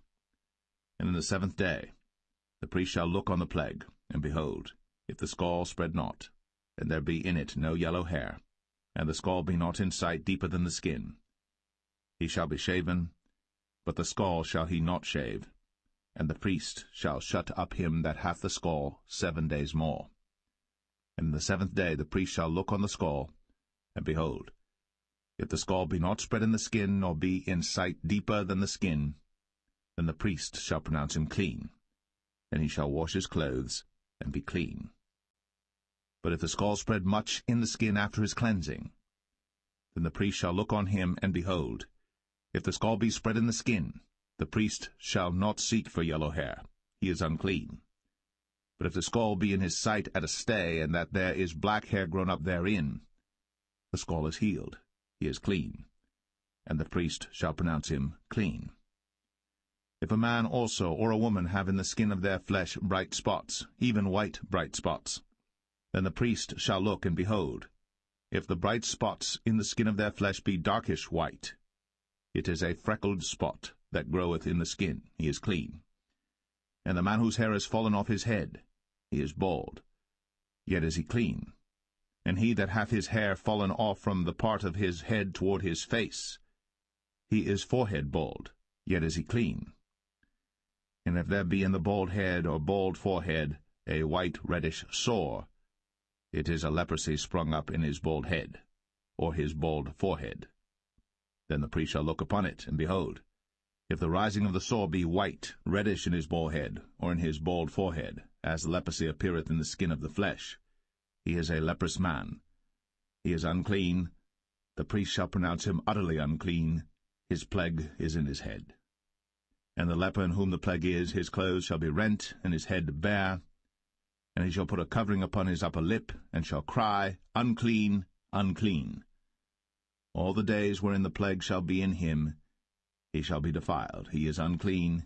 He shall dwell alone. Without the camp shall his habitation be. The garment also that the plague of leprosy is in, whether it be a woolen garment or a linen garment, whether it be in the warp or woof of linen or of woolen, whether in a skin or in anything made of skin, and if the plague be greenish or reddish in the garment or in the skin, either in the warp or in the woof or in anything of skin, it is a plague of leprosy, and shall be shown unto the priest. And the priest shall look upon the plague, and shut up it that hath the plague 7 days. And he shall look on the plague on the 7th day, if the plague be spread in the garment, either in the warp, or in the woof, or in a skin, or in any work that is made of skin, The plague is a fretting leprosy, it is unclean. He shall therefore burn the garment, whether warp or woof, in woolen or in linen, or anything of skin, wherein the plague is, for it is a fretting leprosy, it shall be burnt in the fire. And if the priest shall look, and behold, the plague be not spread in the garment, either in the warp or in the woof, or in anything of skin, then the priest shall command that they wash the thing wherein the plague is, and he shall shut it up 7 days more. And the priest shall look on the plague after that it is washed, and behold, if the plague have not changed his colour, and the plague be not spread, it is unclean. Thou shalt burn it in the fire. It is fret inward, whether it be bare within or without. And if the priest look, and behold, the plague be somewhat dark after the washing of it, then he shall rend it out of the garment, or out of the skin, or out of the warp, or out of the woof. And if it appear still in the garment, either in the warp or in the woof, or in anything of skin, it is a spreading plague. Thou shalt burn that wherein the plague is, with fire. And the garment, either warp or woof, or whatsoever thing of skin it be, which thou shalt wash, if the plague be departed from them, then it shall be washed the second time, and shall be clean. This is the law of the plague of leprosy in a garment of woolen or linen, either in the warp or woof, or anything of skins, to pronounce it clean, or to pronounce it unclean.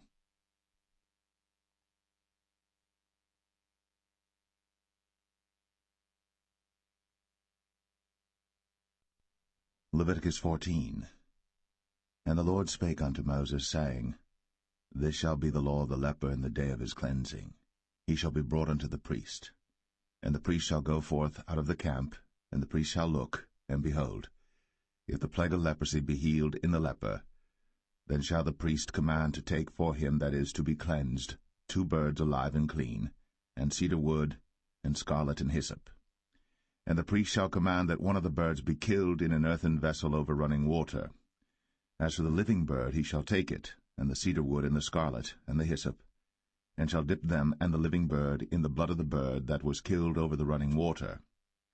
And he shall sprinkle upon him that is to be cleansed from the leprosy 7 times, and shall pronounce him clean, and shall let the living bird loose into the open field. And he that is to be cleansed shall wash his clothes, and shave off all his hair, and wash himself in water, that he may be clean. And after that he shall come into the camp, and shall tarry abroad out of his tent 7 days. But it shall be on the 7th day that he shall shave all his hair off his head, and his beard, and his eyebrows. Even all his hair he shall shave off. And he shall wash his clothes. Also he shall wash his flesh in water, and he shall be clean. And on the 8th day he shall take 2 he-lambs without blemish, and 1 ewe-lamb of the first year without blemish, and 3/10 deals of fine flour for a meat offering, mingled with oil, and 1 log of oil. And the priest that maketh him clean shall present the man that is to be made clean, and those things before the Lord, at the door of the tabernacle of the congregation. And the priest shall take 1 he-lamb, and offer him for a trespass offering, and the log of oil, and wave them for a wave offering before the Lord.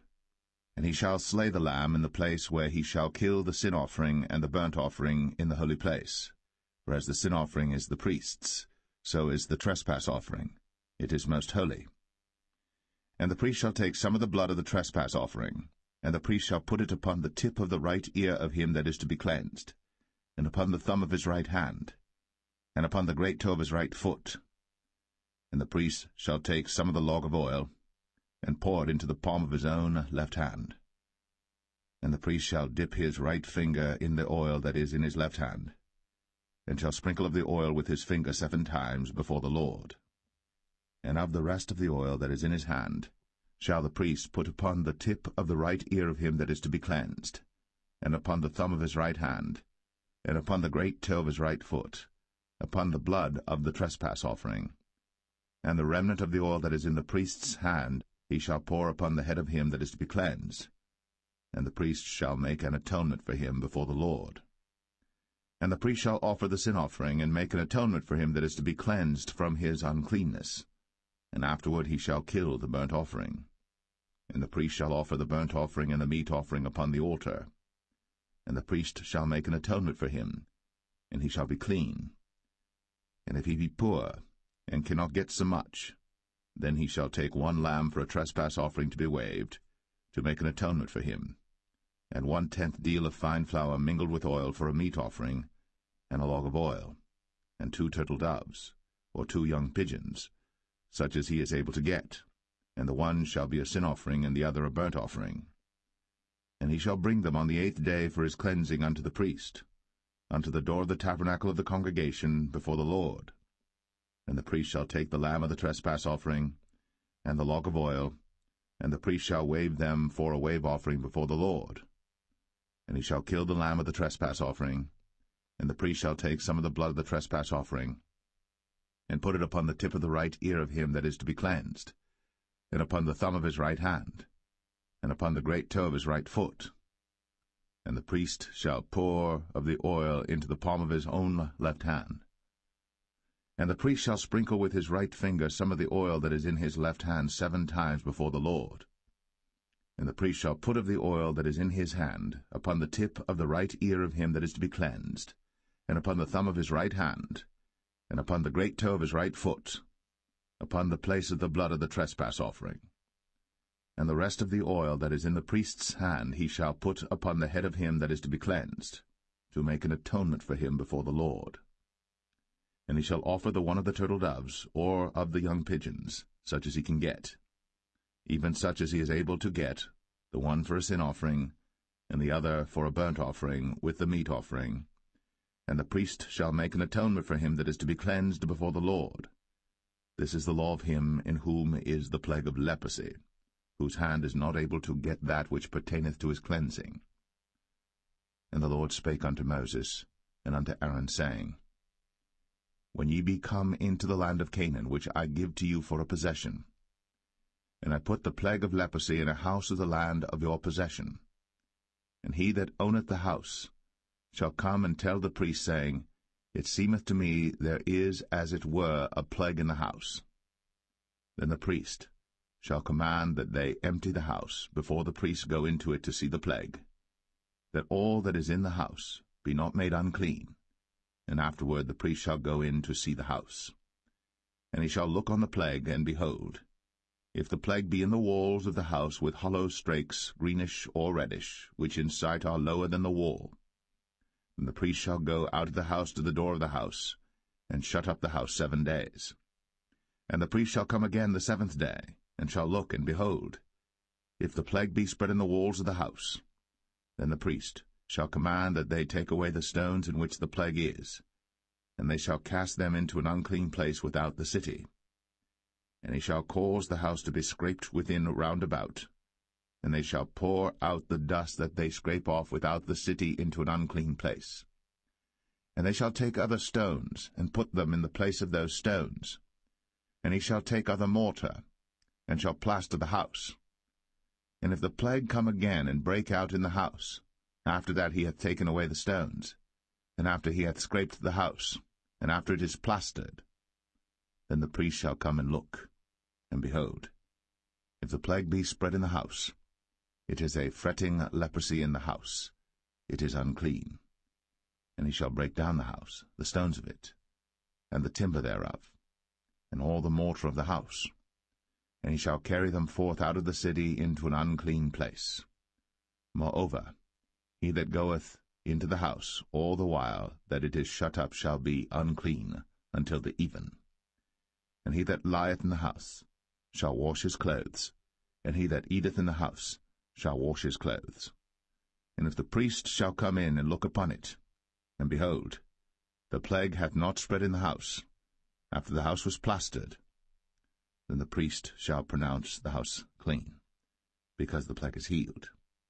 And he shall take to cleanse the house 2 birds, and cedar wood, and scarlet, and hyssop. And he shall kill the one of the birds in an earthen vessel over running water. And he shall take the cedar wood, and the hyssop, and the scarlet, and the living bird, and dip them in the blood of the slain bird, and in the running water, and sprinkle the house 7 times. And he shall cleanse the house with the blood of the bird, and with the running water, and with the living bird, and with the cedar wood, and with the hyssop, and with the scarlet.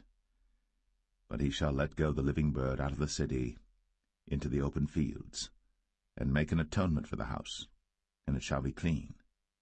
This is the law for all manner of plague of leprosy and scall, and for the leprosy of a garment and of a house, and for a rising and for a scab, and for a bright spot, to teach when it is unclean, and when it is clean. This is the law of leprosy.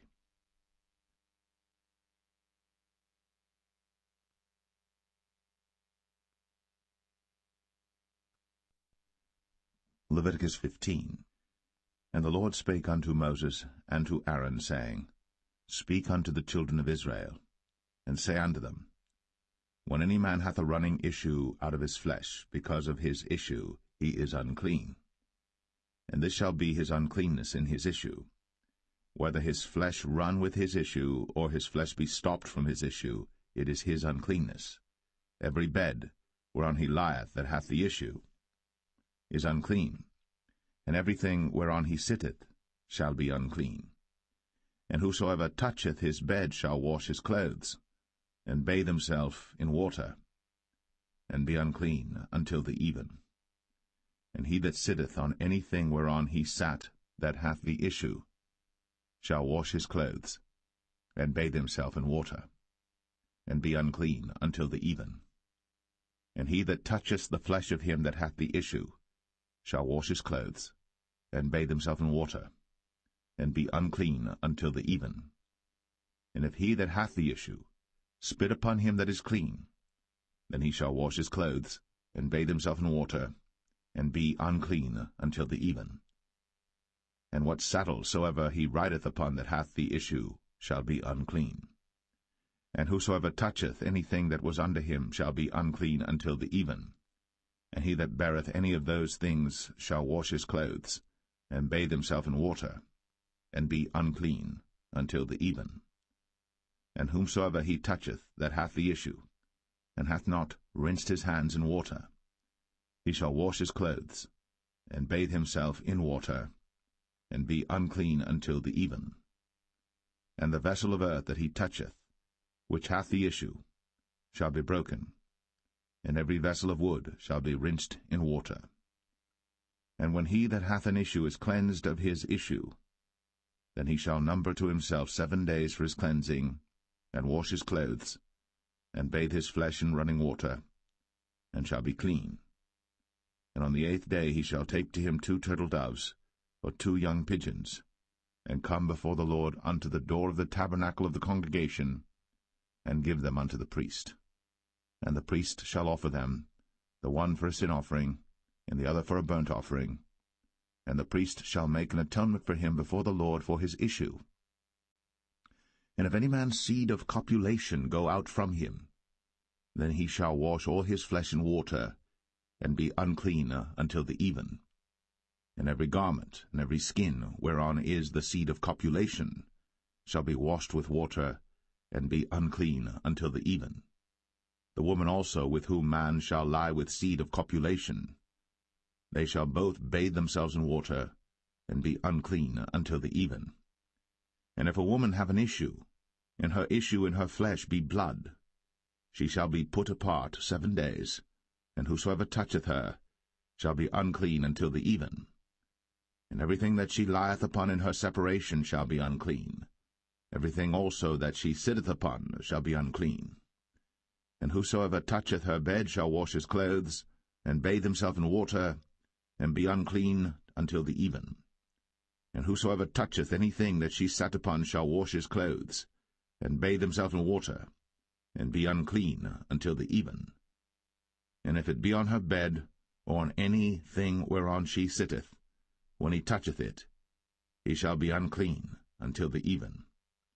And if any man lie with her at all, and her flowers be upon him, he shall be unclean 7 days, and all the bed whereon he lieth shall be unclean. And if a woman have an issue of her blood many days out of the time of her separation, or if it run beyond the time of her separation, all the days of the issue of her uncleanness shall be as the days of her separation.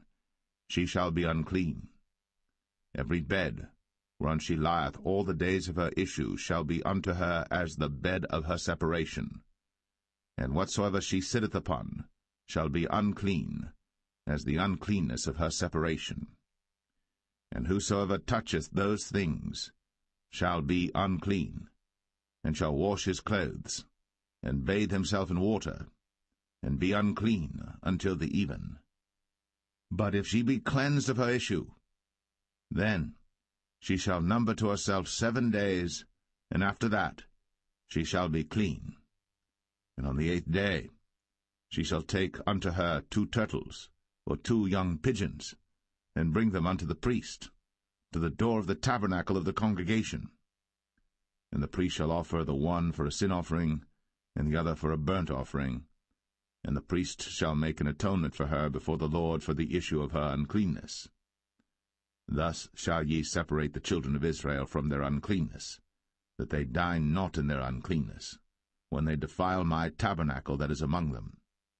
This is the law of him that hath an issue, and of him whose seed goeth from him, and is defiled therewith, and of her that is sick of her flowers, and of him that hath an issue, of the man, and of the woman, and of him that lieth with her that is unclean.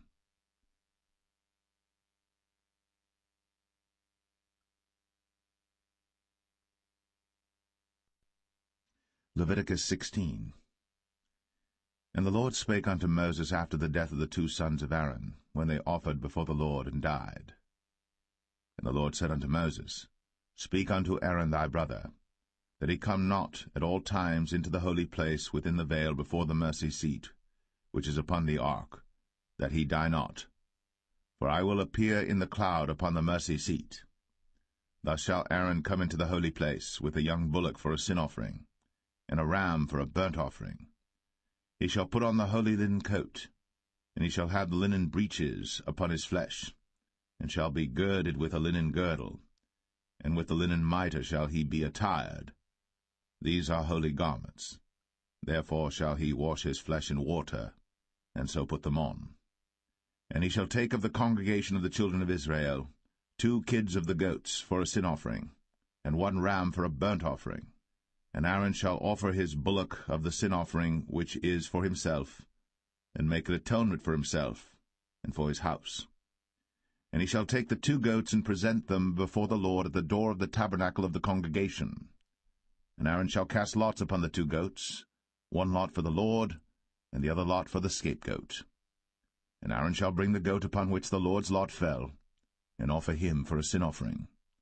But the goat on which the lot fell to be the scapegoat shall be presented alive before the Lord, to make an atonement with him, and to let him go for a scapegoat into the wilderness.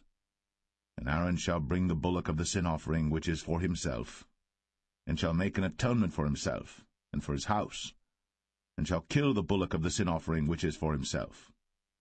And he shall take a censer full of burning coals of fire from off the altar before the Lord, and his hands full of sweet incense beaten small, and bring it within the veil.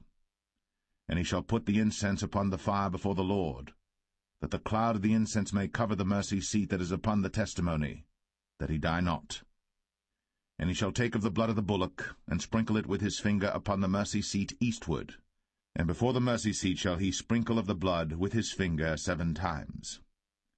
Then shall he kill the goat of the sin offering that is for the people, and bring his blood within the veil, and do with that blood as he did with the blood of the bullock, and sprinkle it upon the mercy seat, and before the mercy seat.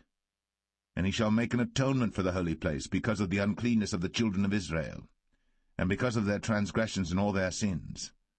And so shall he do for the tabernacle of the congregation that remaineth among them in the midst of their uncleanness. And there shall be no man in the tabernacle of the congregation when he goeth in to make an atonement in the holy place, until he come out, and have made an atonement for himself, and for his household, and for all the congregation of Israel. And he shall go out unto the altar that is before the Lord, and make an atonement for it, and shall take of the blood of the bullock, and of the blood of the goat, and put it upon the horns of the altar round about. And he shall sprinkle of the blood upon it with his finger 7 times, and cleanse it, and hallow it from the uncleanness of the children of Israel. And when he hath made an end of reconciling the holy place, and the tabernacle of the congregation, and the altar, he shall bring the live goat. And Aaron shall lay both his hands upon the head of the live goat, and confess over him all the iniquities of the children of Israel, and all their transgressions and all their sins, putting them upon the head of the goat, and shall send him away by the hand of a fit man into the wilderness. And the goat shall bear upon him all their iniquities unto a land not inhabited. And he shall let go the goat in the wilderness. And Aaron shall come into the tabernacle of the congregation, and shall put off the linen garments, which he put on when he went into the holy place, and shall leave them there. And he shall wash his flesh with water in the holy place, and put on his garments, and come forth, and offer his burnt offering, and the burnt offering of the people, and make an atonement for himself and for the people. And the fat of the sin offering shall he burn upon the altar. And he that let go the goat for the scapegoat shall wash his clothes, and bathe his flesh in water, and afterward come into the camp. And the bullock for the sin offering, and the goat for the sin offering, whose blood was brought in to make atonement in the holy place, shall one carry forth without the camp, and they shall burn in the fire their skins, and their flesh, and their dung. And he that burneth them shall wash his clothes, and bathe his flesh in water, and afterward he shall come into the camp. And this shall be a statute for ever unto you, that in the 7th month, on the 10th day of the month, ye shall afflict your souls, and do no work at all, whether it be one of your own country or a stranger that sojourneth among you. For on that day shall the priest make an atonement for you, to cleanse you, that ye may be clean from all your sins before the Lord. It shall be a Sabbath of rest unto you, and ye shall afflict your souls, by a statute for ever. And the priest, whom he shall anoint, and whom he shall consecrate to minister in the priest's office in his father's stead, shall make the atonement, and shall put on the linen clothes, even the holy garments. And he shall make an atonement for the holy sanctuary, and he shall make an atonement for the tabernacle of the congregation, and for the altar, and he shall make an atonement for the priests, and for all the people of the congregation. And this shall be an everlasting statute unto you, to make an atonement for the children of Israel, for all their sins, once a year. And he did, as the Lord commanded Moses.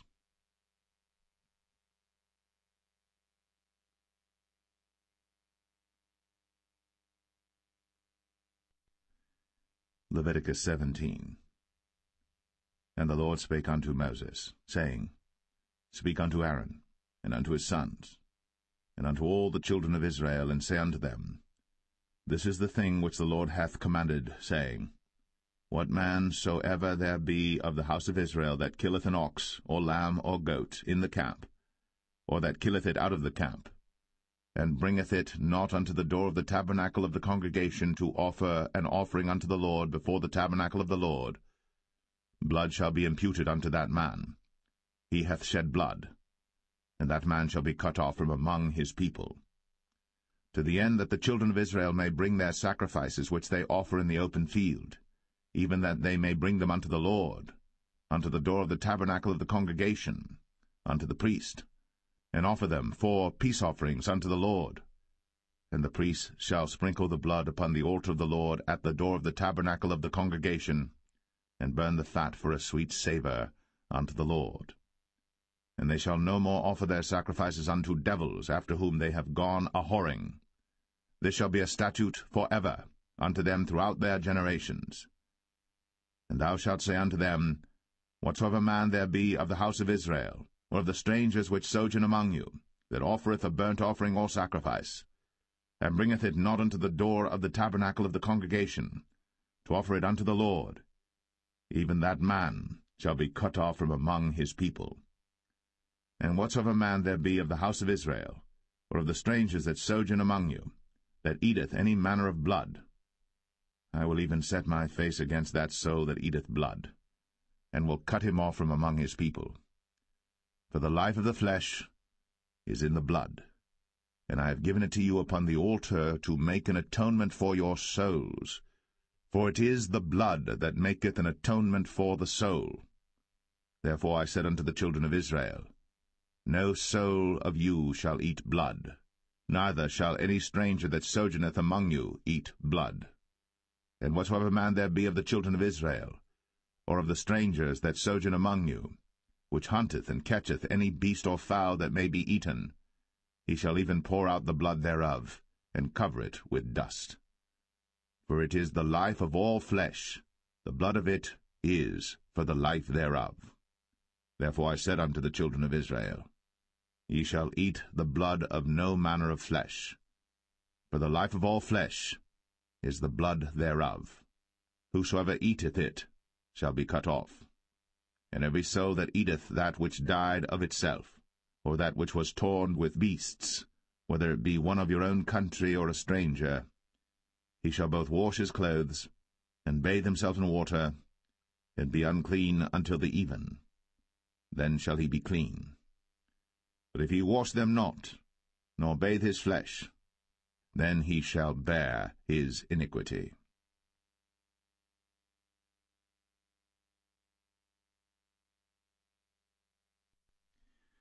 Leviticus 18.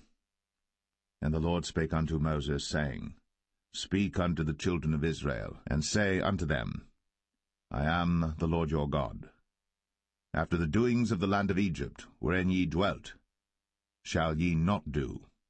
And after the doings of the land of Canaan, whither I bring you, shall ye not do, neither shall ye walk in their ordinances. Ye shall do my judgments, and keep mine ordinances, to walk therein. I am the Lord your God. Ye shall therefore keep my statutes and my judgments, which if a man do, he shall live in them. I am the Lord. None of you shall approach to any that is near of kin to him, to uncover their nakedness. I am the Lord.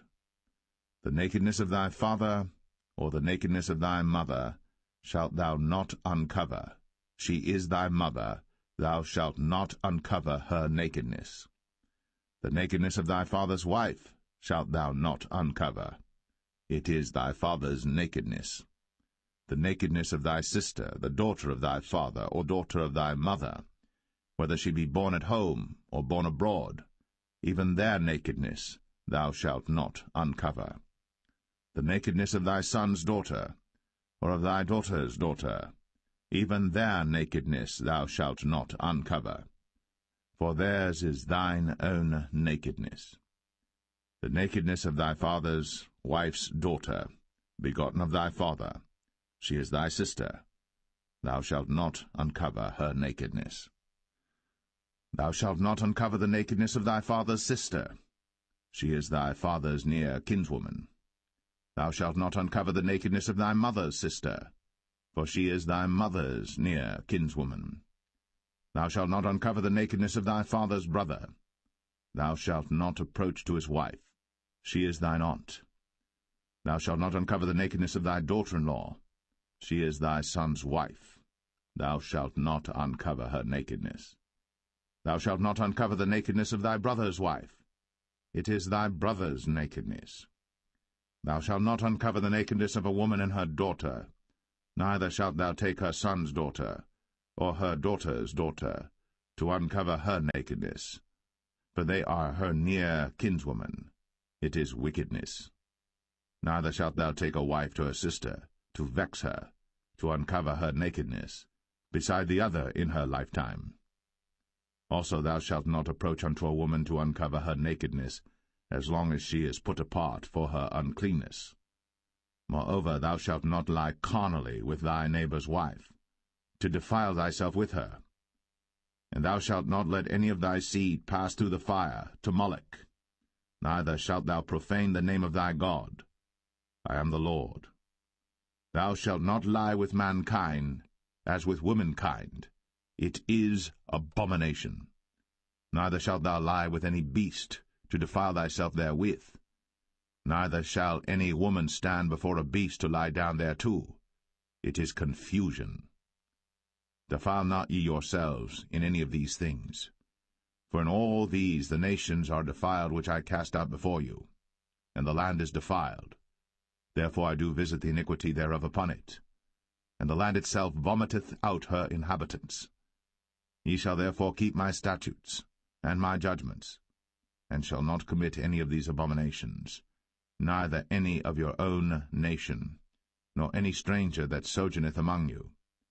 For all these abominations have the men of the land done, which were before you, and the land is defiled, that the land spew not you out also, when ye defile it, as it spewed out the nations that were before you. For whosoever shall commit any of these abominations, even the souls that commit them, shall be cut off from among their people. Therefore shall ye keep mine ordinance, that ye commit not any one of these abominable customs, which were committed before you, and that ye defile not yourselves therein. I am the Lord your God.